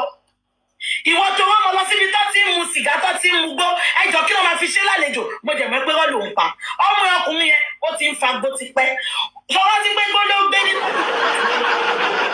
Ayé ìlú sórí ẹ̀bẹ̀, mo dúró dé àwọn tó máa fún mi ní pẹ̀lú evidence. Abẹ́ ẹ̀jẹ̀ ìtì ẹ̀ ni. Ẹni tó bá wá sínú ilé mi ń sìn. Àwọn tí ò wá sílé mi gan, ẹ lọ bí àwọn tí máa ń pè, mo máa fóònù wọn ní ibo lẹ́wà. Mo ló ń jẹ́nu fíìsà ìwà gbà. Àwọn tó bá wá gan, bó ṣe ń wọlé ní maṣẹ́ wá ní kí ló fẹ́ jẹ, ẹ̀fọ́ wà, pẹpẹ súpù wà, jọlọ́fù àti wà. Abẹ́ ẹ̀jẹ̀ ìtì ẹ̀ ni. Ẹni tó bá wá kí mi lé, ó ti mọ̀ pé òun máa jẹun tó òun máa ta ni. Oúnjẹ ni mò ń sè. Ó wá mọ̀ pé Naira Marley nǹkan o, ó ń fagbó, ó ń mugbó lórí burúkú ẹ̀, tó wá bọ́ sáà sí ló fẹ́ báyé nítúkẹ̀ ó fẹ́ báyé DJ Splash jẹ́. Ìwọ ọmọ kan tó rán àwọn ọmọ ìlọbẹ̀, alẹ́ òní kúre, tó bá wọ́n olórí àwọn manipulator Ìyábọ̀ Òjó, ìwọ ni. Ikú ló máa gbẹ̀yìn olórí burúkú ẹ̀. Ó wá bọ́ta lánàá, ó sọ pé ẹ jẹ́ ká kúrò ń bẹ̀. Ṣé eléyìí tí ìlú lè, ó máa sọ̀rọ̀ nípa ìlú tó lè rí olórí burúkú tẹ́líbàjẹ́ òkun ẹ̀. Ìgbà tí wọ́n ti ń fòbò jagun kiri. Ìjọba ló sọ̀rọ̀ sẹ́kọ̀ọ́ náà ní Nàìjíríà rí. Àwọn èmi yìí gángan ojoojúmọ́ ni máa ń sọ̀rọ̀ fáwọn èèyàn pé kí kọ́njọ kan ṣe Nàìjíríà dáadáa. O ever bọ́ tari kolo platform ẹ̀ kó fi ṣe nǹkan dáadáa ní Nàìjíríà. Kàkà bẹ́ẹ̀ orí burúkú ló máa fi ṣe bí ìkóyàn bí ìkóyàn bí ìkóníkọ́ padà lábàdì bí ìkórógbó ológo kó mu wálẹ̀ olórí burúkú ò ní. Ṣé ẹ bá a sọ̀rọ̀ ní Mọ́mí Ṣáyọ̀? Mo ní mi ṣe bẹ́ẹ̀ láìkí kíní Bukky Jesse mọ́, èpè ti pọ̀ jù, mi ò láìkẹ́. Èpè ti pọ̀ jù, ó ti lè ṣépè jù. Kò dẹ̀ ń kọ́ ṣe pé nígbà tí gbogbo wa máa ń lọ sórí iṣu ẹ̀ ń gbà yẹn kò sí èpè. Ìgbà yẹn nísìnyí nǹkan mi ti wọ̀ ọ́.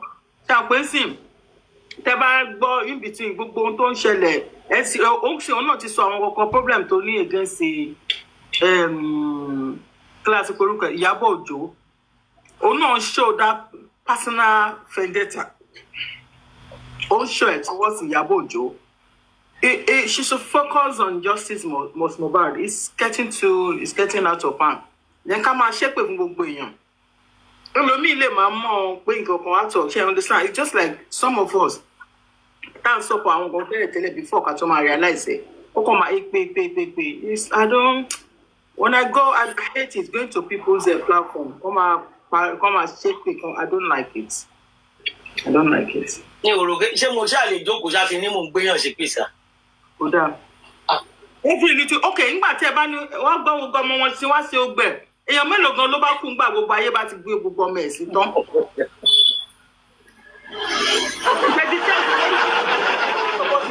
Every little thing èpè ní gbogbo ẹ̀yin tẹ́ ní kíkiní kan èpè kí ló dé. Ó ti pọ̀ jù. Àwọn náà máa gbọ́, wọ́n á kọ̀ tiẹ̀, wọ́n á lọ fi jíṣẹ́ fún wọn. Ẹgbẹ́ bá lọ kọ̀ tiẹ̀ wọ́n Bukky Jesse kó stop cursing. Wọ́n yẹ gbọ́mọ lọ́mọ ṣépè mọ́. Wọ́n ẹ̀ ní láti wàásù fún wọn, ó ti wà lẹ́jẹ̀ wọn. Kúre gbogbo ayé máa takò ẹni ṣé gbogbo àwọn tó ń support ẹ̀yìn wàá kọ́ máa gbọ́ pọ́n. Ẹ̀sìn sọ̀rọ̀ pé èèyàn ṣe pé àtúnikábílẹ̀ èpè ní. Ọ̀rọ̀ Bukky Jesse sú mi o.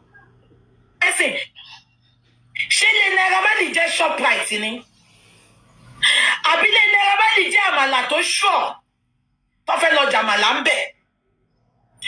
Orílẹ̀ Davido ń bẹ̀ òun lọ.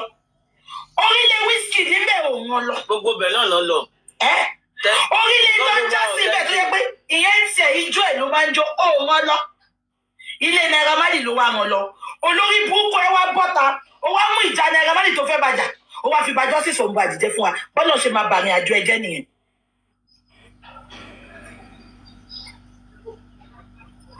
So ìgbà tó di 26 of August ó tún pè mí mi gbé. Ìgbà tó di 10th of September láàrin fídíò mo ti ju nǹkan síta ẹ jẹ́ sáré wò. Ẹni tó fún wọn ní narrative yẹn. God over all, God bless you my sister, you are blessed. Thank you Twitter.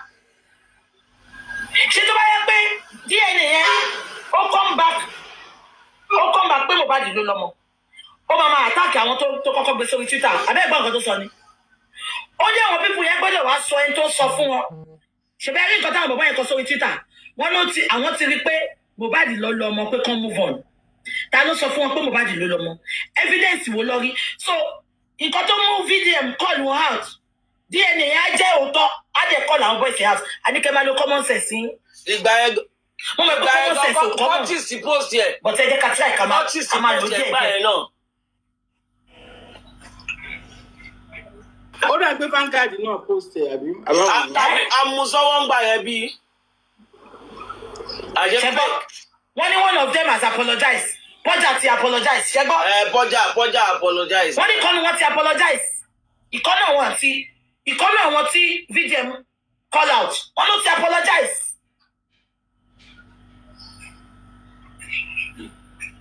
Tí DNA bá right ni, wọ́n ti jù síta. A ti sọ síta o tó bá right. Ẹ jẹ́ wá bọ́ sí bọ́ọ̀bù yín tán. Tí DNA yẹn bá right.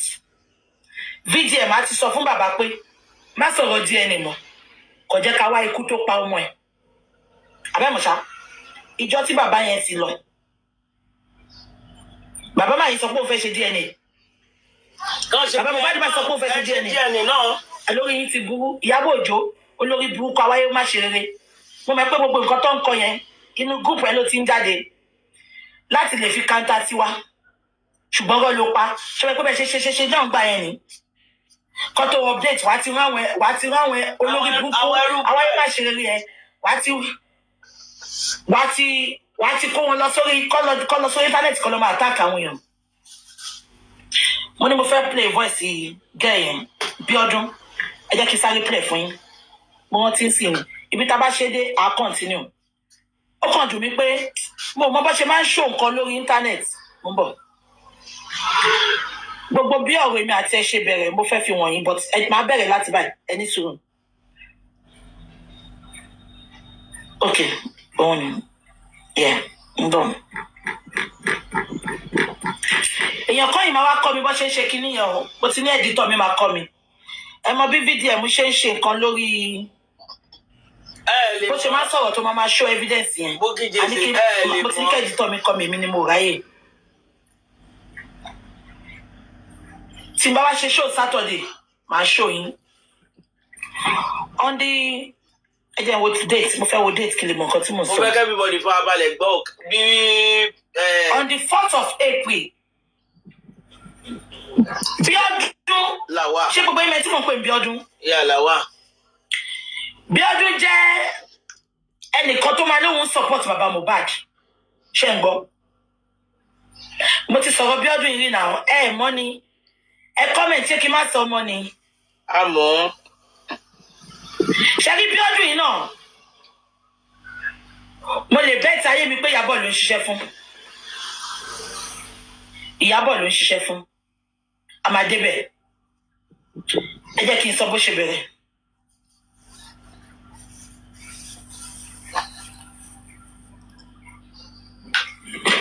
Bíọ́dún send the photo Papa Lolo sí mi. Ṣé ń gbọ́? Bíọ́dún Lawal, thank you. Ó send the photo ẹ̀ sí mi ní on the 24th of July. Ní 1:12. Meanwhile, Bíọ́dún ibi ṣe gbọ́. Ọ̀nà ó ti tẹ̀lé mọ́mí Rich Grace rí. Ó ti lọ bá wọn Kudi ṣe rí. Ó ti lọ sí àárín gbogbo wọn. Àṣé mi gangan lọ́wọ́ sí. Èmi gangan lọ́wọ́ sí. Màá sọ reason fún yín. Ó send message sí mi ní 1:12. Ó ní Àṣànà gbé photo Papa Lolo. Ó ní the big one very soon, April 12 for Prince. Bíọ́dún wá send ẹ̀ sí mi. Ó ní why are they calling this boy a prince? Mi dá lóhùn. Torí mo sọ fún pé mi ò dá gbogbo èèyàn lóhùn. Ṣé ń gbọ́? Ó ní Karimo is the one doing her sister. Ìgbà tó di 24th of July. Ó pè mí ní 15:53. Gbogbo ẹni máa fún wọn yín o 15:54. Ó pè mí throughout that day 15:55. Ó pè mí throughout. Máa fi gbogbo miss call ẹ̀ wọ̀nyí ń bíbá. Mi gbé. 26th of August 2024. Òfin hàn. Ẹ dúró. Ó dàbọ̀ ní fídíò tó ti drop mi. Kò drop nǹkan kan. Mo ní open business for you. Mo bọ̀, ẹ dúró. Fídíò tó ti drop mi, mo bọ̀. Kò tí drop mi, ìtawò yẹn náà ni. Everybody ṣáà dúró PGM lájà fi. Ìtawò yẹn ni, ẹ má máa disturb mi. Mo bọ̀. Ẹ jẹ́ kí n máa sọ lọ.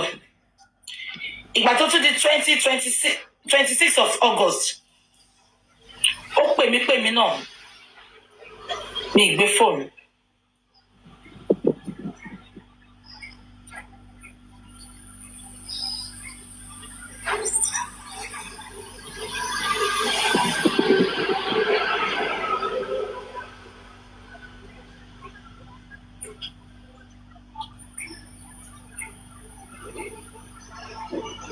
Now,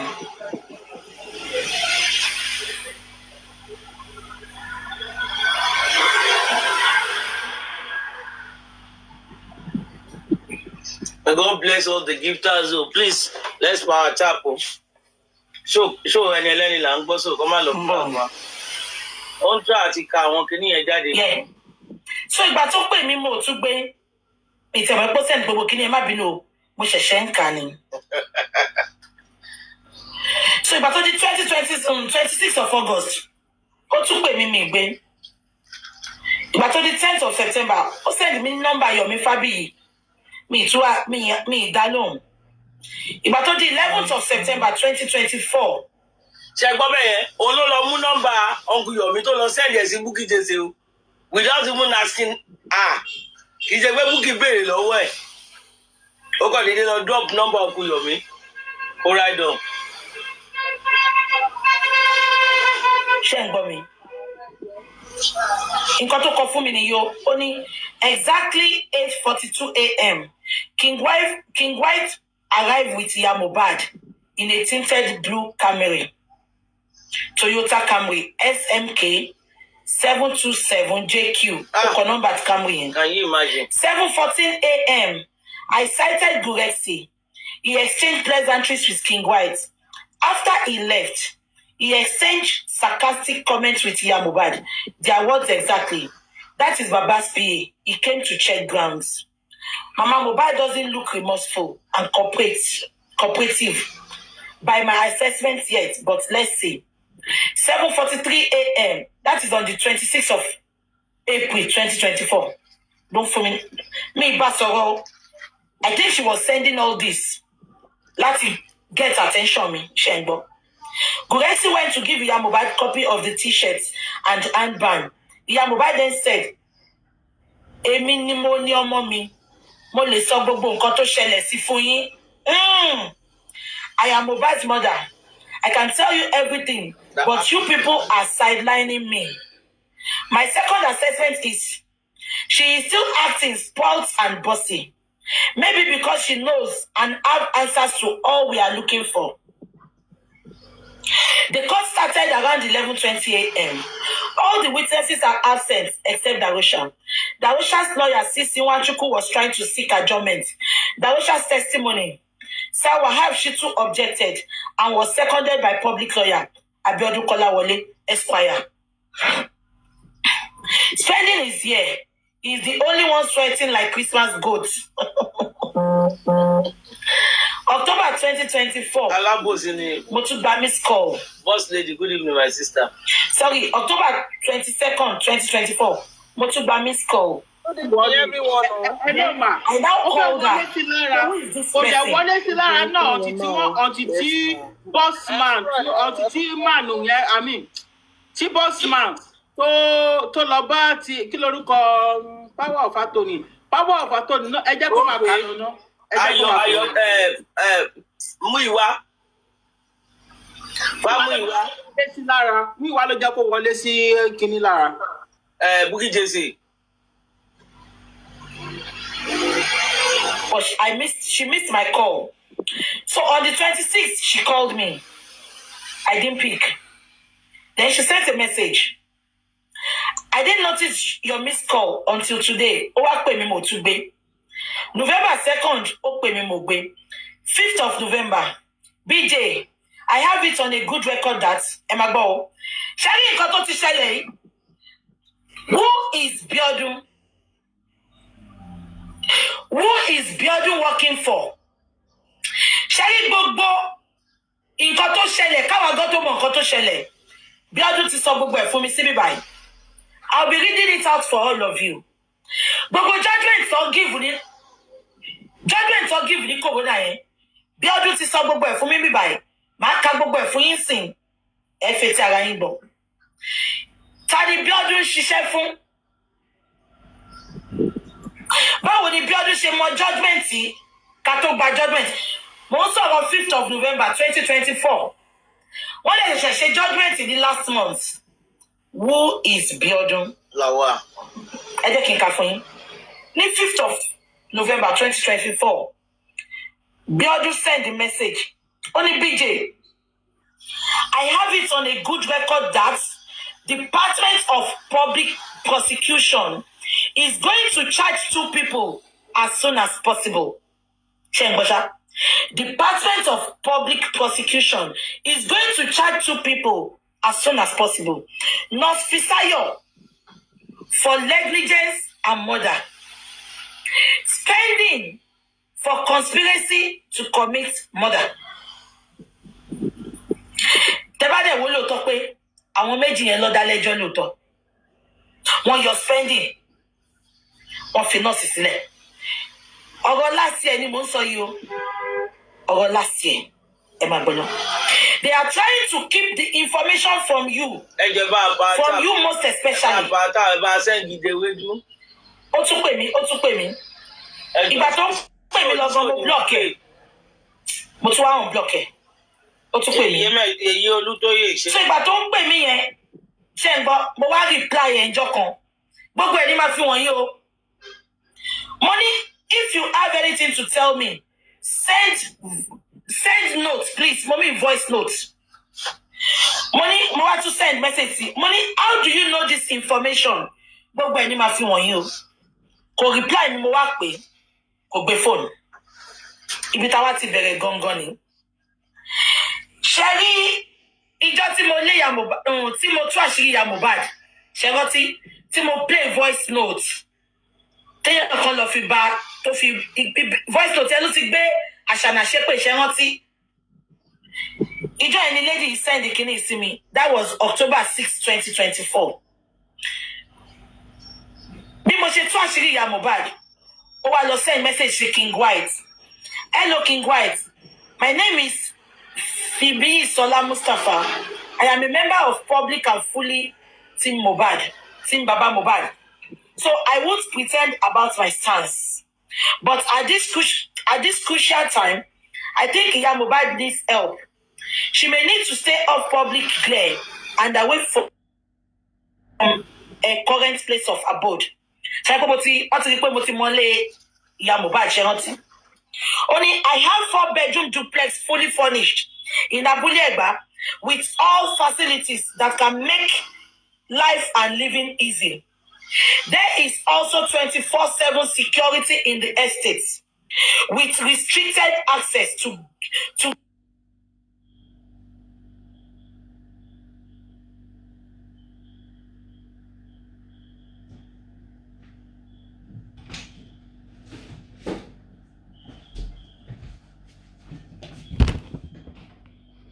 tí ìjẹ́ lójú yín ṣé ẹ lè respect mi mọ́ ẹ lè respect mi ẹ máa ní pé aṣẹ́ mi tí mo ti ta ọ̀rẹ́ mi lọ́pọ̀ lójú yín mi ò lè padà mi gan ò lè níyì because ẹ máa ń gbé ọ tẹ́mi náà bá kúrò mbẹ́ bóyá máa ṣe fẹ́mi náà nìyẹn òun lọ̀rọ̀ tó wà lẹ́yìn nígbà tó ti jọ ọmọ rí tẹ́lís tọ́jọ́ ń gbà náà wọ́n mọ game tí gbogbo wọn jọ ń gbá so person wey don do that one you go come think say she go just allow you make you allow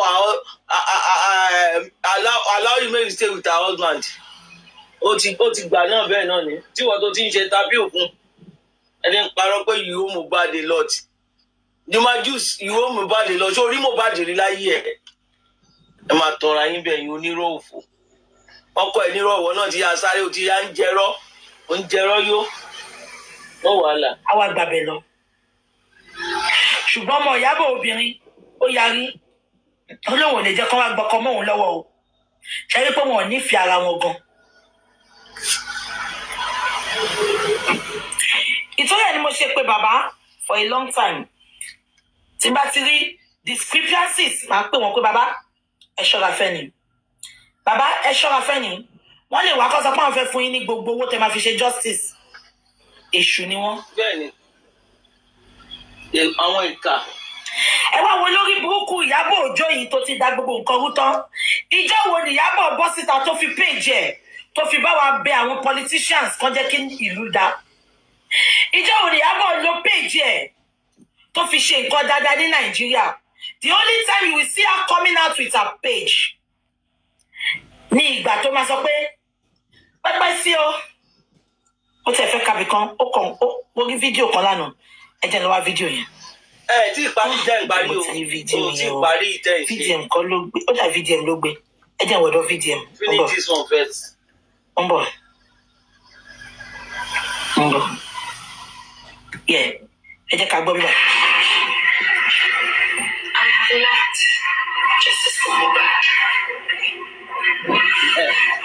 Ìyábọ̀ wá dé tó sọ̀rọ̀ títí tí. ó ní kúre ìyá ẹ̀ ò ní jèrè ẹ̀ Ìyábọ̀ àwọn wo ló ń halẹ̀ mọ́ mo ń bọ̀ ẹ dúró ẹ gbọ́ nǹkan tó sọ́mọ̀ ẹ̀ ni ẹ tó jẹ́ kẹ́ bá mi wá lọ kẹ́ bá mi lọ dá èpè bolẹ̀ fún. ẹ gbọ́ nǹkan tó sọ ni mo ń bọ̀ ẹ jẹ́ kí n lọ tún play fún yín. ó ní I have left justice for Mohbad ó ní kẹ́ má jẹ́ kóun padà wá ó ní kúre olórí burúkú ọmọ òfò ọmọ àdánù. As it is so Davido, no, she does not want to see that. She loves Davido so much. She does not want to be ready. Mo ń bọ̀ ẹ hold on ẹ jẹ́ kí n play kí gbogbo yín gbọ́ mo ṣẹ̀ṣẹ̀ gbọ́ láàárọ̀ ẹ̀ ni ẹ ní sùúrù mi ìmọ̀ ẹgbẹ́ nǹkan tó sọ nìyẹn ẹ ní sùúrù mo fẹ́ play fún yín kẹ́ gbọ́. ta ló ń gúnyán fọwọ́ ẹ tó sọ pé tọ́bi òṣòro náà kí ẹjọ́ náà àwọn wo ló small yansh dey shake yo ngbeke abẹ ẹ rí literate rárá oko ẹgbọ́n nǹkan tó sọ. I have left justice for Mohbad.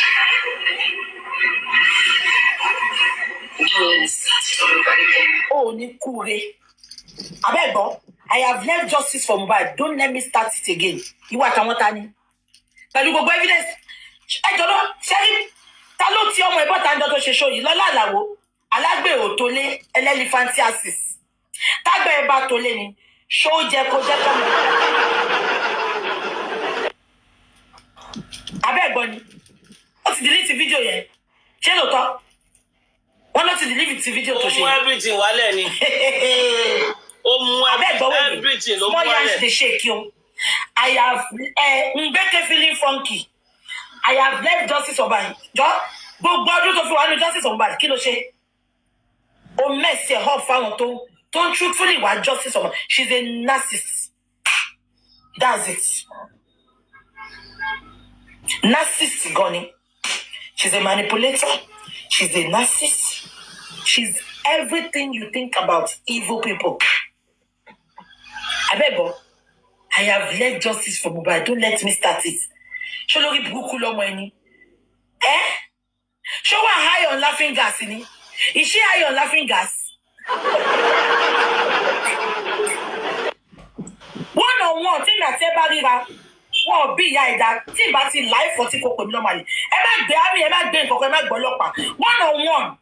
Tí ìbá ti nà ìyá ẹ̀ kò kú síbi tó, tí ìbá ti nà ẹ́ pa sílẹ̀ kò pè mí lọ́mọ àlè. Ó wá jókòó tí ò bá ń ṣe social media. Abẹ́ẹ̀ni bó ṣe jókòó. She has bipolar. Èmi náà mọ̀, ṣe é pé bipolar, ó máa ń tọmọ wèrè. Wèrè tí ìyá náà ṣe, wèrè tó ṣe ẹ̀gbọ́n sórí. Ìyá ìyá wèrè kú ni. Wọ́n ròyìn bó ṣe máa nà yá ìná. Because tí ò bá ní bipolar disorder ni, ó ní sọ pé thank you, tàbí okay. She has a multiple personality. Ìwọ tó ti kárẹ́ dalẹ̀, ṣé pé bí olórí burúkú ṣe máa ṣẹlẹ̀, ṣé pé báṣànà náà ṣe ni. Manipulator. Ó ti kárẹ́ dalẹ̀. Ó ní I have left justice for bad. Don't let me come back. Tó o bá padà wá, ó máa fojú sunkún àwọn ọmọ ẹ̀ nísinsìnyí. Olórí burúkú, olóṣì. Àwa mú black bonnet Amadé yẹn. Jọ gbogbo obìnrin ló ní black bonnet. Gbogbo òṣì black bonnet òfò tó ń ṣe yẹn. Gbogbo obìnrin wọn sọ fún ẹ pé gbogbo obìnrin lórí olórí burúkú àyàmátàǹgà olóṣì oníkọ́ọ̀sì méjì sọnù gbogbo ṣé ní fi dúdú mọ́ lọ́rùn ó tún lè gba ó lè fi everyday ṣe ó bí ṣé ní ṣe dúdú bí kí plug yẹ ló dúdú ṣé ní kò yé mi. Àyà ẹ̀ ti ń já tẹ́ńsọ̀n ti bò ó. Tẹ́ńsọ̀n ló bò ó fi ṣẹ̀ bí ẹ̀. Because I am calm now. You know, you said that the Yabo you knew then has changed. Yes. Chembo. What is it because I am calm now? You are calm because you are guilty. Guilt smells all over you. Guilt is written all over you. You are not calm because you don't want to be calm. You want to be calm. You are calm because you are guilty. Ó dàbí orí ọmọ ti dàrú lọ́pẹ́ àwọn tó read psychology, they will tell you. Mo sọ fún yín dẹ́ pé I could see guilt all over her. Yeah. You said you are calm because ẹ kà máa gbọ́ ọ̀dọ̀ sọ pé òun calm. Ẹrù ń bá gan kò mọ tó bá ó sì wà lọ́wọ́. Ṣé ń gbọ́? Olówó calm because I'm a soon to be grandma and olórí burúkú ni ẹ. Òun ló ṣe olórí burúkú wedding náà tó fi ń ṣe pẹ́pẹ́ dẹ̀m kiri ṣe fẹ́ gbọ́. Àwọn èèyàn ṣe wedding gan o. People just don't want to put their thing out there. You know, you and your child, you're always seeking for social media validation. Gbogbo ètò sáà tó dẹ̀ sá pé grandma ni ẹ̀yẹn, àìmọye àwọn èèyàn tọ́mọ wọn ti bímọ bí tó ń pariwo síta. Àìmọye àwọn grandma. Ṣé màá jẹ́ grandma sìn? Màá wá rò tọ́mọ ò ní sọ, màá sọ. Ó ti jẹ̀bi ní olórí burúkú tá a bá máa sọ, àwọn máa fi ìyàwó ọmọ àbí oyún ọmọ, a máa fi ṣe emotional blackmail. Public manipulation. Olórí burúkú olùṣìgbà tó ń ṣe nǹkan rere inú ilé ẹ àfikún wọ́n dú ẹ náà ó dá lákìsà ni jọ gbogbo bàtà àwọn politician yìí ń dú ẹ ó rí nǹkan kan mú jáde ń bẹ̀ ni nítorí lẹ́yìn ìgbà tí gbogbo wọn kọ ẹlẹ̀ ló lè ṣe lọ́ra lé ló lè ṣe lọ́ra gba ilé tó gba mọ́gẹ́jì tó ń san díẹ̀díẹ̀ so gbogbo bó ṣe dú ẹ mo róhun mú bọ̀ bí mo ṣe ń jó kiri mi ò jó lásán Ìyábọ̀ dókódókó kò róhun mú bọ̀ bó ṣe dókó kiri ó lásán. Ẹ jẹ́ ká máa gbọ́ lọ. When I keep my black bonnet for inside cooler. Black bonnet, no. You don't need all these distractions. Sengo. There's a lot going on in this country. People are suffering. We don't need all this distraction. So ìgbà tá ń jẹ́ ìrírí ìwà justice sí la ló jẹ́ distraction. Ikú Mohbad tí VDM ṣẹ̀ṣẹ̀ ń bá wa wá justice. is now a distraction. Ayé mà níkà o. Ṣọ́mọ ọkùnrin ẹ lè ṣankú mọ́ ẹ lójú sísìn. Kó wá fura báwọn kan ló pa kó pè ní distraction.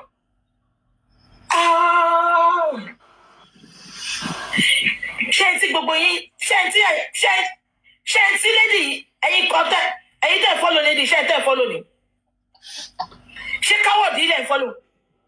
Káwọ́dì tó ṣe nǹkan tí ò lè dúró tì. Káwọ́dì tí gbogbo yín follow ni. And you call this your mentor? You call this your mother? This coward. Olóyè oṣù táyìn náà fi sáńtà táyìn náà jáde. Àwọn arúgbó má sábà yìí ló jẹ́ kẹ́ máa tẹ̀lé. Irọ́ ni ẹ̀yin kan ò jáde olóyè oṣù mẹ́ta tẹ̀ fi sọ̀rọ̀. Nǹkan bí lọ́ọ́ ti jù jáde nínú chat group tí wẹ́gẹ̀ ti sọ pé ká ignore. Ká máa sọ̀rọ̀ economy. Olóyè oṣù táyìn náà fi jáde ìtàbùkù. Jọ́ tó bá máa tẹ̀lé yàn láyé ẹ̀ má tẹ̀lé coward o. This girl is a coward. Ẹ wo bó ṣe hàìpa rẹ̀. Ẹ lọ bá mi lọ sí péjì olórí burúkú ọmọ yìí. Ẹ bá mi mújọ́ kan tó bẹ politicians pé kán jọ. Even ìgbà tí Benue ń pààyàn gan. Tí VDM arógun màsà tó lọ síbẹ̀. Ọmọ yìí ò solicit. Kò solidarity fún Benue. Tẹ́lifàjì òpin léyìí. Tẹ́lifàjì òpin léyìí. Wọ́n sísìn just because ọwọ́ ṣáláńgbà ẹ ti pégu just because wọ́n ti mú eré danded ó wá ń discuss pé ẹ jẹ́ ká ignore justice for Mohbad. It's a distraction. Ìgbà tó ṣe chat group ó mọ̀ pé distraction ni. Ìgbà tó pé gbogbo wọn kọ́ wọn máa ṣépè fún bàbá ó mọ̀ pé distraction ni. Ìgbà tó fẹ́ mú Àṣànà sálọ nílùú ó mọ̀ pé distraction. Ìgbà tí bàbá Mohbad ń sunkún kiri ó mọ̀ pé distraction. Ìgbà tó pé bàbá Mohbad ní bastard ó mọ̀ pé distraction. Ìgbà tó ní kọ́ dáwọ́ owó tó dáde ní àárín owó yẹn ó mọ̀ pé distraction. Ìgbà tó ń pe Naira Marley ní apààyàn pé kọ́ bring it down ó mọ̀ pé distraction. Àṣànà ò ní ṣáun tó dájẹ́. Ṣáma CEO Àṣànà lélẹ̀ sọ Àṣànà náà làwọn méjèèjì. Ṣé kí pé jẹ́ yìí ó rí lè ṣó ìwà ẹ̀ níbí báyìí? Very very wicked. Ẹ jẹ́ ká máa gbé lọ. People are suffering, have a lot of economical issues. VDM gbọ́ káwọ́ lórí. Ẹ wo lórí burúkú. Àṣírí ìwèrè tú. Ìgbà yẹn ló mọ̀ pé people are suffering. A lot of economical issue. Lọ ṣe wedding ní 7 weddings. Ó mọ̀ pé bí pa àwọn èèyàn. Ó ṣe wedding Sọ́sọ́ bẹ̀rẹ̀ kù. Ó gbé fake owó wá lọ fún ẹ, ó mọ̀ pé bí pa àwọn èèyàn. O lè ní pé ẹja ṣe wedding kankan bí tó irú wedding tó ṣe yẹn àmà rí bí tó ti lọ fún àwọn motherless baby lóúnjẹ. Mo ò rí ẹ kó ṣe give away rí. Mo ò rí ẹ kó sọ pé kí o olóòní charity organization ó fi charity ẹ lọ tọ́jú àwọn ọmọ tó ní. Àwọn tá à ní nǹkan kan ìgbà. Ó fi charity ẹ ṣe give away rí. Charity tẹ bí kẹ́kọ̀ọ́ sọ́ọ̀kì bí kò jẹ oko olóko bí kò gbàbí fọlẹ́rẹ́. Ẹ má ti ní sàkókè ìjọ tó lọ náà mo mọ̀ pé ẹ̀mí máa kọ́ lè gbọ́ àbùkọ́ sáré bọ́ tírẹ̀kì kan tẹ̀ ẹ̀ sọ yìí. Ṣé ní gbogbo nǹkan tó wá sọ síta yẹn fídíò láti tó ṣe tẹ̀ ń play nǹkan tó bí mi lójú nìyẹn tó sọ̀rọ̀ nípa gọ́ọ̀mẹ̀ntì. This was a case tó jẹ́ pé ìgbà tí Nangi Tanzania blogger ni tó sọ síta tó ní kí ọmọ ẹ̀ àtọkọ ọmọ ẹ̀ kọ́kọ́ wọn àwọn kò ní social media wípé no reform no election làwọn fẹ́ ṣe lọ́wọ́ kọ́mátìsì káàkiri àwọn populate wọn bí káwọn fẹ́ gọ́ọ̀mẹ̀ntì wọn. Ṣé àmọ́ pé ọmọ burúkú yìí tó bẹ tí ó ṣe iṣẹ́ kó jáde tó ṣe àgbàgbà rárá o kó fọmọ ńlẹ̀ kó má tẹ̀ tọ́jú ọmọ òun ò jó pẹ̀lú ọmọ wọn. Sis mo fowó àtọmọdé lẹ́nu orí burúkú tó wà tọmọ yìí ṣe lórí social media kò ń ṣe distraction ẹ sọ fún mi. Òun tí wá jáde kẹ́mẹ́wò ìyàbọ̀ ó ní multiple personality bó ṣe wà ní ó ní ìdí help that lady needs help ó ní multiple personality the same thing tó wà against punishment ìbẹ̀rẹ̀ tó ẹ̀ sọ́ọ̀nù kókó ọmọ olùkúlò social media kókó ti tó kọ̀ọ̀kan no reform no election ti Tanzania olúwa tún jáde sí just because wọ́n fi validate rẹ̀ ó ń wá sí party ló wá sọ pé pity party ló wá sọ pé kọ̀ọ̀kan ṣẹlẹ̀ ní Nàìjíríà o àwọn gọ́ọ̀mẹ̀ntì wa àwọn kan ṣe tó da ká praise wọn nǹkan tí ò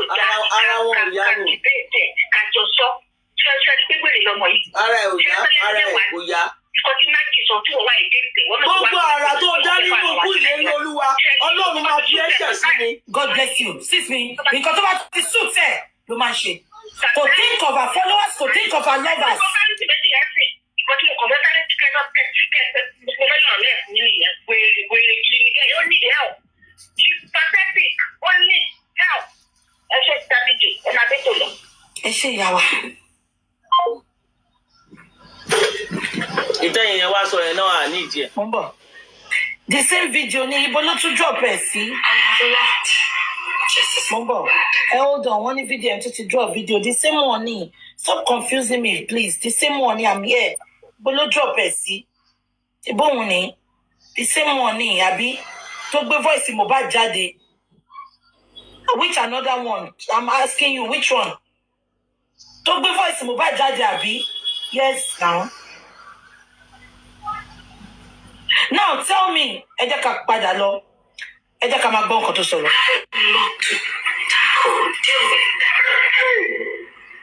There's some things that governments are doing right that we should talk about. And there's some Ẹ jọ, ìgbà wo lórí burúkú Ìyábọ̀ di mouthpiece government?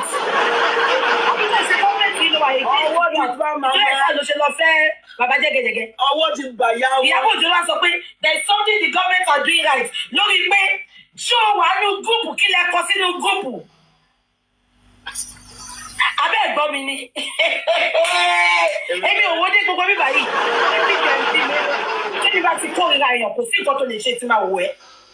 Abẹ́ ẹ̀gbọ́n. Ó wá jẹ́ tó. Ìgbà wo ni Ìyábọ̀ Òjó di àwọn Dèjì sóyè? Ìgbà wo ló di ìṣòwò rẹ̀? Tó ń campaign for good governance. Ìgbà wo ló di very dark man? Ṣé gbígbẹ́ yìí wicked gan? Ṣé gbígbẹ́ yìí wicked gan? The moment tó pọ̀ fẹ́, oníkun Mohbad distraction ni. Oníkun Mohbad distraction ni. Ó wá ní ká kúrò lórí ẹ̀, ó wá ń preach nípa government. Ègbé ni fún gbogbo ẹ̀yin tẹ̀yin bá gẹ̀rù ṣe. Coming convention, welcome. Ègbé ni fún gbogbo ẹ̀yin tẹ̀yin bá gẹ̀rù ṣe. Lèyí. Àbájọ. Mo ní àǹfààní láti bá àwọn ọ̀rẹ́ kan sọ̀rọ̀. Wọ́n ní tẹ bá ń gbọ́ ìkà, ó ní she's evil. Ìyá mi. Ó ní sis, she is very evil. Ó ní girl yìí, ó ní á ṣèkà fún ẹ, á tún blackmail ẹ. Ó ní she's evil. Ó ní tó o bá rí ìkan tó lè fi define evil. Ọ̀gá mi ti ń gbogbo ẹ̀ padà díẹ̀díẹ̀. Lọ́gbọ́n ọkùnrin mi padà. Ó ní tó bá rí tí ò bá sá, ó ní tí òbí á mọ́nítọ̀ wọn. Wà láìtàlà. Ẹ jẹ́ ká máa gbọ́ lọ. I'm supposed to talk about and debate about all these distractions.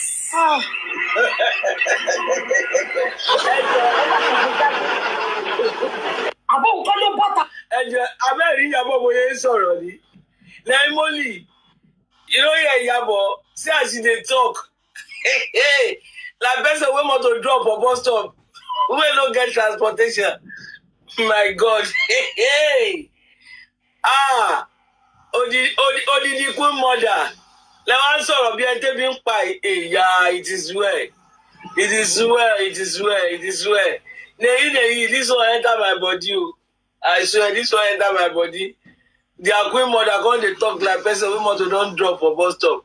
Who go help her now? Who go help her? Okay o, make we dey continue shining. Tó sọ pé justice ni o, nígbà.